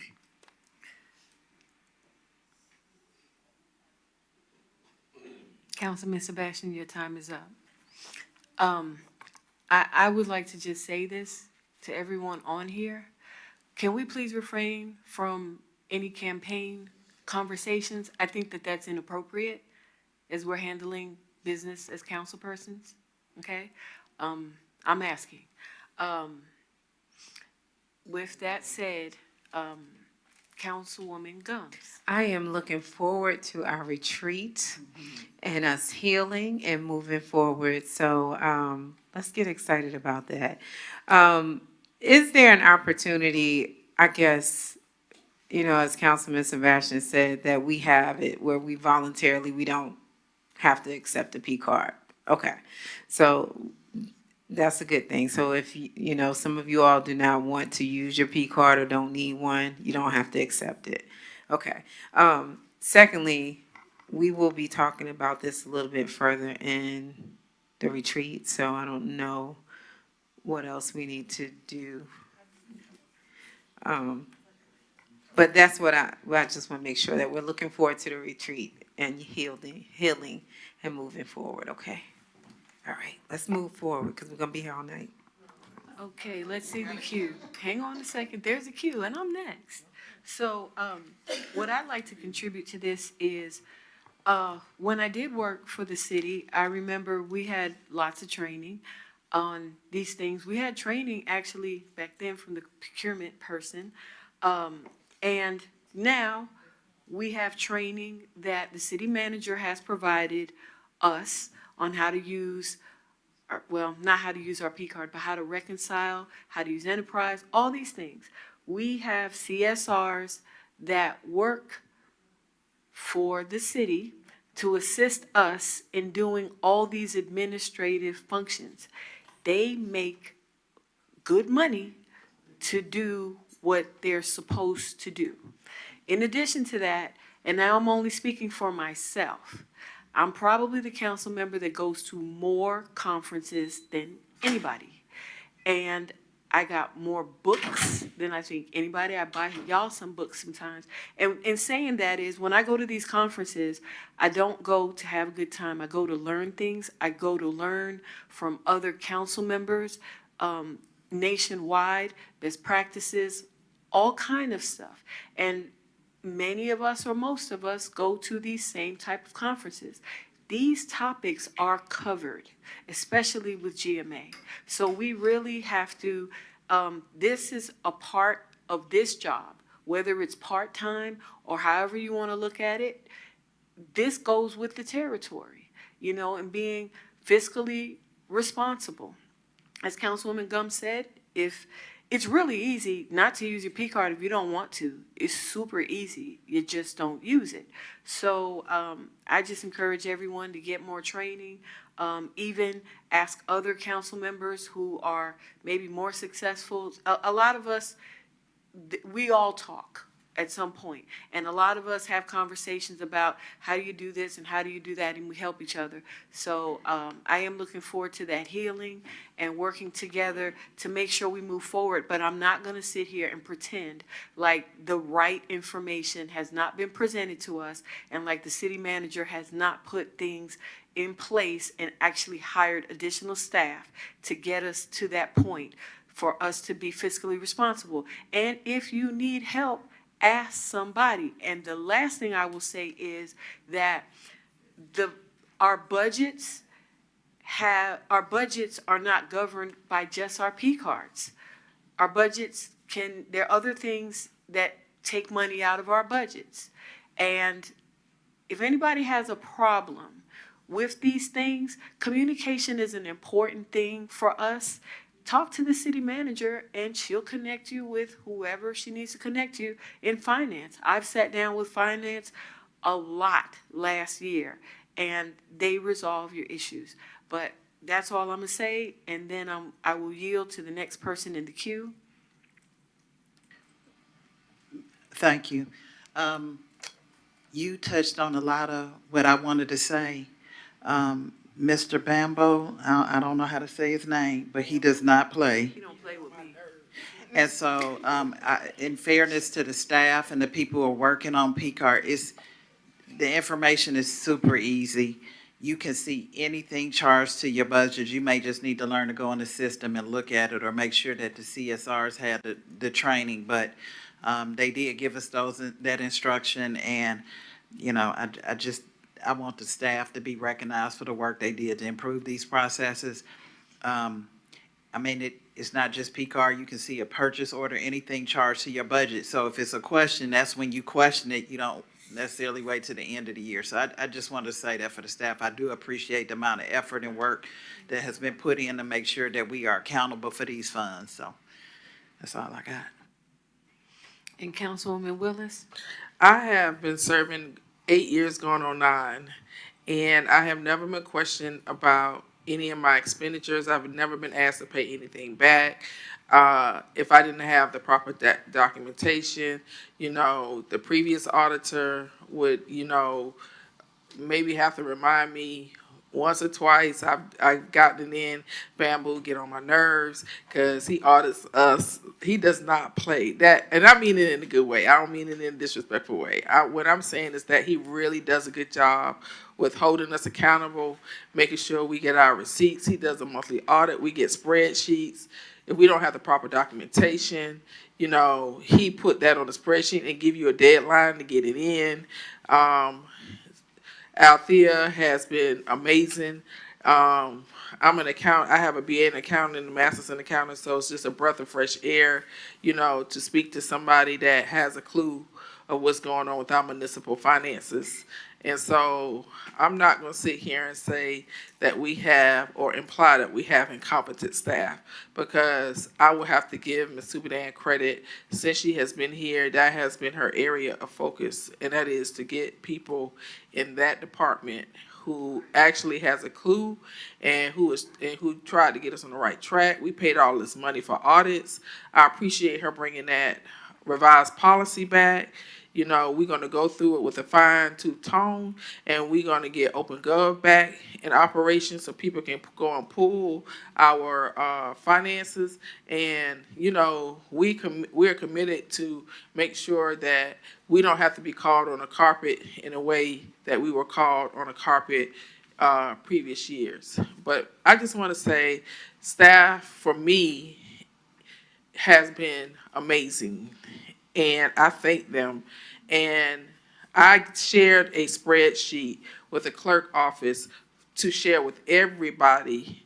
It's a reconciliation spreadsheet, and if you are reconciling your P card, your purchase orders on a weekly basis.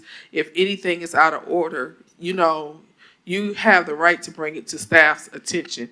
And so, I mean, I reconcile, and I've asked the city manager to ask accounting to give us something that we can use to reconcile on a monthly or weekly basis. And so, um, I know that's my colleague's lived experience, and I'm not going to discredit his lived experience. The only thing that I would say is, if you feel that the juice is not worth the squeeze and the P card process is not working for you, turn it in and just seek reimbursement for everything that you do. But just be aware that staff won't probably be able to turn your reimbursements around in a timely manner all the time. I don't know what that process is, and maybe you could put that in a policy so that if anybody seek reimbursement, they can have a reasonable time to get the reimbursements. So thank you. I yield. Sorry this discussion took so long, but I just didn't want it to be put out like staff isn't doing their job. They're not auditing us because Bamboo is on it. I hope I'm pronouncing his name right. Bamboo is on it. Bamboo is on it. I'm sorry, Bamboo. He's on it. He don't play. If we don't have them receipts in, we don't have the documentation in, we're going to hear from him. Thank you. Thank you, Councilman Willis. Councilman Sebastian, your second. I don't want to leave folks with the impression that I have gotten a lot of communication from staff about not completing the P-card transactions. As a matter of fact, it's on the contrary. I've hardly heard from Mr. Bowe. Okay? My problem is the process as we have it now, it is too complicated. And if all of the members of this city who use those P cards, use them in a way as it was designed, we would not have to be dealing with a process that is this complicated.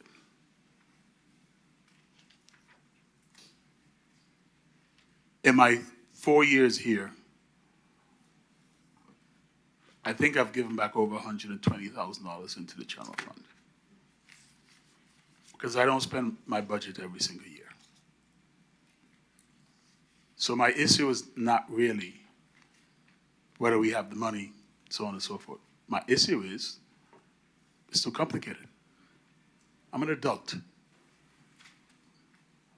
I don't like to feel as if I'm getting treated like a child.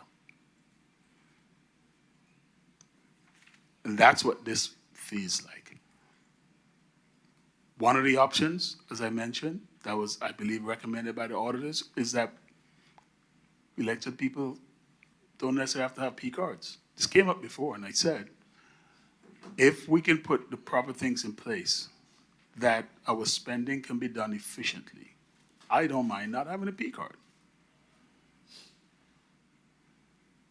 Others don't want to try it that way, and that's okay, but that's my opinion. I'm not calling staff incompetent. I'm talking about the process that we use.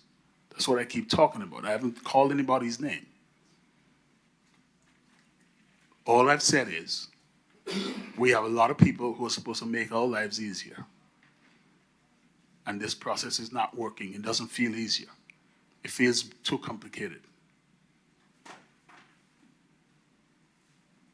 Maybe when we meet in January or whatever, we can find a simpler way to do some of these things. But right now, it is too complicated and time-consuming.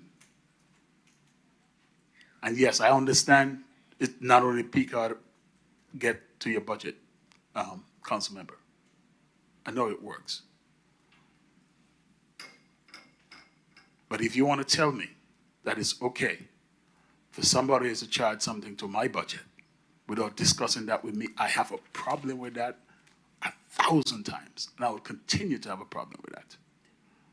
That cannot be okay on any planet. Because guess what? If that had happened to some of you, you all would be calling for heads. Not calling for nobody head. I'm just saying, don't do things like that to my budget. And this is not the first time it has happened. It happens to all of us, you just got What? Councilmember, have the mic. Have the mic. I am saying it is not right if we're responsible for our budget. That's why I go back to say, do not treat us like children. I'm sorry if anybody's offended by that. If we abuse the P card and we abuse the process, put the information out. Y'all know I've said before, y'all can publish my P card unredacted. I don't care because I don't abuse it. Which happened before, by the way. And it was a big nothing burger. So again, I want to operate efficiently and I want us to push this city forward, but please don't ask me to accept things that I know can be done better. Don't ask me to do that. And if people don't want to be pushed to be better, then I'm sorry. I yield. Thank you for yielding, Councilman Sebastian. All right, we have a question on the floor. And Councilwoman Willis, would you like to amend your motion? Yes, I would like to amend my motion to pull this ordinance and bring it back the first week the first meeting in February, first council meeting in February. Properly moved with a second. If we can take this vote in the queue.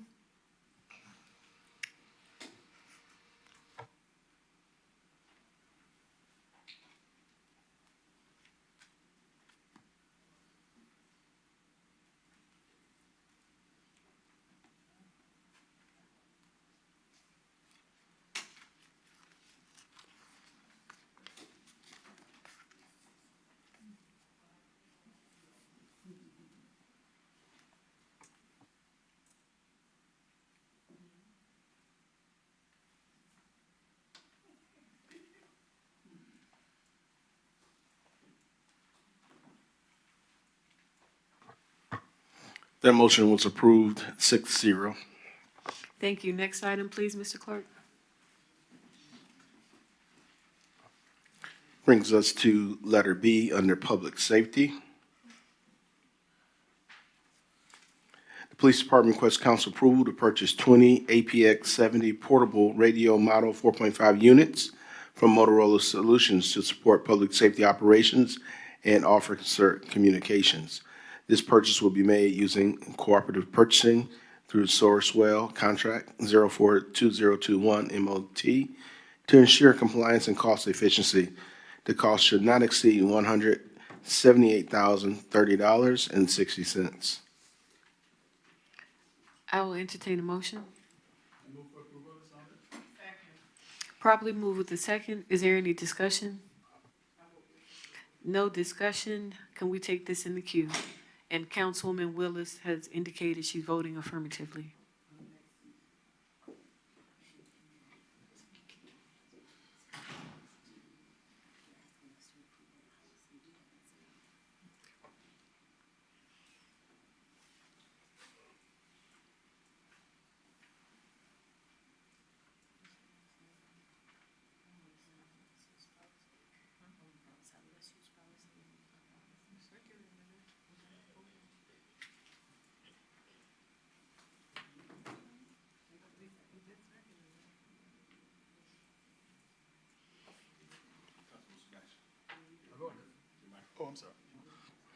That motion was approved 6-0. Thank you. Next item, Mr. Clerk. Brings us to letter C under administration.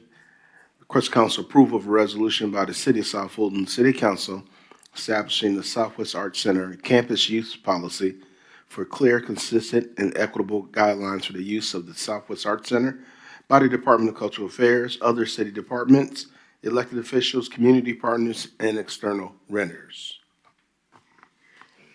I will entertain a motion.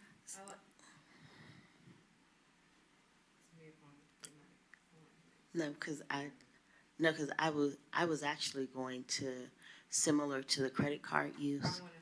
I was gonna make a motion to pull this because, yes, while it was circulated 6 days ago. Okay, And this properly so- moved with a second. Discussion, say what you're saying. Okay, so, yes, I wanted to move to pull this because while, yes, it was circulated 6 days ago. This is the first time that we are coming together to look at it. We've had no opportunity as a council to review it and discuss it. And, much like Councilman Sebastian, these next 4 years are gonna look very different. Because I think it needs to, if there are going to be policies that are going to be put on the table, those policies need to be driven by the people that were elected to make the policy. And I've got no problem. We've got experts. We pay a lot of money. People are really good at their jobs. But don't drop a policy on me and tell me to approve it, and you haven't given me an opportunity to have input into it. And I'm the one that's got to go before the people in my district and explain why it's a policy. And I can't answer questions because nobody bothered to ask the person elected to make the policy what they thought about the policy. Okay, Councilwoman Rao. And then, or whoever's next. Is there a queue? Oh, I think Sebastian is a holdover, or did you jump in the queue? Okay, you're in the queue then. Yes.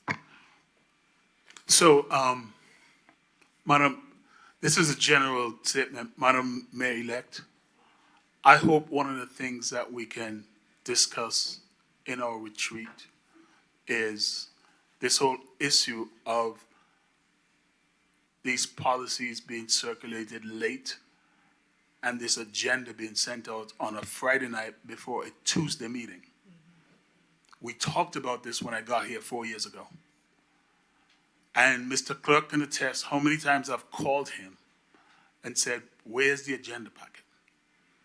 I'm either ready to go to print with a newsletter or I need to start a review before I get something on Friday night and have to spend all weekend trying to read every document in here. Sometimes I question whether people don't want it that way. I have to be honest with y'all. Sometimes I question it. And I say we need to stop playing games with the people's business. The agenda items, and as Councilwoman Williams-Brown said, we are the ones that have to answer to the public about the policies. And then you come here and we're making the sausage in public. And it doesn't look good. So I'm hoping everyone who's involved in this agenda preparation process will get these things out earlier so that we can make informed decisions. Because people get in their feelings if you don't vote for a policy that you don't understand, and you vote no, because you don't quite understand it. No, people are in their feelings.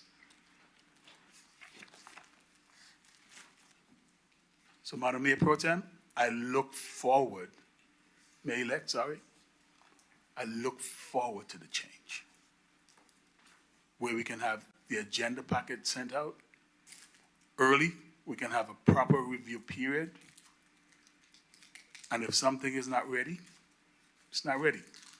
Push it back. Thank you.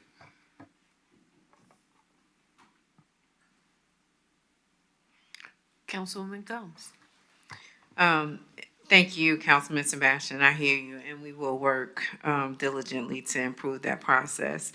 In reference to this particular item that's on here, it says request council approval of a resolution by the City of South Fulton City Council. I did have an opportunity to look over the policy, and it's based off of how it's written. It's not really beneficial to the elected officials who are supposedly supposed to be creating this policy. When you look at it on the surface, some of the notes that we took away was that it reduces the elected officials' access to SWAC by placing them in the lowest tier. If we wanted to, have an event or those type of things to increase in community engagement. It also creates a potential equity barriers. So there are a number of things that I think this policy is half-baked, and it doesn't have a lot of the council members' input. So I definitely would love for us to sit down and talk about this at the retreat. We understand that this is a newly renovated area, but the thing that gives me heartburn, it says that it was a request council's approval for a resolution by the City of South Fulton City Council, and we have no input. It's kind of sad.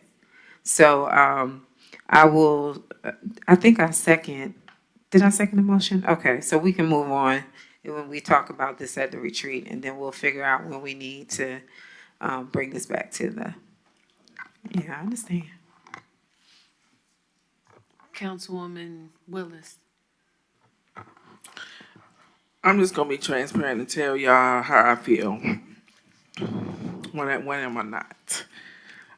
I feel like we put all this money into the Southwest Arts Center to renovate it, and now y'all telling us y'all trying to restrict when we can use it and how we can use it. And if it wasn't for us approving the money for the facility to be renovated, it would still look like a dump. So, who did this? That's what I want to know. Who did this? And why was it done? What's the intent?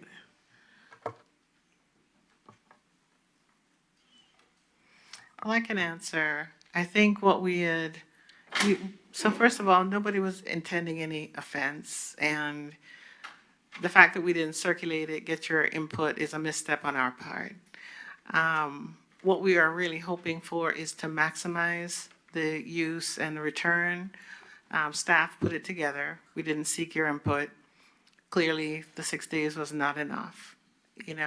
What we're hoping for is to draw more outside events to the facility. I thought that was kind of what some of your expectations were. We talked earlier about tourism, making the facility part of drawing in events.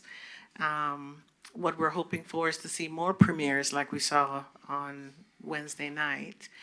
But we're not trying to take the facility away. It's the city's facility, But happy to take your input. At the end of the day, you are the policymakers. We're just trying to give you, our recommendation and advice, but you don't have to take it. And I apologize if there's an offense. That was never the intent. And, as it relates to making life easier for you, at the end of the day, I serve the city and I have a fiduciary responsibility. I'm not trying to make it hard for you. I'm trying to make sure that we protect the city. So looking forward to your input. If you want to use the facility differently, you just tell us that, and we'll incorporate that and come up with a policy that you feel satisfied with. But I don't think there's anything, I don't think it's anything stopping staff from doing what it needs to do to have what was had the other night. And although several of us attended, we found out at the last minute about that. I think I would like to see policies about us getting our pictures from our events more timely. I would like to see a policy around us finding out about events more timely. But we don't use Southwest Arts Center like that. So I'm not understanding why this policy is even, we're not stopping staff from promoting or having events there. That's never been a barrier. But there's a huge communication barrier. And I've yet to see a policy around that.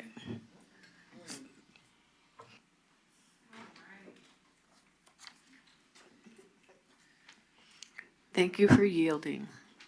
I'm next.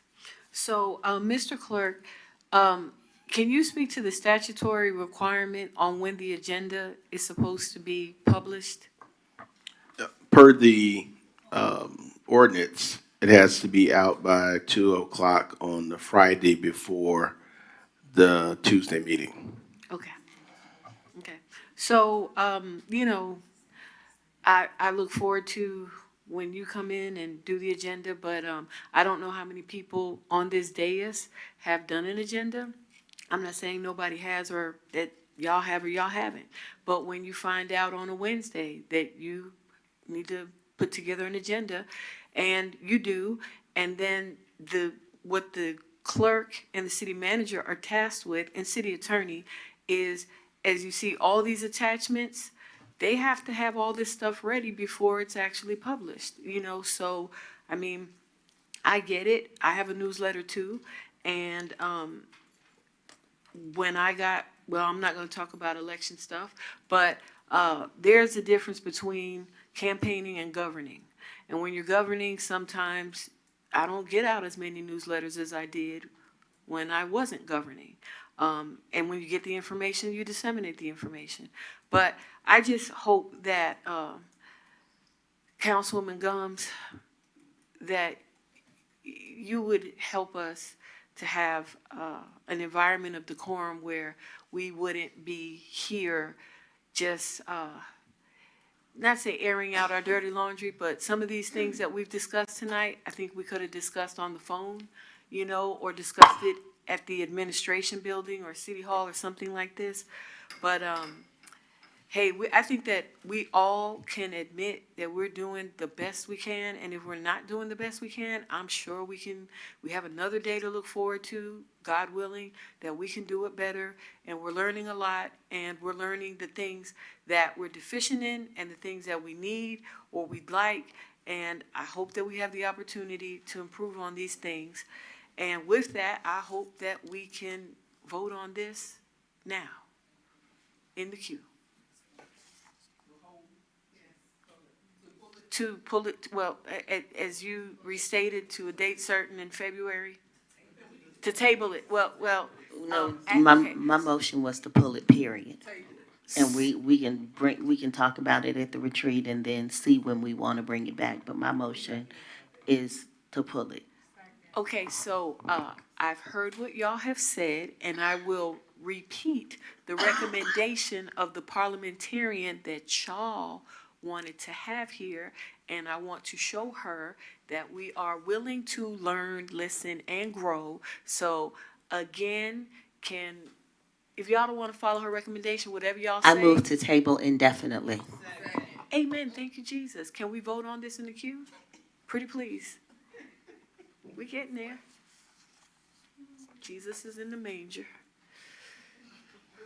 He is. Oh, we lit the tree and now he's in the manger. And Santa Claus is on his way. The motion was approved unanimously, 7-0. Thank you. And next item, Mr. Clerk. So we got two more categories. The first is letter D. These are first read ordinances.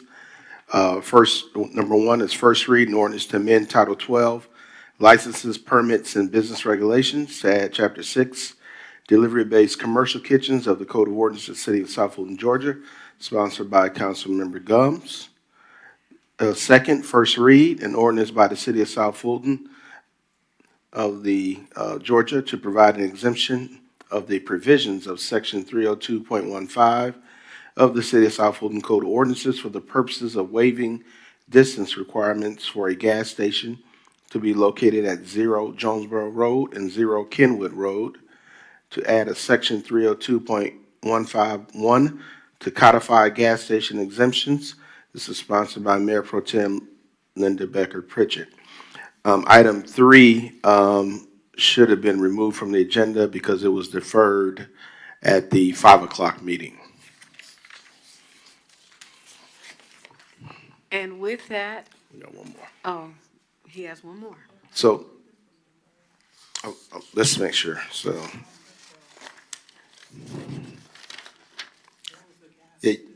U2513 is a group residence for 69 children.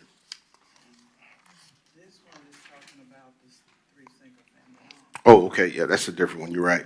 So number 3 is first read of a zoning ordinance, KC 25-013, CV 25-004, application by Lavarian Grundy Sr., question rezoning from R3 to R4A to develop 3 single-family residential lots on 1.65 acres at 4865 Camilton Road. Applicant also requests a concurrent variance, section 405.01B2, to eliminate the 100-foot buffer. It's located in Council District 1. Right. Mr. Clerk, what I heard you say is Z25013. Did you mean 031? 031, yeah, I looked at that wrong. Okay. So those 3 are first read. And the last item on the agenda, if it's okay, Madam Mayor Pro Tem? Yes. Is the walk-on items, which includes the list of items I gave you when we adopted the agenda. Do you want to go individually or just read all of them at once? Okay, so under the add-on items, we have request council approval of resolutions acquiring real property, approval of 0 Cascade Road, 0 Cascade Road, 0 Cascade Road, 0 Cascade Road, 0 Cascade Road, 0 Rivertown Road, 0 Union Road, and 0 Wallace Road, 0 Vanderbilt Road, 0 1210 Elva Drive, 3025 Merck Road, 3034 Enid Road, 4760 Fulton Industrial Boulevard. Those are all resolutions to acquire property. We also have a request approval of board appointments. Councilman Gum seeks to reappoint Dana Tucker Davis to the South Fulton Development Authority. Councilman Sebastian seeks to appoint James Reese Jr. to the South Fulton Development Authority. Councilman Sebastian appoints Naomi Gilliard to the Environmental Committee.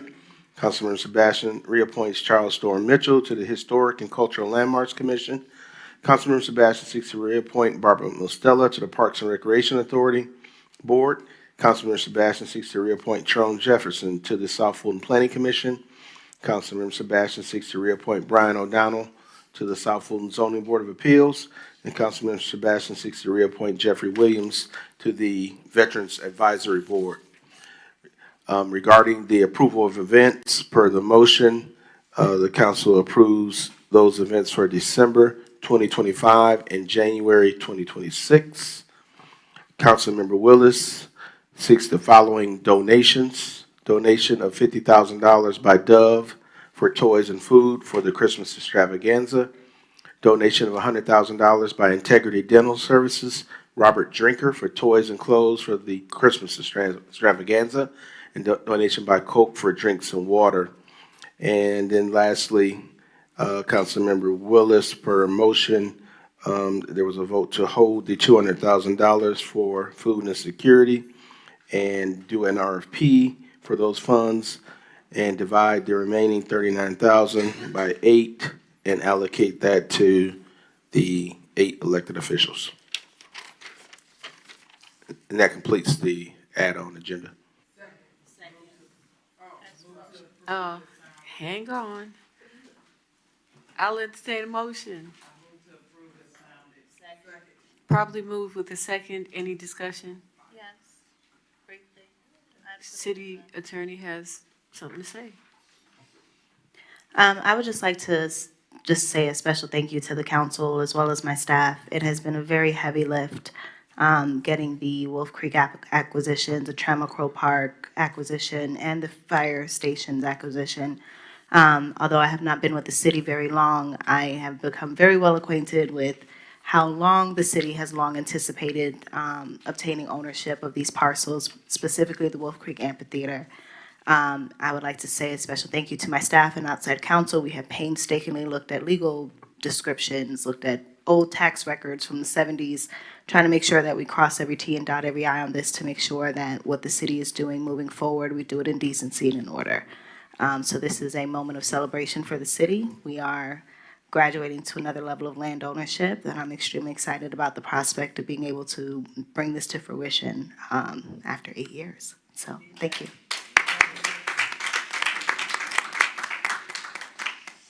Okay, so with that being said, we are taking our final vote for 2025, but Williams Brown is going to say something. No, I'm not, I'm voting. We were taking our final vote. Move for adjournment? We have to vote on the motion. Oh, we're not finished? Oh, I'm sorry. Okay, so with the show of hands, can we vote on this? Show that motion approved unanimous. 6-1? Yeah, 6-1. Oh, you want to, so it's an affirmative, so 7-0 unanimous. That item is approved. And I will take a point of personal privilege to thank you for allowing me to serve as your Mayor Pro Tem for 2025, and I am looking forward to 2026. Councilwoman Bell? Amen. Show of hands. Thank you. We are adjourned at 10:52 p.m. Happy holidays.